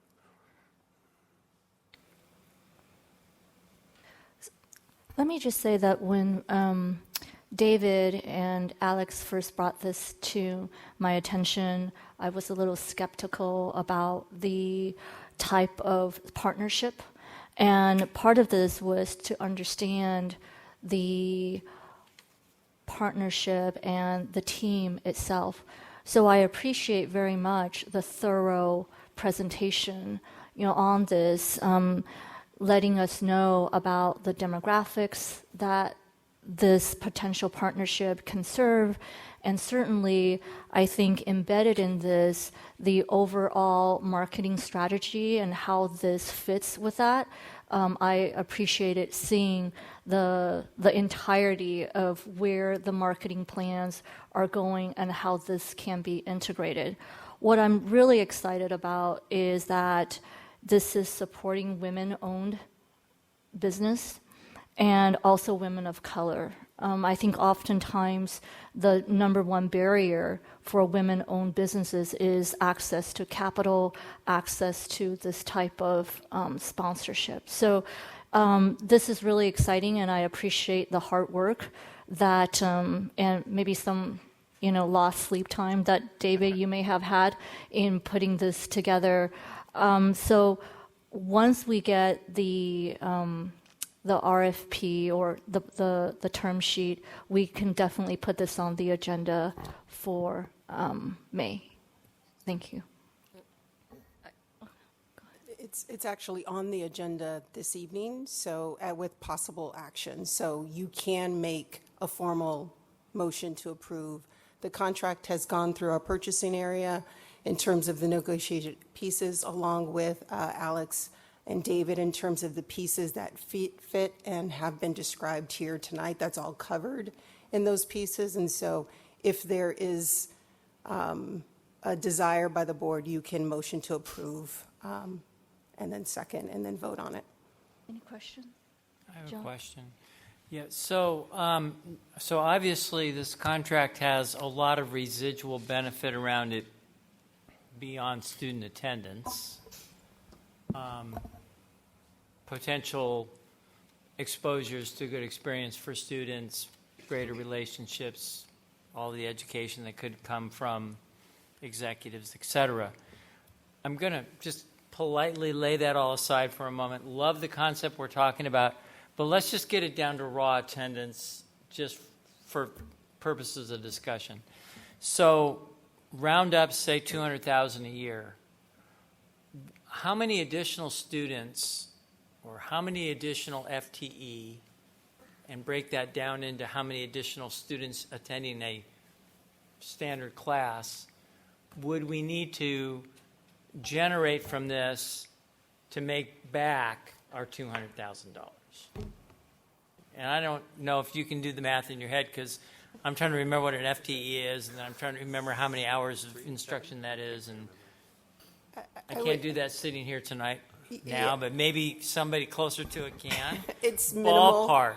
It's minimal. The yearly contract is $165,000 with a 5% escalator every year. That's a very small number of contact hours that we would need to achieve the FTS to cover that number. A ballpark number like X number of new students in a class versus, or something would give it a context for me. I mean, less than 100. I mean, it's very, very small, given the other sort of marketing issue. I mean, this is an entire really strategic plan that you laid out today that has hundreds of thousands, if not millions of dollars of institutional funding that go to support it each year. This piece is a fraction of that. It's probably less than 1%. So if this without all the other benefits and associations and all that, can generate, sounds like closer to 75 new student contacts a year, it paid for itself. Essentially, yeah. And to be clear, there was a question from the board during the question period about contacts. It's sort of along these lines. And just as an example, we are optimistically, or I think realistically thinking that with a street team in place at each of these games, right, attendance of 19,000 people, we can walk away with 500 to 1,000 solid leads every game. And over 14 games a year, that math is going to be very promising for us. Yeah. So it has, and no guarantees, of course, but it has There's good potential. Good business model potential, putting all the other educational things that we're really here for aside. Absolutely. Okay. Thank you. Thank you. Trustee Silver. Oh, and by the way, earlier when I talked about that managerial accounting thing, that was part of it. Oh, I wanted to say that we're not looking about students today or tomorrow, but a generation of little girls who play soccer, love soccer, look up to those soccer stars. It's future. I think we would swoon, we would fall on our swords if we saw Mount Sac grab the sponsorship and leave us in the dark. I appreciate that. I do have the answer to your question. It is 40 FTES. Thank you. Trustee Wine. First of all, thank you for this extremely thorough presentation. And David, your outfit change probably did more to sway me than anything. No, great choice, though. We could do a later gram after. Okay. That the numbers, Alex, I think that you were just saying about the contacts that we may get per game, and then of course what VP Jones just said in terms of the 40 FTS, that's honestly extraordinarily convincing, and I think that sizzle reel was also very convincing. Clearly, I am moved by advertising because that sizzle reel really did help me. But more importantly, just the context of, you know, the type of engagement that we're doing here, what that return looks like for us on the long term, and the benefits that we have for our students. So I appreciate this, and I would actually make a motion to approve. I have one question. I'll second that. Okay. Discussion. Go ahead. I have a question. Go ahead. Is PCC the only community college that they are we an exclusive sponsor? Upon approval, we will be the exclusive community college partner of Angel City Football Club. Okay. And that's why it's a 4-year sponsorship. Correct. And they do have one other educational partner. They do have one other education partner, but it's not a community college. It's Cal Lutheran, because that's where they train. That's their training grounds. Okay, so it's a private college. So it's not a competitor. That we would see as a competitor. It ain't Mount Sac. And just to put it in perspective, too, like Los Angeles Football Club, the men's side, they have an exclusive with the University of Phoenix, right? So, yes. So under the term sheet, how many times will they be coming on campus per school year? So they will come and hype up one of our games a year, where they'll activate their whole community network, all the local youth soccer, local high schools, to bring attention here for that one game. They'll also offer us 2 executives a year that we can use for career panels or questions or however we see fit. Thank you. Okay. My question is that this is a 4-year deal, right? If we look at it for the second year, we'll give it 1 year and then we'll have a second year. Is there a way to assess whether we're going to be successful going into the second year, and then if it's not what we anticipated, how are we able to amend the partnership in the third year or in the fourth year? I think we'd have to see, as long as we're meeting the terms and we're getting what we think out of the deal. So it is a 4-year commitment. I can say we've already missed a couple months of the first year. And so, I would not want to lose any more of the season if possible. Sure. As it continues to build. Yep. Yeah, my question really is around, you have confidence that what they're going to deliver is going to be what we need. I believe so. And in fact, what I also failed to bring up today, and I'm sorry, but they also are doing an HBO documentary this year on the team. Mm-hmm. So it's just their stature continues and continues to build. So just by the numbers of the folks attending, and it's just a numbers game, how many inquiries that we are able to get and then remarket to, retarget, and then get into our ecosystem, I feel fairly confident that we can meet that FTE goal. Great. Thank you. Any other questions? Okay, Trustee Osterling. Just a quick procedural question. This is listed as an information item. It does say with possible action. Right. And I'm just curious how that works. So the board can choose.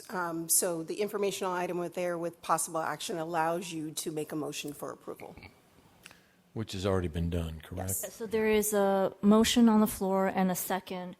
And so if we're ready to call for a vote, then we can do that. Okay. Trustee Chan? Aye. Trustee Wan? Aye. Trustee Kwan? Aye. Trustee Silver? Aye. Trustee Gibson? Aye. Trustee Martin? Aye. Trustee Osterling? Aye. And aye. Congratulations. Great job. Thank you. Thank you.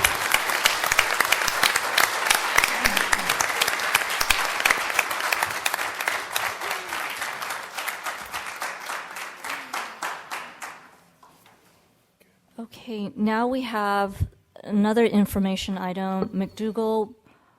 So this is information with possible action. I did send along the information.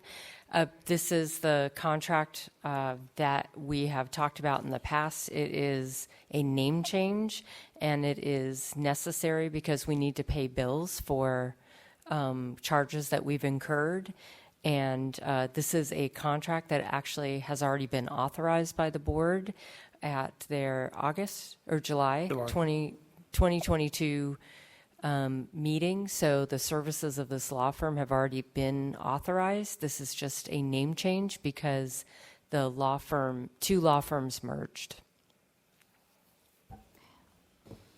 Motion to approve. Second. Discussion? Is this authorization only to pay outstanding invoices, or is there an intent to continue to engage them in the future? One of the concerns I have is I looked into this firm, and my two main concerns is, number one, they are not from our local area, and they're from San Diego, and there are a lot of law firms in Los Angeles County that specialize in public sector law, and I would like to see local hiring. The second is it lacks diversity. It does not have any black lawyers. It doesn't have Latinx lawyers. I don't see sufficient diversity. I don't think it reflects the values of our college. And so my question is it only to approve our current outstanding invoices? Or is there an intent to continue their services in the future? The intent is to continue their services in the future, and the information that was sent to the board was designed to explain the services that we have received from the two lawyers, Randy Erickson and Joshua Taylor, over the last 4.5 years. And so the intent is to continue with the contract that was approved by the board in July of 2022. This is a name change.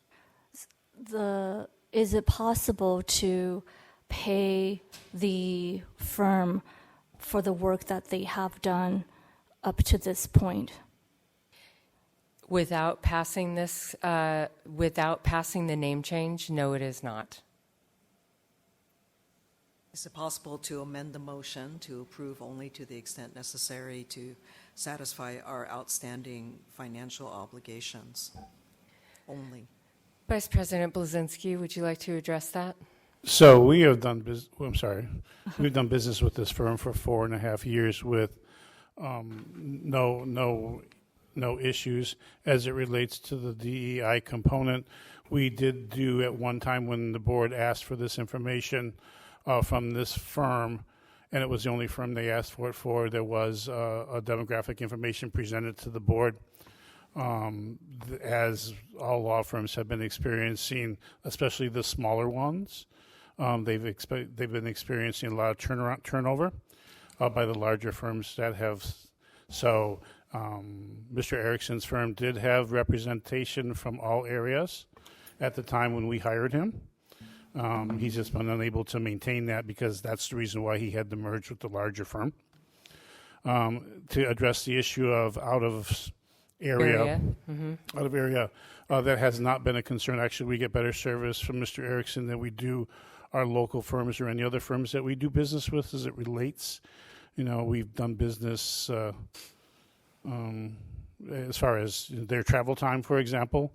They're the only law firm that doesn't charge us for travel time and or work when they're here. As far as price point goes, for a firm that's out of San Diego, it's the lowest bid that we've ever received as far as legal counsel goes. And most of their costs are at the mandated cost rate, which is significantly lower because they've helped us with our collective bargaining. So from a quality, an assurance, a response time, the deliverables are impeccable. I think the work towards diversity has been there when it was his own firm. And so the need to hire an attorney from the local area that costs at least $100, if not more dollars per hour seems to be. And I just want to offer that we haven't evaluated the law firms that we use according to whether or not they charge for travel. But if we did that, I think the board would be surprised by the difference in the amount of cost of travel expenses that are incurred. And so I don't think that should be a determining factor for using this law firm. And as most attorneys know, most attorneys lately, including some of the firms we're very familiar with on the board, have out-of-state, and not out-of-state, but out-of-city clients as well. So that doesn't seem to be a deterrent for service delivery. Trustee Wang. What year does this current contract go to? I believe it's 2025. Correct. That's correct. So the name change is what? The amount of the proposal or the contract hasn't changed. It is just the name change of the firm because they merged in January. So we already have, in essence, a contract with Erickson. Mm-hmm. It's just the name change. The price point has not changed.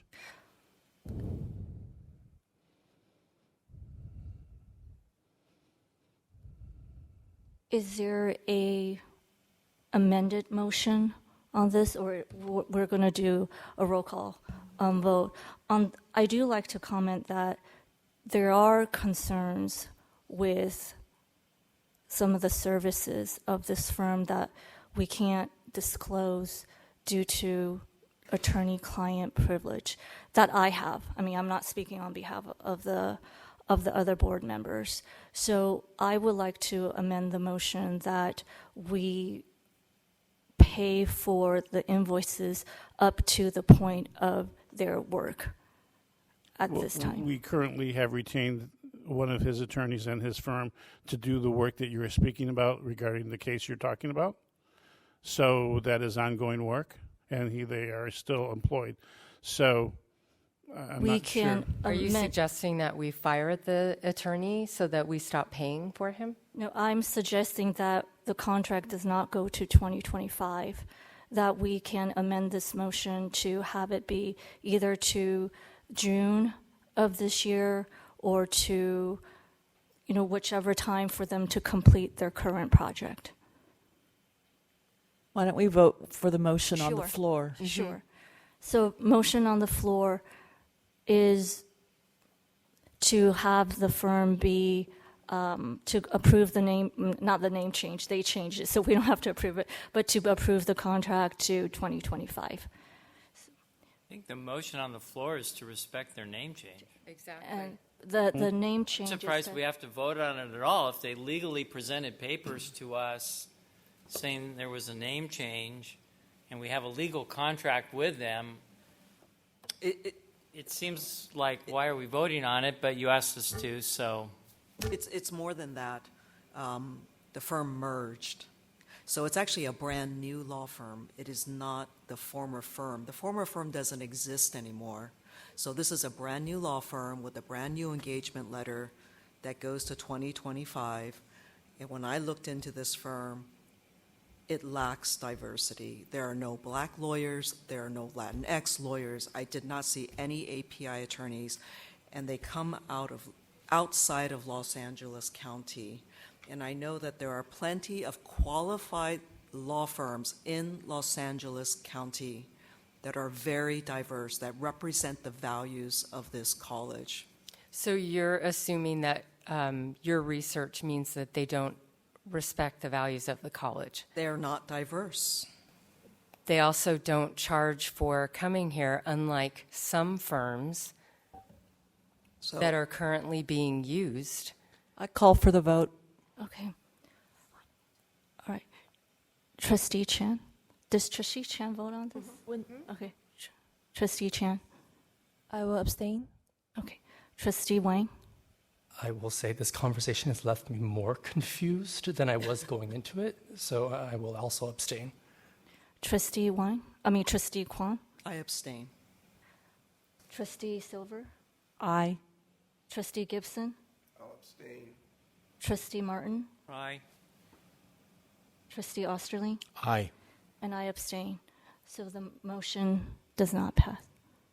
The abstentions go with the majority vote, so it would pass. It passes. You didn't vote no. Okay. Okay, great. Thank you. Thank you. Okay. And then we have announcements.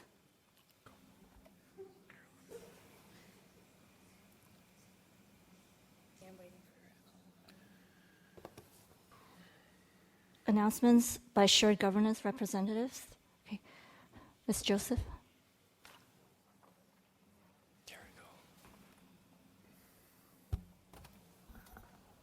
May I close this laptop? Yes, thank you.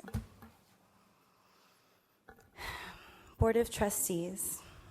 As classified Senate President, I think it is important to share the voices of the classified body. It is difficult to turn a blind eye after the statement by the Management Association at the March Board of Trustees meeting was made. While classified employees make up a large portion of members employed at this campus, we are often marginalized and perceived as those that are to be seen but not heard. Holding true to the purpose of the Classified Senate under its Constitution, we are to actively collect, evaluate, and disseminate information for and to the classified staff, to dispel rumors, and to represent the collective interests of our constituents. That being said, the Senate felt a strong responsibility to reach out to the classified body to facilitate transparency and garner feedback. An anonymous survey was conducted, and I would like to share some of the results and feedback with you this evening. 88% of classified employees feel that many of the issues brought forth at the last Board of Trustees meeting either affect them directly or indirectly, and 83% of classified employees were in favor of their classified Senate President making a statement tonight. While the comments received were diverse, the majority of the statements made were indicative of the overall negative opinion of the current Board of Trustees. It is evident that there are classified on this campus that collectively share the same thoughts and concerns, which have resulted in feelings of frustration, instability, and a decline in morale. Please allow me to share with you some of the following statements that summarize the overall trends from our survey. One classified employee said, "People have stepped down from positions of power for much less than what was said and the actions of more than one board member. On a different topic, it might be a good idea to look into appointees of oversight committees for potential conflicts of interest or overlapping business interests to those of the board members. This isn't a good look for the current board, and this whole affair just makes my stomach turn." Another employee said, "I think it's interesting that a lawyer, of all people, do not have an understanding of the different ethnic groups and backgrounds, and so openly lumps different ethnicities together in order to quickly move on from the subject that was brought into discussion, as if she couldn't be bothered. But I wonder what energy she would have given the subject had someone lumped in a different ethnic group with the AAPI community. I'm sure the energy would have been vastly different." This classified member goes on to say, "This was heard loud and clear. The current board members are a risk to PCC, and the faculty that lobbied for their seats owe the campus an apology for putting PCC in the hands of such incompetence. It's an embarrassment. The board is the governing body of the entire district. They represent us in the campus community as well as their districts. Accountability is key. The Board of Trustees should be held accountable for their actions and choices. Lastly, I am disheartened and disgusted at the abuse of power and internalized racism that board members have shown.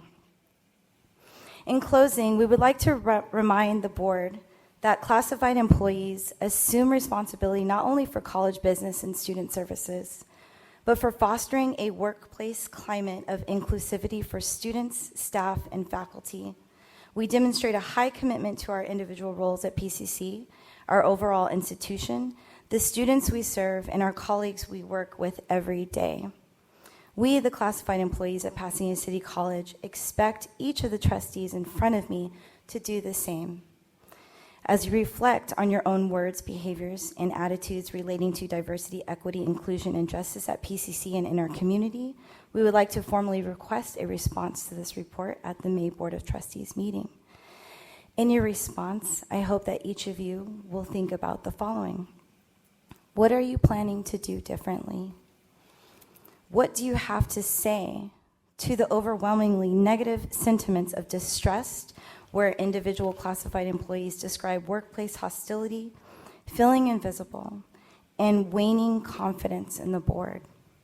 Modeling leadership starts with you. Good leaders admit mistakes and propose realistic solutions. Next month is your turn to answer to this community. Board of Trustees, you can hear, but are you listening? You can listen, but are you understanding? You can understand, but are you caring? Do you care? Board President Chen Lao, your actions speak louder than your words. Show us that you care. Thank you.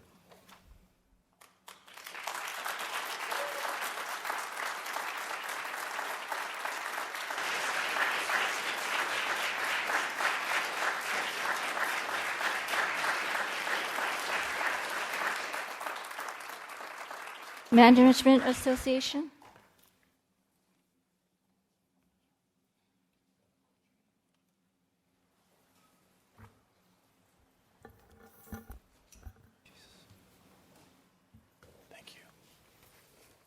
I wanted to begin by thanking and acknowledging the words of Associated Students President. And we want you to know that we hear you and that we do side with the students. And we, the management of PCC, are watching a board president lead us and our priorities away from students. That is why we feel morally compelled to voice our concerns. I also want to note that tonight I'm joined by not only our Management Association, but our confidential employees and some classified staff. Good evening. I'm Matt Camara, the acting board president of the Management Association. I've been at Pasadena City College for 15 years and have served under 7 superintendent presidents. Tonight, we will not be providing you with more campaign quotes from Board of Trustees President Chen Lao or Trustee Kwan, quotes that have not aged well and have proven to be hypocritical and comical at best. We won't be dignifying absurd insinuations that the Management Association was put up to this by the PCC president. We won't be revisiting Trustee Kwong's racist sentiments at the March 7th Facilities Board Committee meeting, nor the failure of the board leadership to discern between board bylaws, board policies, administrative procedures, and the shared governance process. We won't be discussing how our cost of living adjustment was indiscriminately pulled from last month's board meeting. Why? Because this was never about COLA. No, tonight's focus is about the questionable expenditures that we presented to you at the March 15th meeting and how the Board of Trustees' incompetence is expensive. We understand how some members on the current board, specifically Board President Chen Lao and the recently elected trustees, like to distance themselves from the previous board.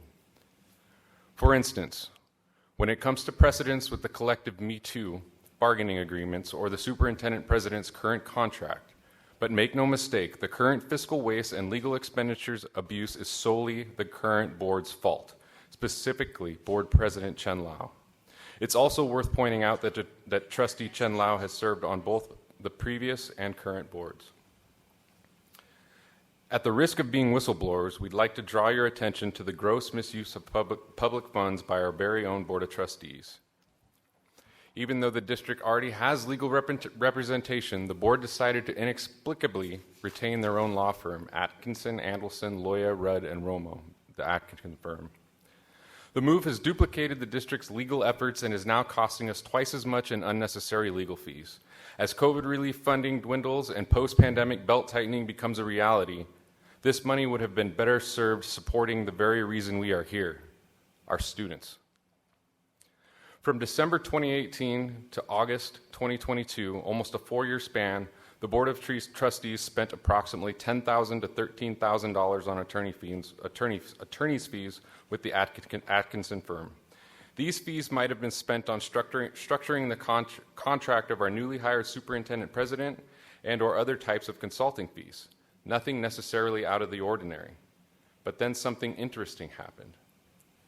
In late June of 2022, 3 new trustees were elected: Steve Gibson, Alton Wang, and education lawyer Christine Kwong. 1 month later, one-term trustee Sandra Chen Lao was named board president. What should be shared is that during Trustee Chen Lao's first term, she failed to complete the ETP, or the Excellent in Trusteeship Program. The ETP is a program designed by the Community College League of California to help trustees fill their leadership role and responsibilities by providing a comprehensive program aligned with accreditation standards and the sound leadership principles facilitated by experienced practitioners in the field. Trustees are given 24 months to complete Brown Act and ethics training, in addition to other competencies. Board President Chen Lao is now entering her 57th month as a member of the board and has refused to complete the ETP. 3 new board members, led by an incompetent board president, have proven to be expensive for the district. Only 2 months after Trustee Chen Lao ascended to board president, and per our Public Records Act request, PCC began to incur an unprecedented amount of legal expenditures by the board. In fact, from September 2022 to January 2023, PCC spent nearly $75,000, or approximately $18,750 per month, in legal fees to the Atkinson firm, and the spending has not stopped. We promise to share February, March, and all successive months of legal fees as soon as we receive them. What has PCC gotten in return for these massive legal expenditures? Nothing. Nothing at all. There has been no dramatic difference in anything except for the board's escalating legal expenses. And why is the board spending so much on legal fees? The answer is simple. Only an inexperienced, insecure board would need to lean on legal counsel as much as this board has. Instead of educating themselves and attending the necessary EDP training, the board leans on legal for just about everything. Trustee Gibson, you emphatically declared that the buck stops with the Board of Trustees. So can you explain why the board spent $21,374.50 in the month of October with the Atkinson firm, or $26,274 in January? Or Trustee Wang, it appears by the amount of billing hours we're paying the Atkinson firm's attorney, Irma Rodriguez Moisa, that the board is leaning on her a lot for expensive guidance. Will she be our next president, since you are using her for everything else? Trustee Kwong, Didn't the Atkinson firm draft our superintendent president's original contract? Haven't you now spent at least $75,000, if not $100,000, to have the same firm figure out how to undo their own work? Board President Chen Lao, seeing that you voted in favor of canceling the winter session in October of 2020, has the Atkinson firm been able to affect the outcome of our PERB case in a way that's different than the college's legal representatives, the Erickson Law Firm, a firm that specializes in education law? Has paying two separate firms positively impacted the college's position? Why are we spending so much money on one law firm to duplicate the efforts of our other law firm? One can guess, because incompetence is expensive.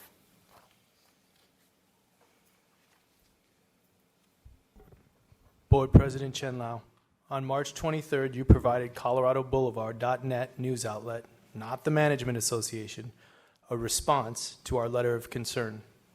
In it, you stated, the changes that voters demanded were more oversight, accountability, and transparency with decision-making. We couldn't agree more. Please be transparent with your decision-making on why you keep using PCC as your legal advice ATM machine. Incompetence is expensive. Another item that demands attention is who exactly has the new board members and board president's attention. It's the faculty.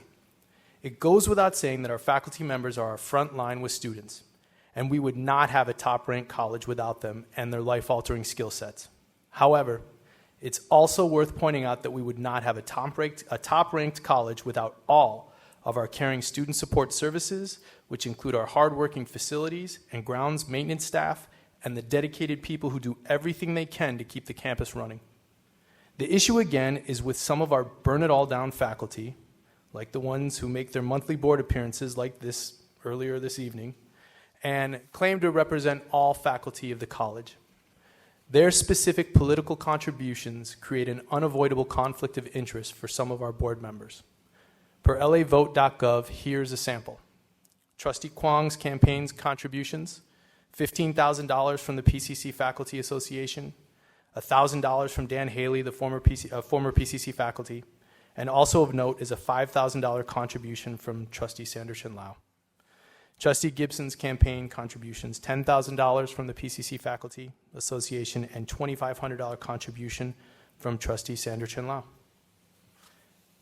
Trustee Wang's campaign contributions, $12,000 from the PCC Faculty Association, $1,000 from Dan Haley, former PCC faculty.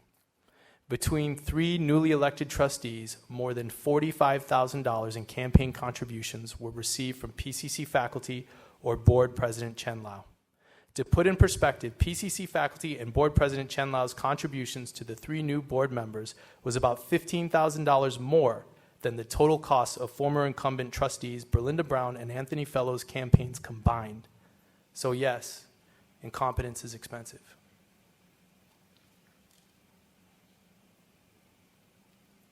Although the Faculty Association probably feels some buyer's remorse, there should be absolutely no question where these new board member loyalties lie. The only question is, does this relationship violate ACCJC Standard 4C11?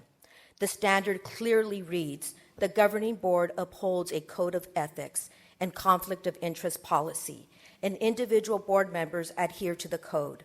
More specifically, board member interests are disclosed and do not interfere with the impartiality of governing board members or outweigh the greater duty to secure and ensure the academic and fiscal integrity of the institution. Board President Chen Lao, newer board trustees, is there anything you'd care to disclose about your relationship or the potential guidance you're receiving from some of our burn-it-all-down faculty members? At last month's board meeting, we requested that you, the Pasadena Area Community College District Board of Trustees, improved upon the following. Stop micromanaging and overstepping your boundaries and place trust in your superintendent president to lead the college. Since last month, we are still hearing accounts from our colleagues who have received direct phone calls or emails from certain trustees during non-work hours. Allow us to remind you again that you have one employee, the superintendent president. You would know this if you would have attended your necessary ETP training. Put aside your personal interests and follow the guidelines defined by the Accrediting Commission for Community and Junior College and act as a collective agency. Demonstrate respect for all of our district employees equally and be open to dialogue with all of the constituent groups. As a united group, be committed to promoting and demonstrating an anti-racist culture and recognize when you have failed to do so. Fulfill your duty to the college and, more importantly, to our students in an open, ethical, and transparent manner. Today, the MA met with Trustee Kwong. We had a very productive conversation, and we look forward to continuing this important dialogue. Thank you. In stark contrast, our meeting earlier this week with Board President Chen Lau did not go as well. Our sincere hope was to reopen dialogue and address our concerns. Instead, it pains us to say that the meeting was a resounding failure. And now we've done a complete 360. Board President Chen Lau, your circular reasoning has left us in the exact same dizzying spot we were in before. Our concerns have still been woefully ignored, and we have yet to see any real progress. Therefore, in solidarity, the Management Association requests the following. 1, return to the traditional Board of Trustees rotation for executive officers that you abandoned this past July. Previously, trustees would cycle through the executive officer roles, taking on increased responsibilities as they gained board experience.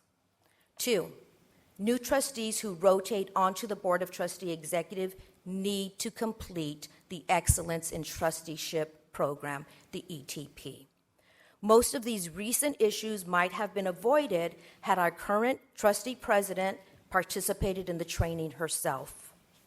Number 3, finalize and extend the superintendent's president contract to 2025 in accordance with what was decided by the board in 2022.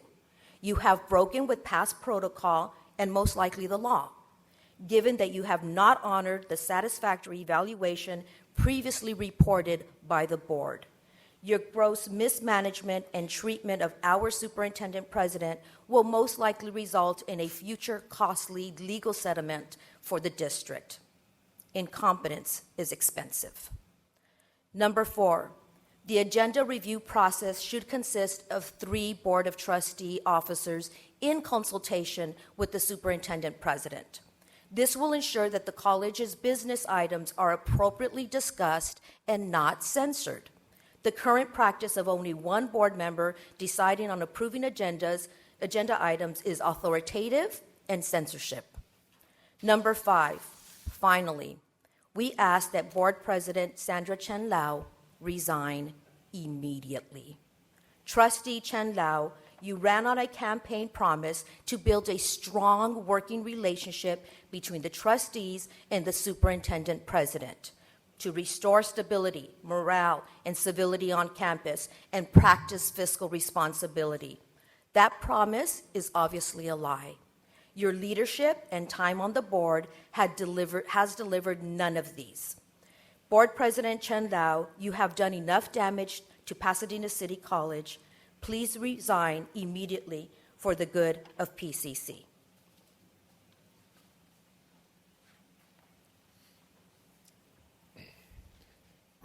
Instead of focusing on teaching our Board of Trustees how to be a Board of Trustees, we should be focusing on supporting and teaching our students, our number 1 priority. An accreditation alarm bell for the Management Association has been ACC-JC Standard 5C5, where the governing board has the ultimate responsibility for educational quality, legal matters, and financial integrity and stability. Board President Chen Lau, not only have your decisions potentially put us at legal risk, but your actions have destabilized the district by creating adversarial relationships between the board and leadership, the board and the college, and the board and the community. In closing, Your incompetence has had more than a financial cost. It is also costing us our college's reputation. Thank you.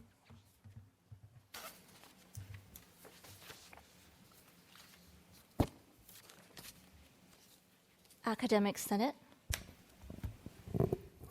Good evening.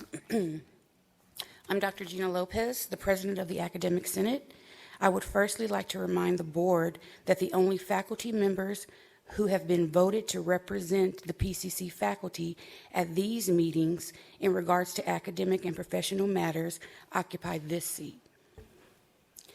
I would like to further encourage the board to listen to those elected to speak on behalf of the faculty rather than just those lone faculty members whose agenda is simply to disrupt, destroy, bully, and complain about the college instead of working to build the college to ensure student success. Furthermore, please know that just because a faculty member says they represent the faculty does not make it so. They do not represent the fullness of the faculty, but rather individual faculty members speaking on their own accord. With that being said, I would like to announce that I have been re-elected unopposed to serve as my second term as Faculty Senate President, along with Armia Walker as Vice President, Lindsay Ruiz as Treasurer, and Dr. Sheila Rose as Secretary. The faculty have spoken, and I would expect the Board of Trustees to respect that those voted to represent the faculty are allowed to do so. It has come to my attention that board members have taken meetings and made decisions based on the voice of one or very few faculty members without balancing those opinions with the facts that faculty leadership have been elected to provide. This is not okay. As it stands, only 2 board members have made time to meet with faculty leadership, including this president of the Academic Senate. This is disturbing, considering that faculty represent one of the largest constituency groups on campus.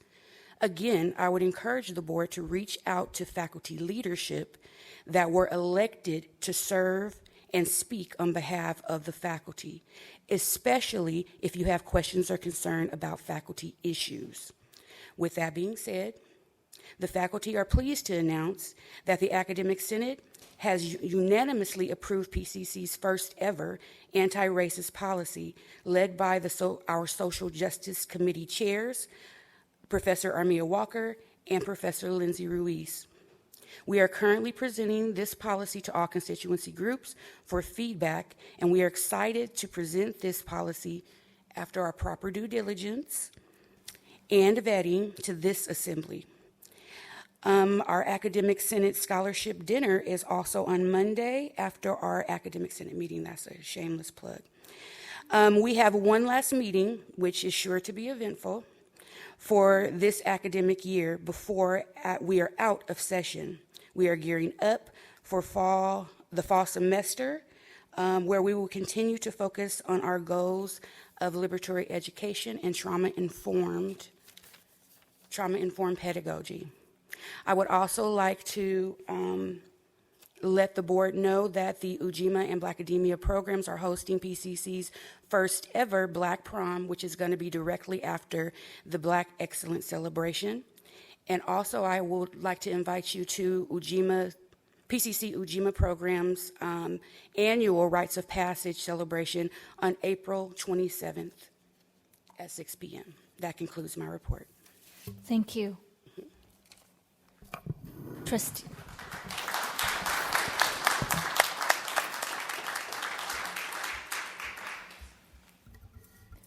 Trustee Chan. So first off, thank you for all the presentation and comments tonight. Special shout out to my fellow peers and the associated students. I cannot stress more the importance of student voice. As a student trustee, I try to do my best to reflect the needs and concerns of our students.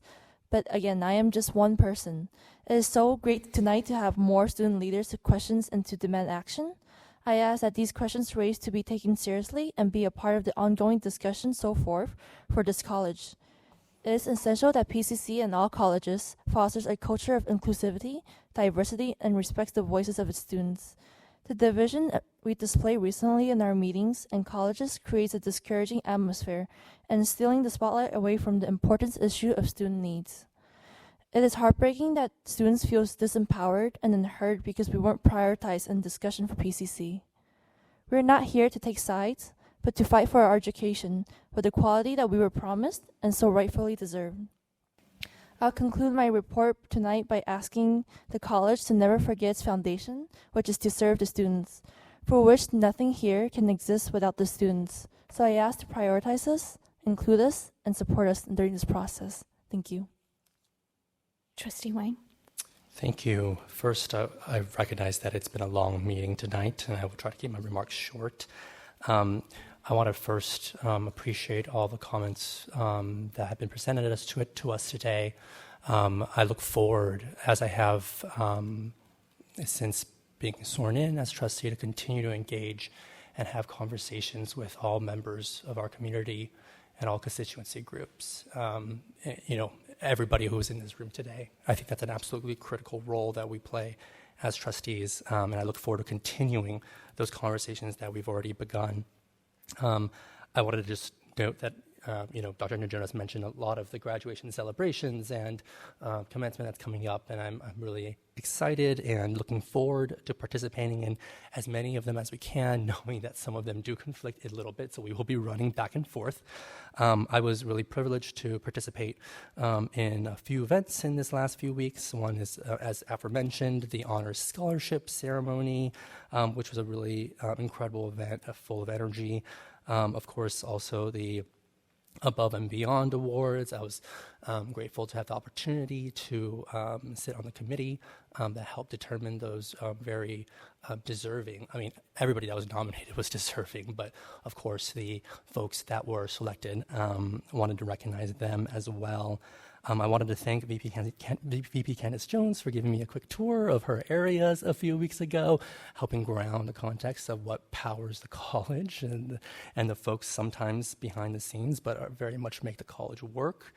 One thing I wanted to close on is outside of the college, I was privileged to participate in an event a few weeks ago in West Hollywood that was called the Drag March. Just wanted to recognize the attacks on queer and particularly trans people in this country over, many years now, of course, but particularly in the last few months. And I wanted to reemphasize the need for these protections that as someone who is the first openly queer person elected to this board, that our rights are at the core of American democracy and are inalienable, and such attacks cannot stand. Thank you. That concludes my report. Trustee Kwan. Great. Thank you. Thank you for listening to all the comments. I'm sure that they were all meant with good intentions, and they were quite thoughtful. And I had the pleasure of attending the honors program as well as the ESL and linguistics, and it was very, very fun and rewarding to see students be able to attain their accolades.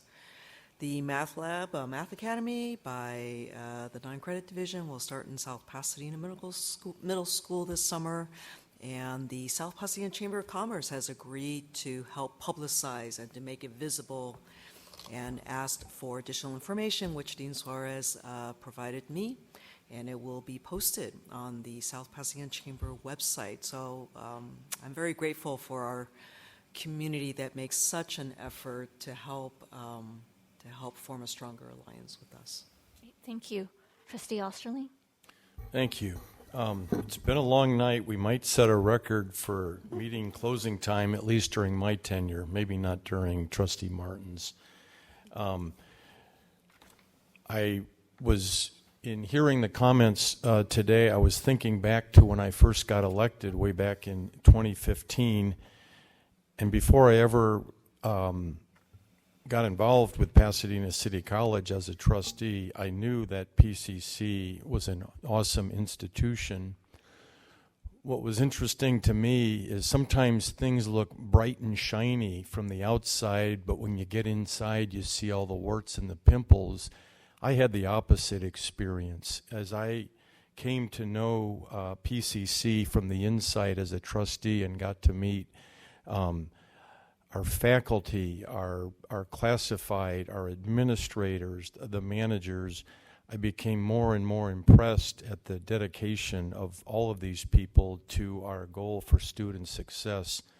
So I truly appreciate all of the feedback we received.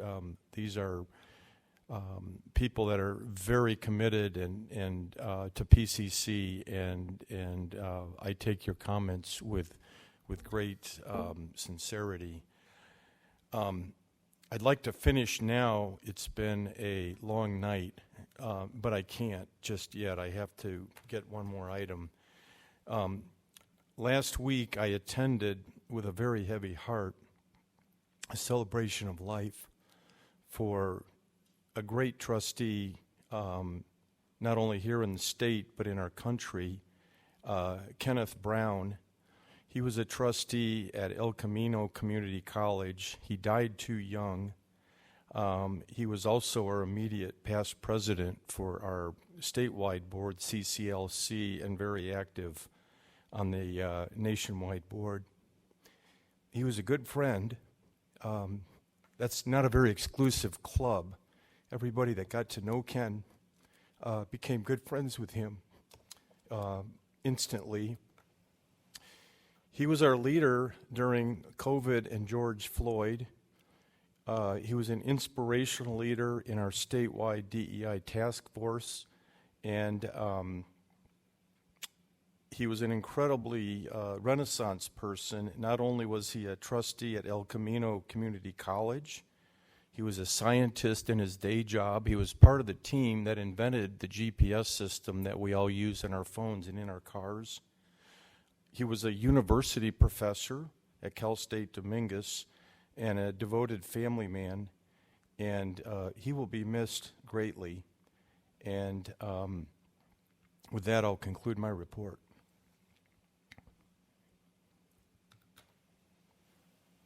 Trustee Martin? No report. Trustee Gibson? Yeah, I want to really thank the students who spoke tonight. It meant a lot, and we need to hear more from them. And I'll actually have a proposal for our future agenda to try to address that to a certain extent. I'm also looking forward to the many graduation events and really encourage the students and give them my recognition for all that they've done. I'll just mention two events I was pleased to attend. It was wonderful to support PCC students at the Honors Conference at UC Irvine, at their College Research Conference. They have great mentoring by their faculty, Brian Kennedy, Shane Underwood, Tamika Alexander, and other PCC faculty.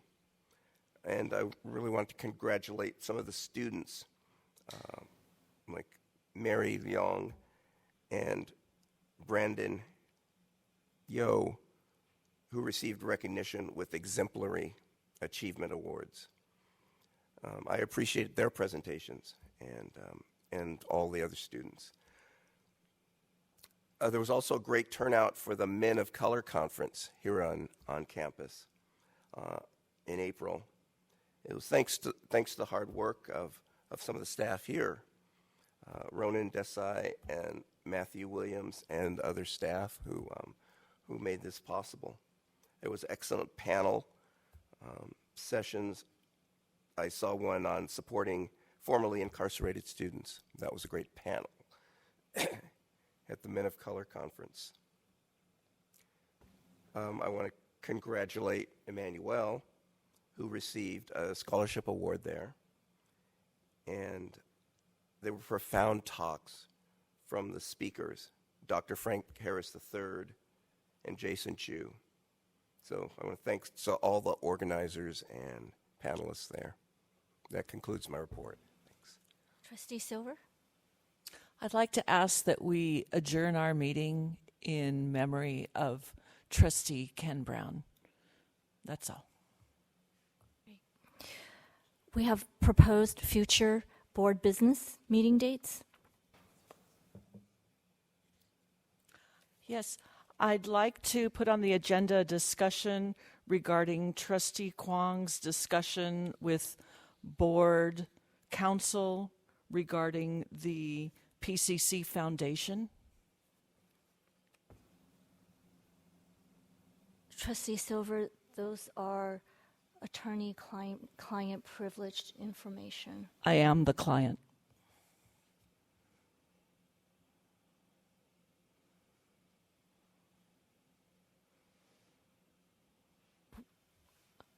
We will need to discuss with legal counsel, board counsel.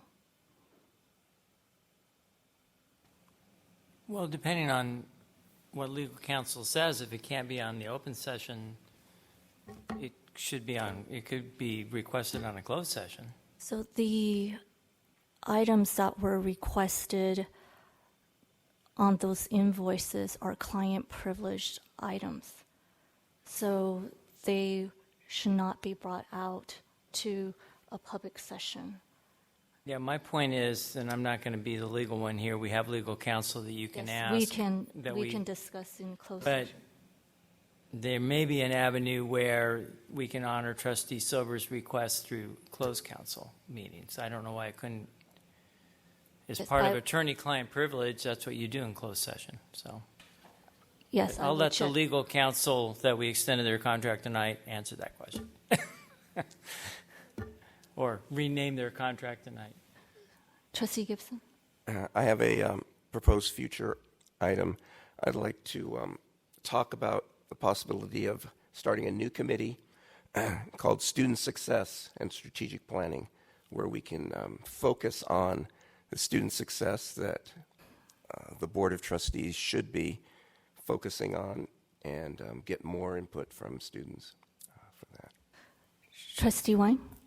As I mentioned a little bit earlier, I would like to see if we can have DEI reports to our board meetings, similar to what we have in enrollment strategies, and complementing what Trustee Silver said earlier. Of course, there is a DEI committee at CCLC, but I would like to also propose a committee creation here at the district for a DEI committee. Okay. Any other Trustee Osterling?